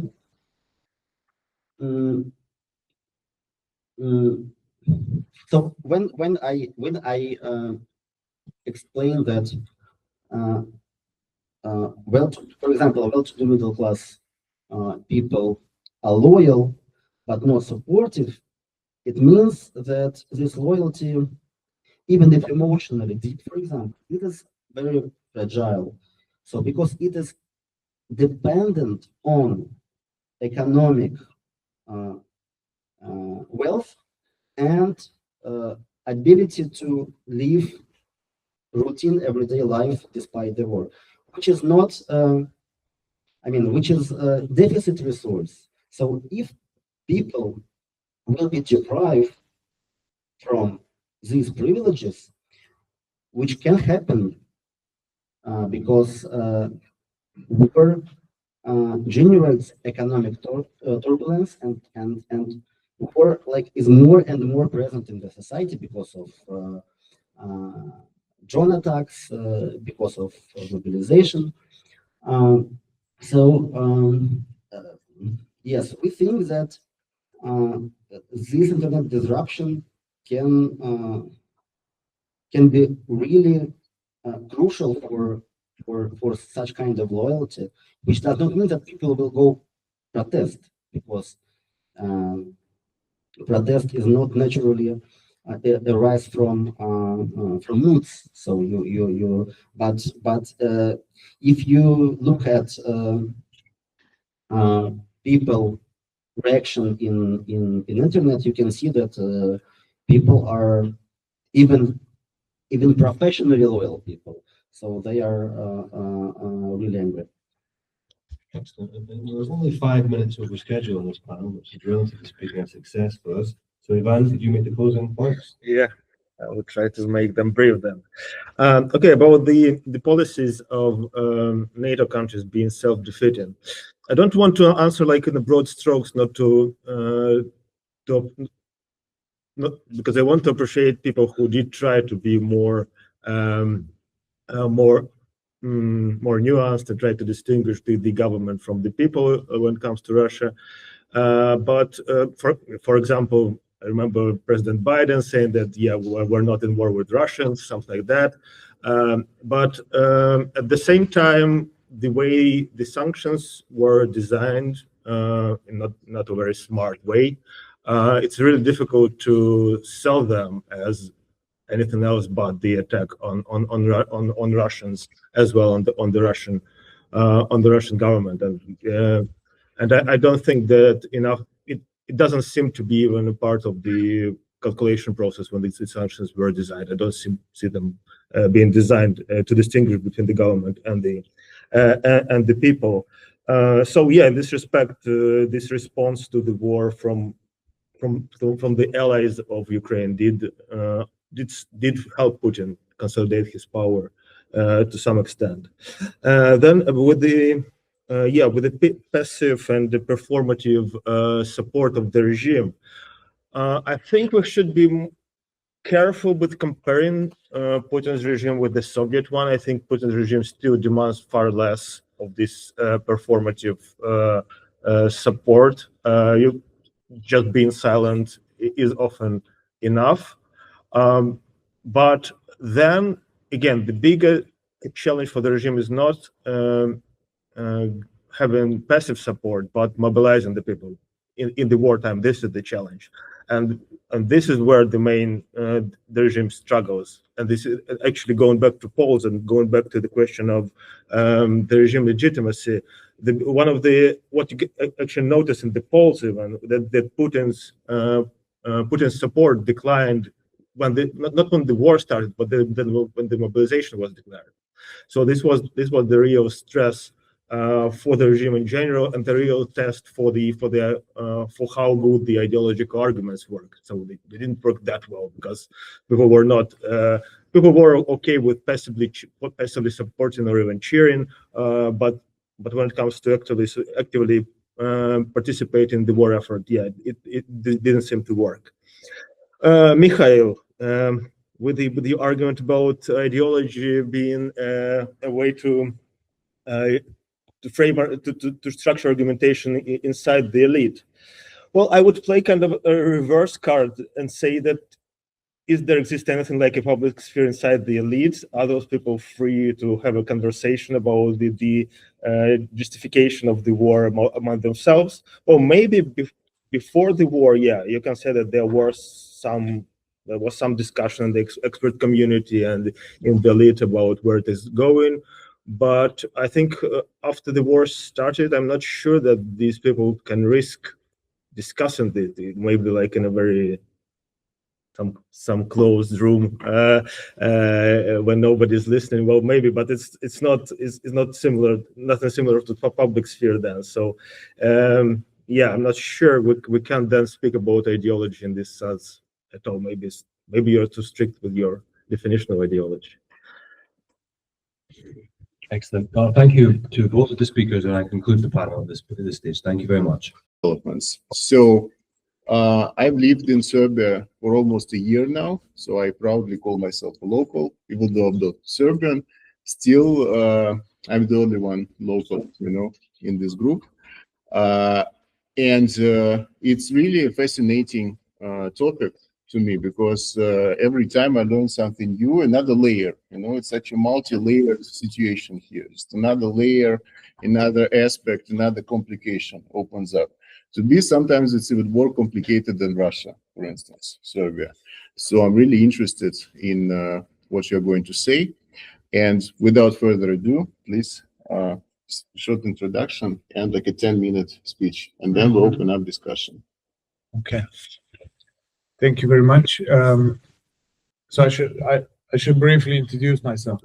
I'm Phillip. I'm an assistant professor here at Faculty of Media and Communication. I'm also a research associate at the Institute of Philosophy and Social Theory, University of Belgrade. And these topics are not actually my narrow expertise. I did my PhD on social movements, on sociology of social movements, and at Scuola Normale in Italy. And I have been mostly preoccupied throughout my academic life or career with the political and social left, especially in the Balkans. So also the theories of transition, post-socialism, Marxism. The field of international relations and ideology are or is the field that I touched upon from time to time. I did my first MA in international relations and European studies, and I also from time to time write something that is related to the international relations. So as far as I understood, this panel is supposed to be about Serbia and within international dynamics in general, and especially in relationship to or regarding, I mean, Serbia's behavior in the international arena in the light of Russian-Ukrainian conflict or the invasion of Ukraine by Russia.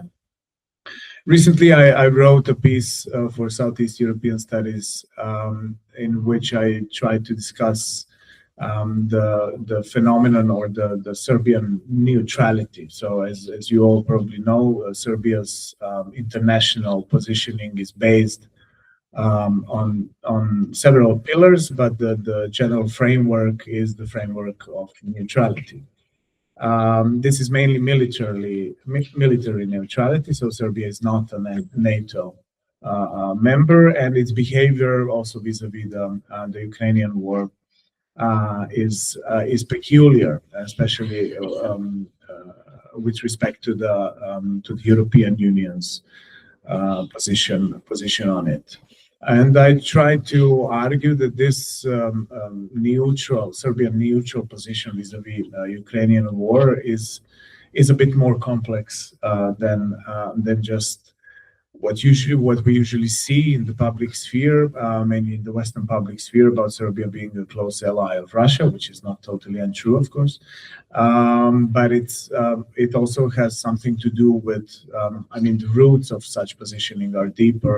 And we should also discuss some historical and cultural elements or factors that could explain or assist us explaining the Serbian, let's call it, peculiar position in vis-a-vis this conflict.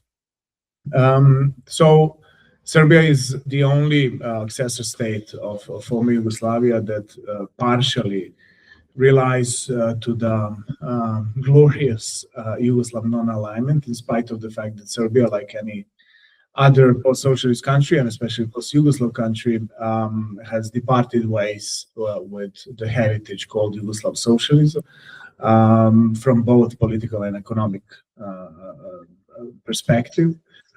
Politically, of course, it is ethnic nationalism that prevailed in the transitional era. Economically, it is the pre-economy ideology and the free economy market that Serbia relies on when articulating and positioning itself economically.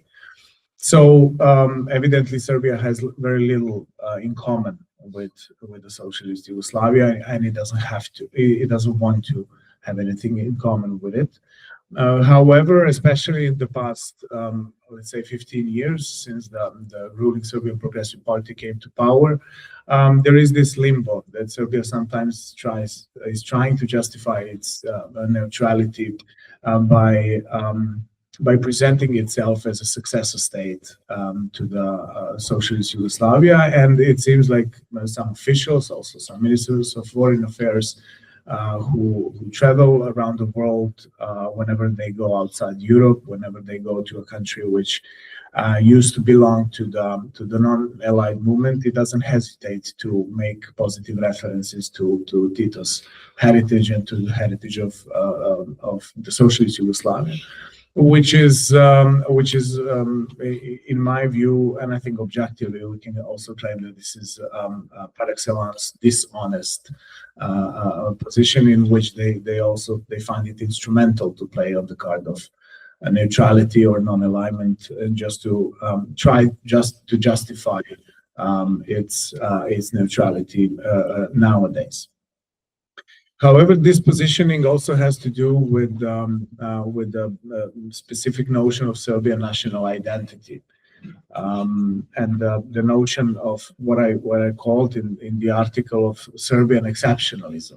And exceptionalism, for the IR scholars who probably know more than me about the term and about the phenomenon, exceptionalism is something that is applied in international relations mainly by the big powers.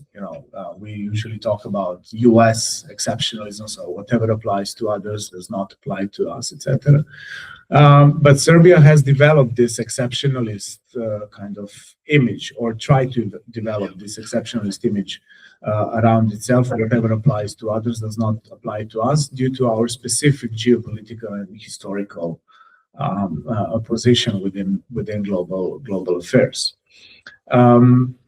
I argued in reference to the Yugoslav non-alignment that the Yugoslav non-alignment was an active or proactive international relations position, which was based on certain values, among which anti-colonialism, anti-imperialism, and equality of all nations and all peoples around the world were essential, whereas Serbian neutrality is rather an empty term that means very little internationally. So Serbia is convinced that this neutrality is something that the whole world recognizes, while the whole world doesn't see Serbia as neutral, doesn't see much sense in the Serbian neutral position.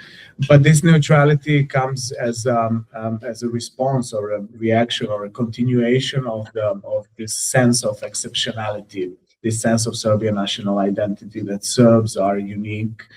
Serbia is a country on the crossroad between East and West. Serbia should be a mediator between various different interests, etc.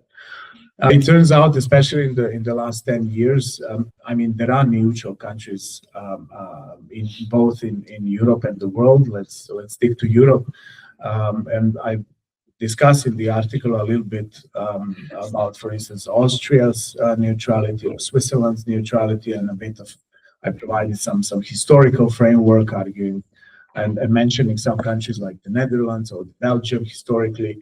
But even Yugoslav experience of non-alignment was recognized by the rest of the world. So there must be something that goes beyond the self-perception. So if you're a neutral country, this neutrality should be recognized by others and should become functional for the entire world. So you should be perceived as someone who could potentially, if we now talk about the war in Ukraine, who could potentially mediate between, let's say, Russia and Ukraine, or could mediate between some other parties in conflicts all around the world, which is something that Yugoslavia had. So we have testimonies from many, including the last Minister of Foreign Affairs of Yugoslavia, who recently passed away, Budimir Lončar, who was even in the early 90s when everything, the whole Balkans was about to explode.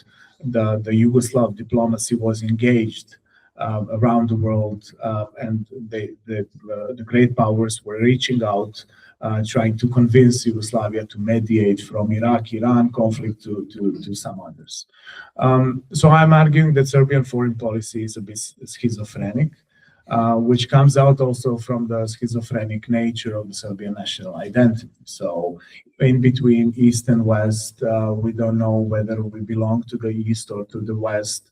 And usually Serbs end up concluding that Serbs are unique, right? Or, as I said before, exceptional. So whatever apply, we do not fit any contemporary global discussions about the clash of civilizations, about the divisions, etc.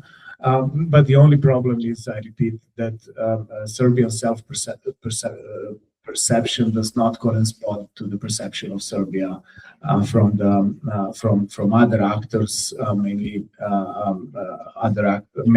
mainly great powers, and this limbo between different perceptions. So the limbo between self-perception and the external perception is something that keeps Serbia in a specific kind of deadlock from the desired position in which everyone trusts you and everyone see you as a potential mediator. So every historical period needs such countries. You know, there has never been time in history without wars, etc.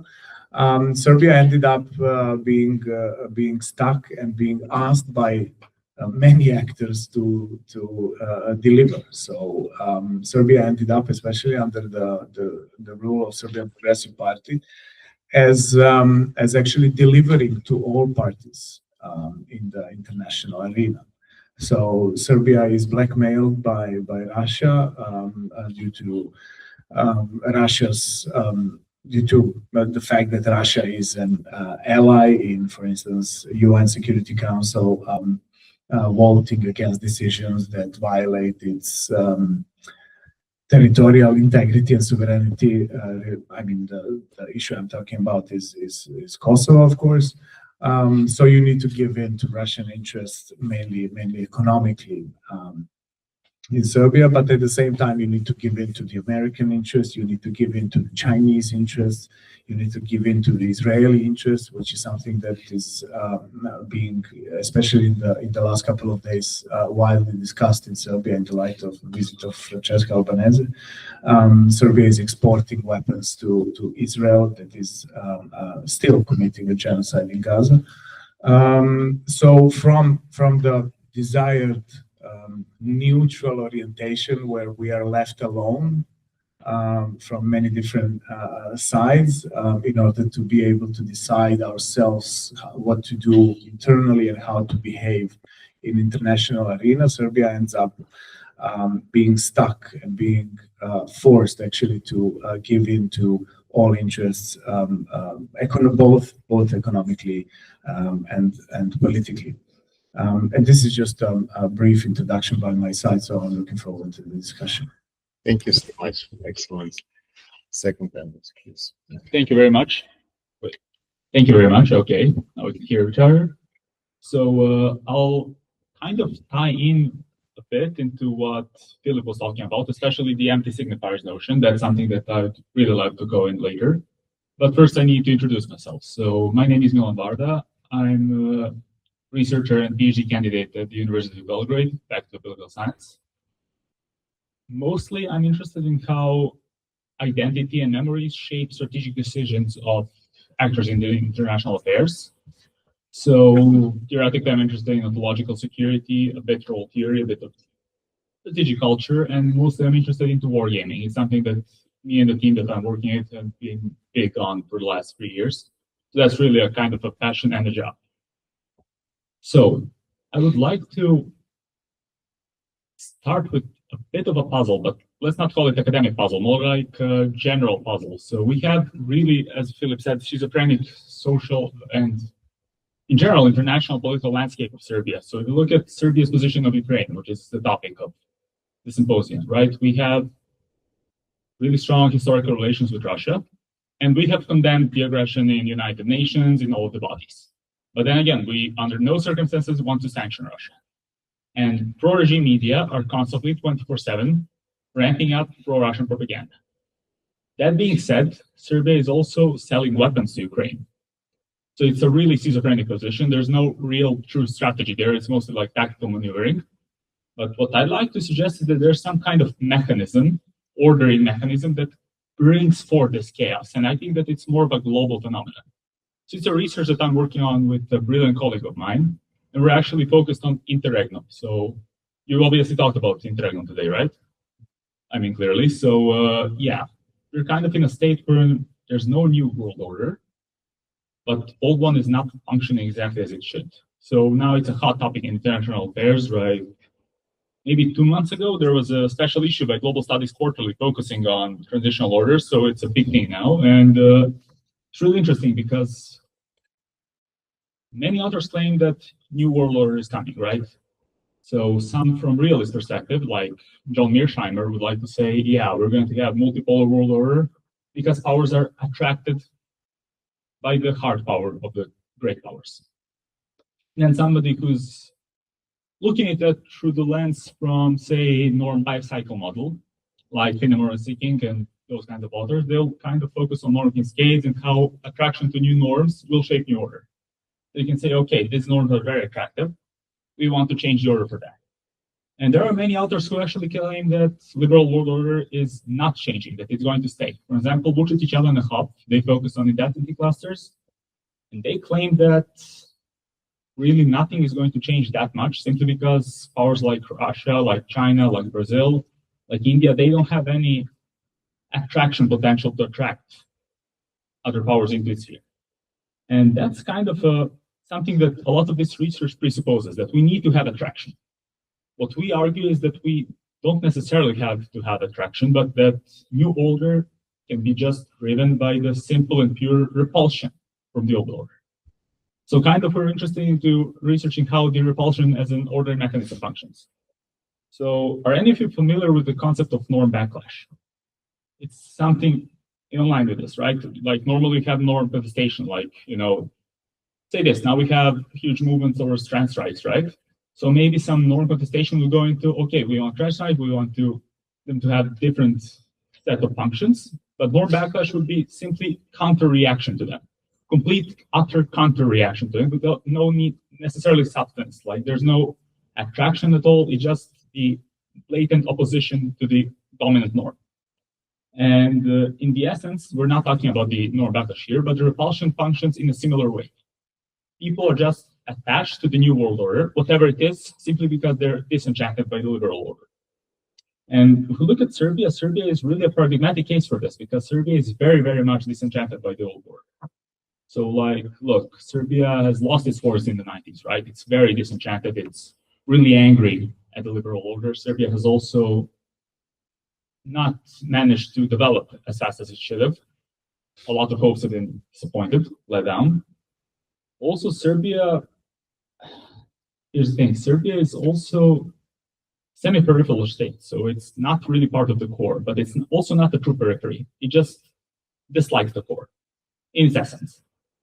So what we have here is actually people attaching themselves to the vision of different order. And we have a good term in Serbia, učitavanje, which is like reading into it. So we don't like current order, and we imagine the next order as something else. Like, I don't know, Russia and China will bring us Kosovo back, or they'll make greater Serbia, or something like that. Even though there's no substance to point us in any direction of such kind. And we actually have a threefold research design here, mixed methods. Now, so far, we haven't done any of the qualitative stuff, so we'll run into qualitative discourse analysis of elites. We'll conduct focus groups to find out how exactly this repulsion mechanism functions. But we have done the quantitative part, okay? So we have run several regression analysis for Serbia, and we controlled. So normally, like, you know, we did some demographic variables first, and we used proxies, right? Because you cannot ask somebody what kind of order they prefer, sorry.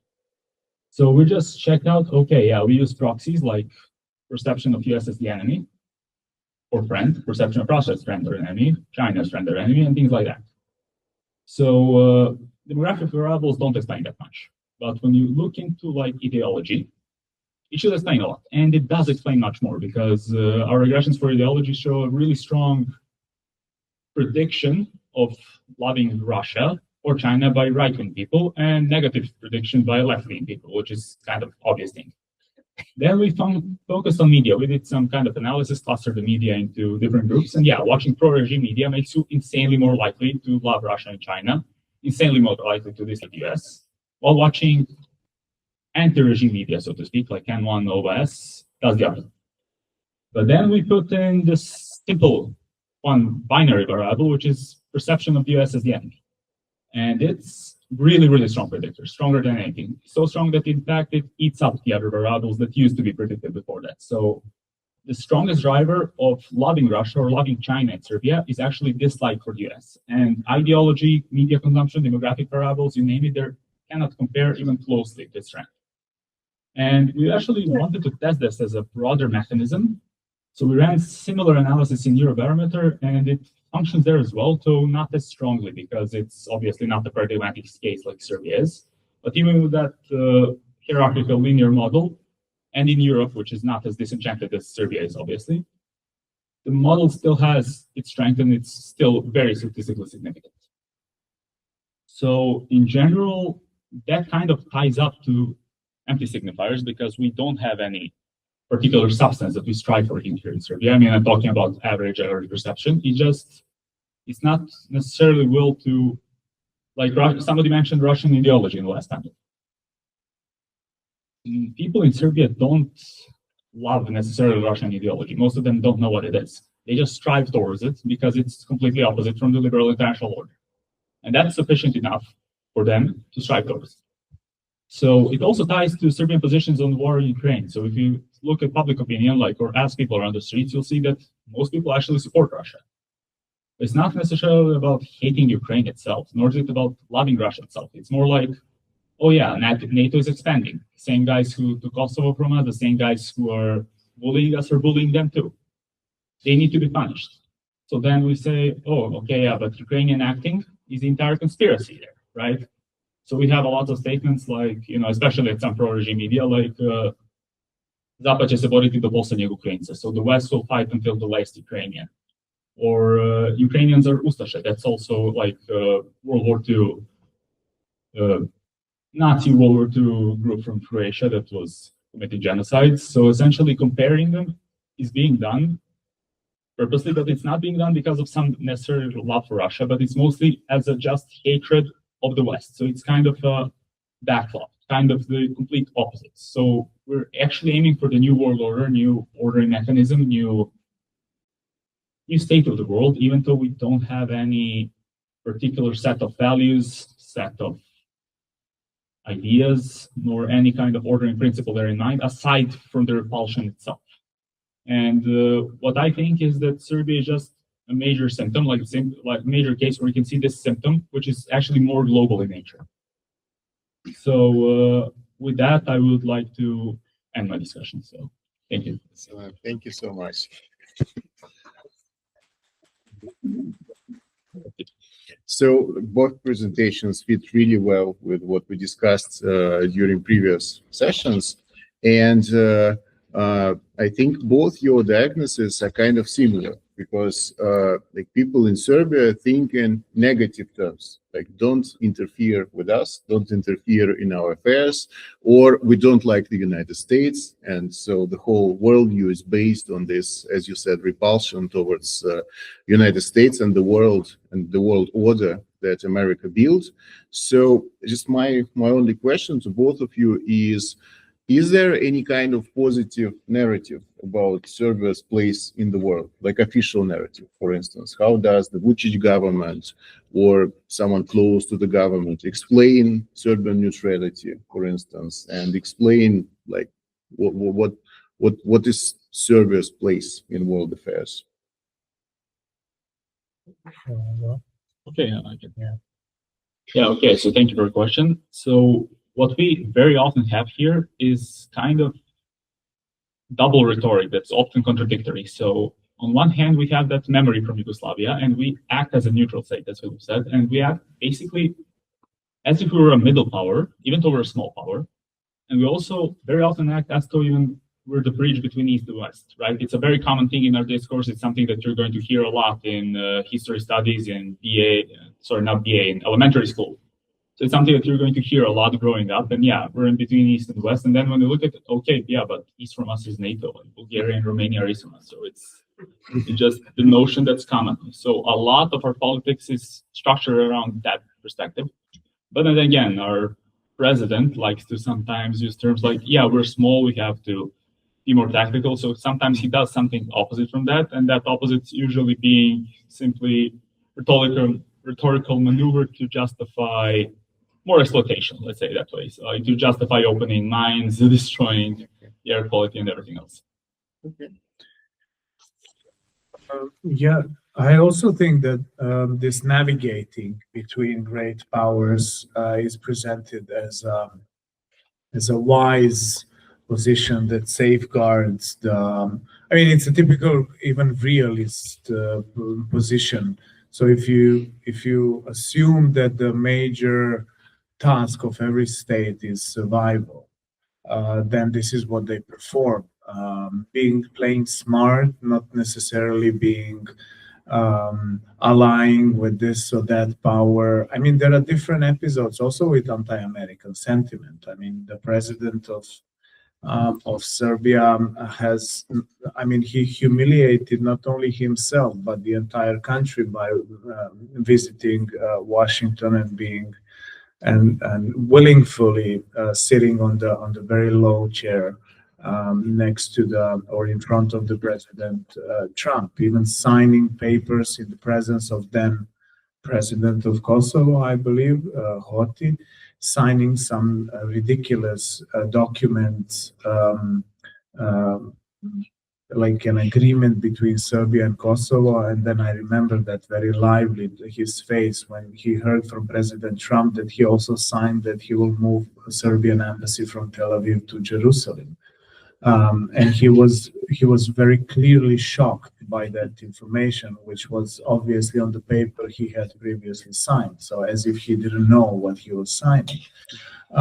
So talking about, I mean, making parallels with the Tito's era, where even there were some memes where Tito is lighting up a cigarette in the White House and he's told, "We don't smoke here," and his reply goes, "Good for you," and keeping on smoking Cuban cigarettes, by the way. So obviously the position, the international image of the country and the position of the country is like Milan rightly said, Serbia often behaves as if the significance of Serbia is equal or equal to the Yugoslav significance during Cold War, which is totally ridiculous. But also this play between identity and foreign policy, which is a constructivist position in international relations or social constructivism. This interplay goes in both directions. So the identity indeed feeds some of the pillars of foreign policy orientation, but it goes vice versa as well. So he's kind of building this sense of national pride and the sense of uniqueness and exceptionalism from his foreign policy, or the absence of foreign policy content. And it actually goes hand in hand with the manipulation that he does internally or domestically. So this manipulation goes, I mean, the schizophrenic politics inside within the country is one thing, but and then some people, now we have a great meeting in Belgradska arena. Whoever lives on that side of the bridge could see that. But internationally, if you behave schizophrenically, this becomes obvious. I mean, other actors see it, and then whoever is in touch with anyone from international community knows that Serbia is being ridiculed and made fun of. No one except for the direct partners, for instance, in arms trade, etc., those who have interest in cooperating in Serbia, sees Serbia as a serious and reliable political partner. So they just see Serbia as a typical peripheral country with comprator elite who's willing to give in to whomever offers something in return. And that something in return is not something in return for Serbia, but something in return for the political elite who's at the moment not governing but ruling in the country. So I wouldn't even be.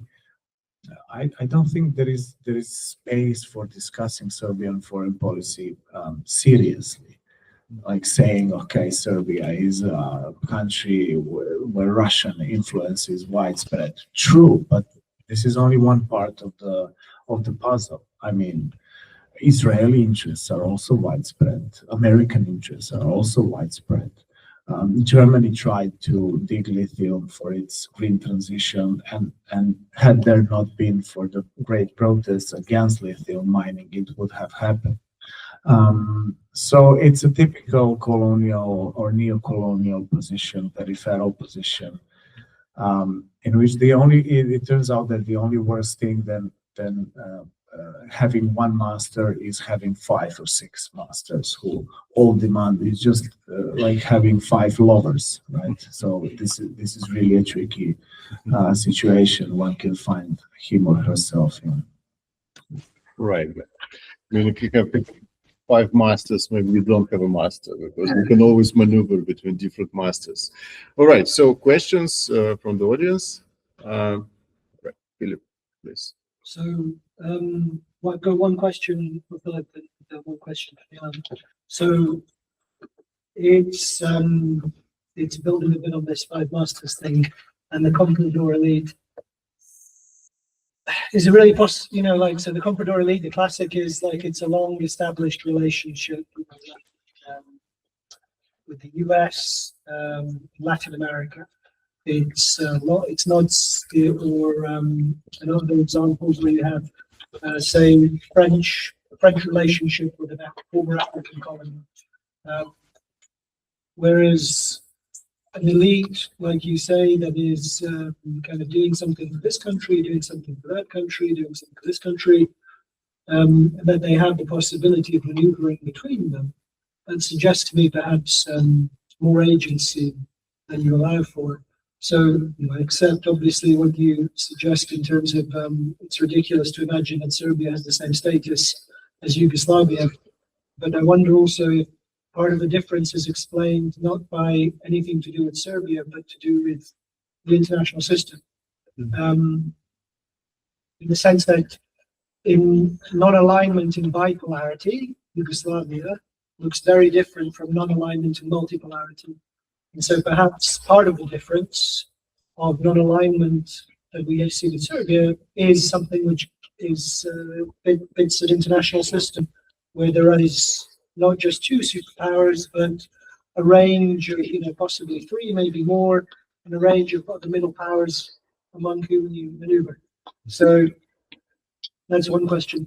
For Milan, I'm fascinated by this repulsion as ordering mechanism, but I think it might also have much wider applicability at Serbia as a paradigmatic case. And I'm thinking of Britain, which would seem to be a very different example. But I remember when Trump came for his first state visit in his first term, you had protests even in small provincial places in Britain against the Trump visit, and people were holding up signs like "Not my president." Right, as if they had any choice in electing the president of the United States. Or recently, I even saw apparently that there were anti-ICE protests in Sheffield, which is again kind of crazy. This kind of ordering as in opposition to the US in particular, that might explain, it might go very, very far in explaining all sorts of effects, particularly in this moment when Trump is not performing the usual role that the US has come to perform. Because for the last 30 years, the US's role has always been to say, we're gonna do what we're gonna do, and it is for your benefit. Whereas now it's more like we're gonna do what we're gonna do, and it's for our benefit, and we don't really care about whether or not you benefit from it at all. So I think it's, I mean, it's just a thought, but I think you might have a very powerful empirical way of accounting for all sorts of important and interesting effects in a moment of transition in how the US is justifying the exercise of its power. And that will produce differences as well in different states and societies. And anyway, it's potentially very powerful. Right, so let's take a few more questions. Yeah, I have several questions. Maybe Phillip as well. When you talked about the Serbian exceptionalism, it sounded for me so typical about the East-West kind of not capable to choose between and thinking about themselves as a kind of like a bridge between civilizations, because it sounds so Ukrainian, at least until certain year, maybe until 2014 or maybe 2022. So, I mean, and not just Ukrainian, but also Russian, and the discussion about Westernizers and Slavophiles, and which may not be probably the result of this moment. So the question is probably any comparative perspective on this exceptionalism, whether it is probably quite a typical feature for the semi-peripheral states that are always in between something, but at the same time they also think that they are so exceptional and so on and so forth. Another question is about this schizophrenic foreign policy, because again, it reminds me so much the discussions about Ukrainian foreign policy until 2014, which was called like multi-vector. So we are not choosing between NATO and Russia, but trying to be kind of like good with everyone. And then it kind of like collapsed. And in this perspective, this perceived schizophrenia, maybe actually not a schizophrenia, but a same position. But in fact, the push to make this choice is kind of like in retrospective perspective looks insane, because this is what leads to catastrophe. Right, and then also the another comparison how prominently Serbia, in fact, post-Yugoslavia, and Yugoslavia is actually present in discussions about the war and about Ukraine, when the war itself is kind of like is interpreted as a, oh, now we have something like in Yugoslavia in the 1990s, but it was postponed in our case. So Russia-Ukraine war as the kind of weird repetition of post-Yugoslavian, was it reflected in Serbian or well, ex-Yugoslavian context. And there are also other parallels. For example, the plans of Ukrainian government to take over the secessionist Donbass before the full-scale war started was quite often compared to the Croatian operation against Srpska Krajina, so-called Croatian scenario for Donbass. And well, you mentioned Ustashi in the context of the, let's say, like pro-Russian propaganda or whatever, but in fact it's this comparison between Serbia, Croatia, and Eastern and Western Ukraine, and the specific Western Ukrainian nationalism, which in the context of the Second World War was in fact like directly imitating Ustashi, and with the plans and the aspirations to establish a pro-Nazi puppet state, like Ustashi were allowed to be established. But in case of Ukraine, Nazis did not allow for nationalist movement to establish such a state. It's it has kind of like the much bigger realities than simply propaganda narratives, but it goes to the real discussions within Ukraine, in Ukrainian nationalism, and whether it is in any way reflected. Because when I have the discussions with many of ex-Yugoslavian comrades from Croatia, from Serbia, they tell me about this kind of like interesting experience when they were encountered with the war in Ukraine, and then with the discussions about militarization, about nationalism, about justification of nationalism. They kind of in a way they're coming back to the 1990s for their own discussions, and they are with like widely open eyes, look at other left, how they are pushing for nationalism and for the military support and so on and so forth. But well, we've seen this in our cases in our own countries, with leading to ethnic cleansings on all of the horrors of the 90s. And what are you saying to us right now? Was it kind of like in vain? Was it kind of like it was necessary to support Serbian and Croatian nationalism, so those wars and so on and so forth? So I'll let you answer these two, because it's already a lot of questions. Yeah, first, thanks for introducing this structural perspective, also the shifts from bipolar Cold War world to something that became unipolar world and now is increasingly shifting to something not yet defined clearly, but towards something that we might call the pretension to become a multipolar world. I mean, even within a single structure, there are, I mean, during the Cold War and the bipolar world, Yugoslavia was facing many challenges, and the non-aligned movement was not a homogeneous movement. So you had inclinations from mainly from Cuba, for instance, to lean towards the Warsaw Pact more in a sort of natural alliance against the Western imperialism, etc.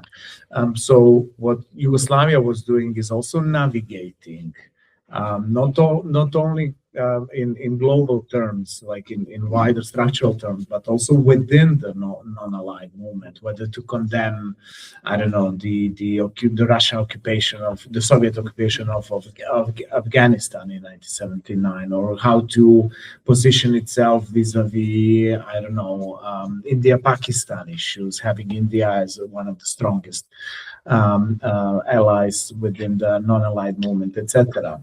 But these kind of decisions are difficult, but are way easier when you set your agenda on a clear system of values.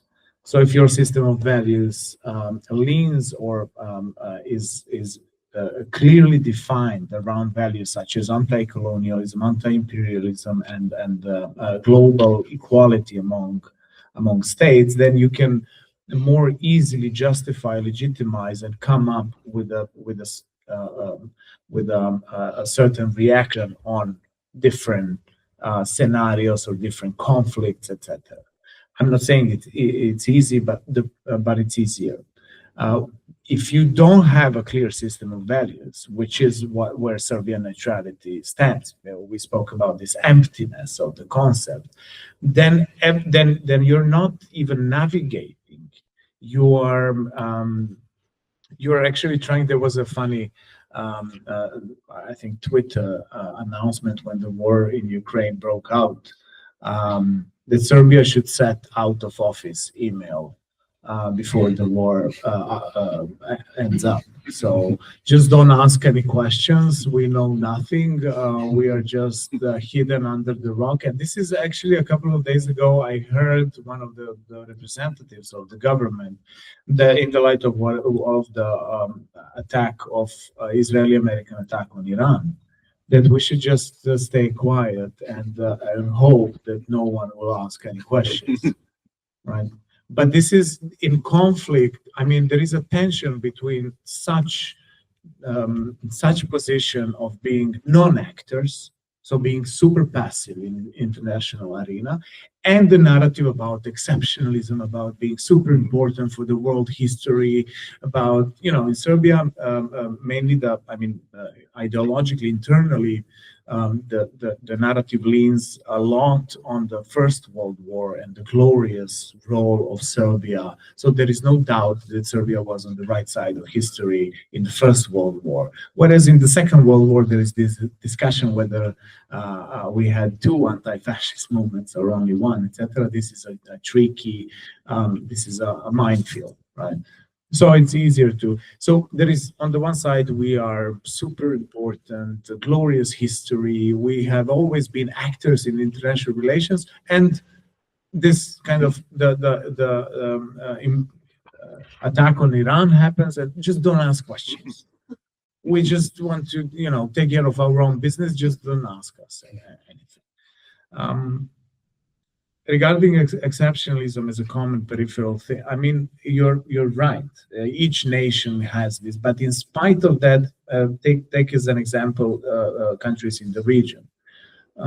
So all the countries in the region except for Bosnia and Herzegovina, which also partially in the Federation of Bosnia, entity called Federation of Bosnia and Herzegovina, had aspirations to join NATO and eventually joined NATO. So Kosovo also has aspirations to join NATO, Montenegro joined NATO, Croatia joined NATO, and a large portion of Bosnia wants to join. In Serbia, this is, I mean, still, and this is a trans-ideological thing, that most of the country indeed doesn't want to join NATO. And for me, that's a perfectly, it makes sense not to join NATO. But then you cannot wait for wars to break out and react in this way or another. If you set your value system, if you set your position, you communicate it very clearly, regardless of what happens, your position becomes clearer in different variations and situations in global affairs if you're clear with your position. It's as simple as that. When exception, I mean, in that sense, this exceptionalism is non-efficient. I mean, it's dysfunctional, absolutely. 2014, similarities to the Ukraine. I trust you. I would really like to hear more about it. And the Russia-Ukrainian war being compared to Croatia, also Serbia. I heard also the comparisons of such kind, like the postponed Yugoslav case, etc. I mean, you're absolutely right. I mean, I don't know enough about the Ukrainian case, so you could probably tell me more about it. Okay, thank you for your questions.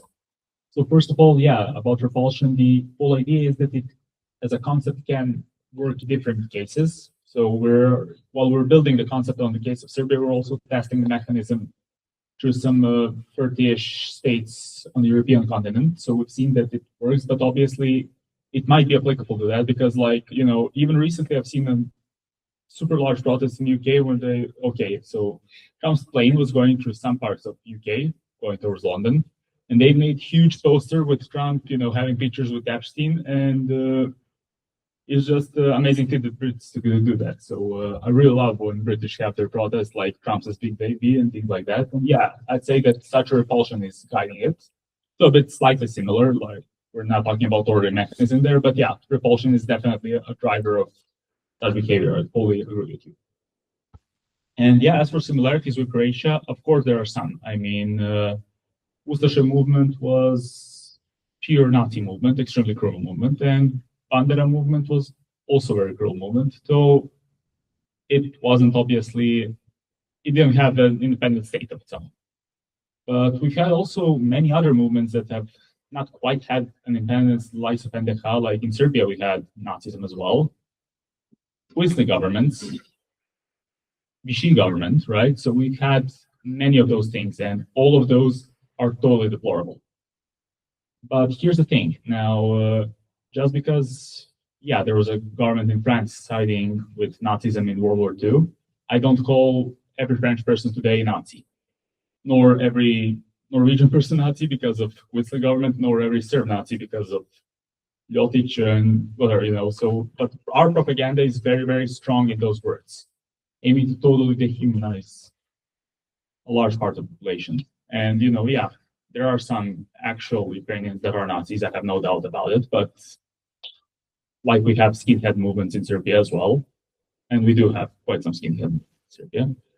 But still, the way propaganda is shaping it is not just parallel, it's just going all the way in totally different dehumanization direction, but not as a result of any love, nor for the other side, nor as a result of justifying the other side, just as a result of linking this side to something that is broaderly, like, considered as a very global conspiracy in a broader sense. And put it that way. So yeah, that's kind of my view on it. Right. So thank you for questions. Next time we'll dedicate the whole day to Serbia. Obviously, we only scratched the surface, but I think our time is up. And I invite Matthew for closing remarks for the whole day. Right. Thank you so much.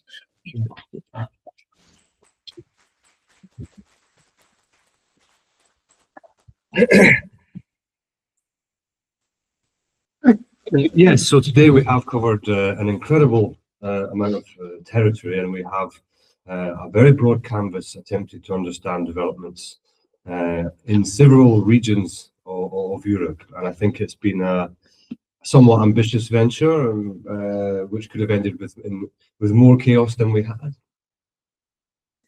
Oh yes, well we're not going to. Yes, of course. But overall, I'm very satisfied with this, with how it's gone and the way that we have engaged, and we have questioned some of our fundamental assumptions, or had them questioned, and we have brought up some very important topics and shed a light on them. And I believe we've also operated like model academics. We have asked questions in the right way, and we have got to the crux of the matter rather than focusing on some emotive or kind of personalized elements. So I hope there will be more events like this in the coming years, but I will savor this one as it is. My big thanks go out to Alexandra Perisic and the Faculty of Media and Communication for hosting us, for giving us the chance to have this interaction. And of course, to my participants who have come here from different places, and they've given a lot of energy for this and a lot of concentration, and I'm very grateful for that. As for our organizational ups and downs, we've pretty much carried the ship to the shore. I think we can all be happy with that. So all that is left to say is that I will hope that there will be some follow-up on the possibility of maybe some essays, some shorter contributions. I would like this not to be lost. We are in a sea of activities in academia. We have to do the next thing and the next thing and 100 other things, but I hope we can still keep this possibility open. I'll be following up on that one. But not to detain you much longer, only to say, let's have a nice Saturday night in Belgrade, and let's celebrate our hard work. Thank you very much.